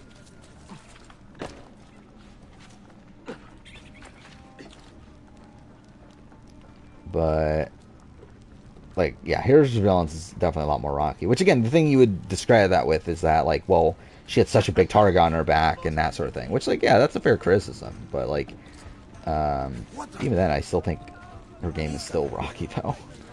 I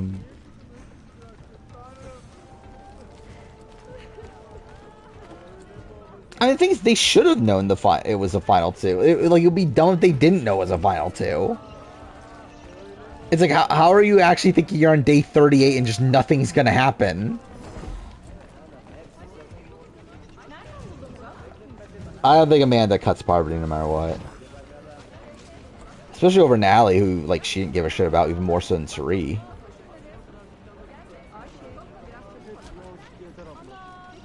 Whether Parvati actually brings Suri to the Final 3 if there was... I think she would. Still does.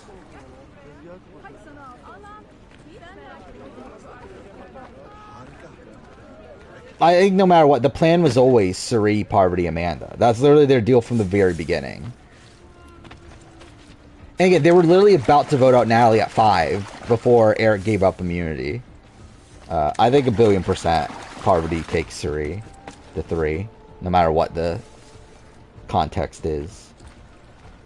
And yeah, to be fair, that is also the thing. Suri does take Parvati to Final 2. So, like, it does put her in a... Like, if we're talking about this as a Final 2, it does actually put her in a...